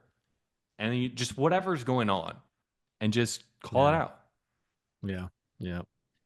Yeah. So, yeah, went away from the free ads too. So struggling with that too, man. Like, I don't know, like, you know, with getting people like leads calling, like that, we're still getting some leads in. It's been good. We've been doing some reactivations. So with oldies, so like that's been helping a lot. But like, yeah, like get them in the door is so hard, dude. Like, because now it's like with the free thing, at least like they were just like, even if they knew maybe deep down it wasn't free, it still got them in. And this one is just like, man, it's like so hard to get away from the cost, dude. I'm like, yeah, what we do is like fairly custom. It would depend on like some different factors, and like they're just not like having it. You know, it's like so hard. Dude. So I don't know if you have any. Yeah, if you like, go ahead and send me over like a call or two, and I can take a listen of like what we could be doing differently. Yeah. But just understand, like with any type of like outbound in general, there is just going to like you're not going to be able to book in everybody. Yeah, and it's like hard too because they're like freaking it because the in-person thing, oh yeah, so great in a lot of instances for sure. Like in person, I fuck up a lot, dude, and I'm able to save those sales. But like the hard part is that like, yeah, like they do have to go in person, and I think it's like more difficult, especially when they start getting that fear of like, okay, what is this going to cost? You know, it usually hits like when they're about to come in, you know? Yeah, 100%. Like getting them in person again is just going to be harder just in general, right? So we have to keep that. It's a lot easier to just commit to a Zoom versus like you showing up to a fucking place. So we just got to keep all that into account. And it's like, bro, we just got to take a look at, again, send me over a couple calls that you had a hard time with, and then I'll take a look at them. And then if we need to, we can hop on a one-on-one session. Yeah, for sure. And then yeah, so like there's that, and just, you know, on my way out, like I did try this, what I could never do again. I tried to like just throw something in the Tony Robbins quote in one of my sales the other day. Dude, it was butchered because I haven't rehearsed it. And it's like a tongue twister, dude. Like, so thank God I forgot to record that call, but yeah, so I just, you know, wanted to throw that in there, man. That was brutal. Well, it's just like with these different frames and different things like that. Like if it doesn't make sense to use, like just don't use them. Just like do something else that gets the point across. Yeah, for sure. Right. Like I listen to Tony Robbins, and you know, especially talking to salespeople, blah blah blah. Like so that quote typically lands. Okay. But if it's like if they don't even know who Tony Robbins is, like it doesn't make sense. Okay. Yeah, and then my background, just real quick, just in case I ever do hop on another offer. Like, am I gonna have to switch all this out? Because I remember you were talking. That's fine. Okay. Like, that's fine. Like it's not too bad. Like if you had books, it'd probably be a little better. It would be better. This is definitely like, you know, kind of DVDs, video games, kind of that kind of thing. So like, but I'd be a little bit nervous. Yeah, it's not too bad. Like maybe like I would say like probably switch out the chair. Yeah. Right. Okay. To where it doesn't look like more a like gamer professional chair. Yeah. Yeah. But again, like at the end of the day, it's really not that big of a deal. As long as there's like something back there, you're not in your mom's basement. Like that's fine. Like legitimately. And yeah, because I have been thinking like last time we talked, it was just like, yeah, kind of sticking in where I'm at, and I'm still sticking it out. But dude, holy hell, like I'm knocking back deals like we were talking about.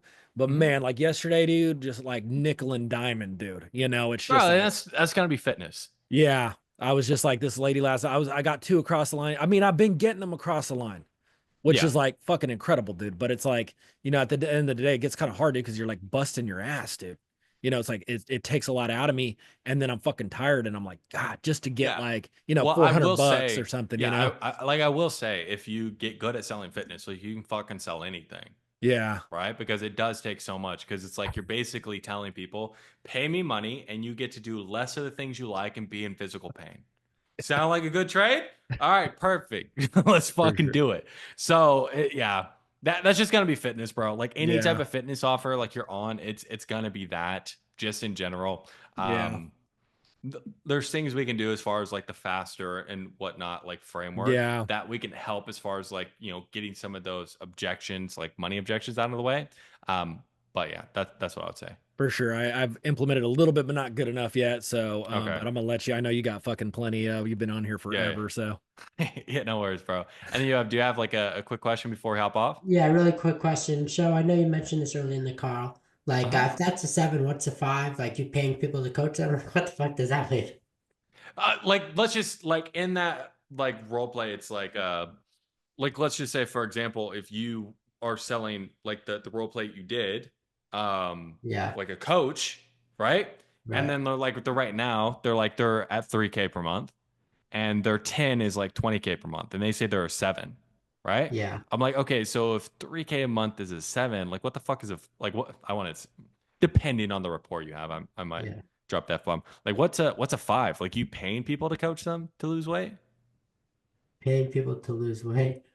But I Like, still think because like right now, like let's just say if a 7, if we're on a scale of like 1 is the absolute worst and 10 is the absolute best, and 3K is right here, then that means like 3 to 7, like 17K is from 7 to 10, right? So 17K. If they're making 3K right now, 3K is a okay, 7, and yeah. So it's like if you 20K go is a down, 10. right? So if you go down, like let's just do it by math, okay?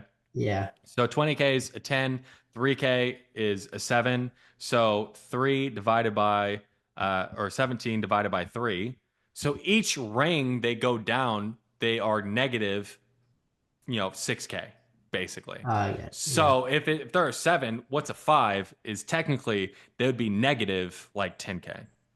Oh, yeah. And when we're Right? saying that, would they be able to connect the dots fast? Because for me, it took me a while to connect that. You have to go. No worries. Would the It's prospect like, connect that like instantly when we say that generally? typically it'll land, but it's like, or you can say, hey, just by numbers alone, right?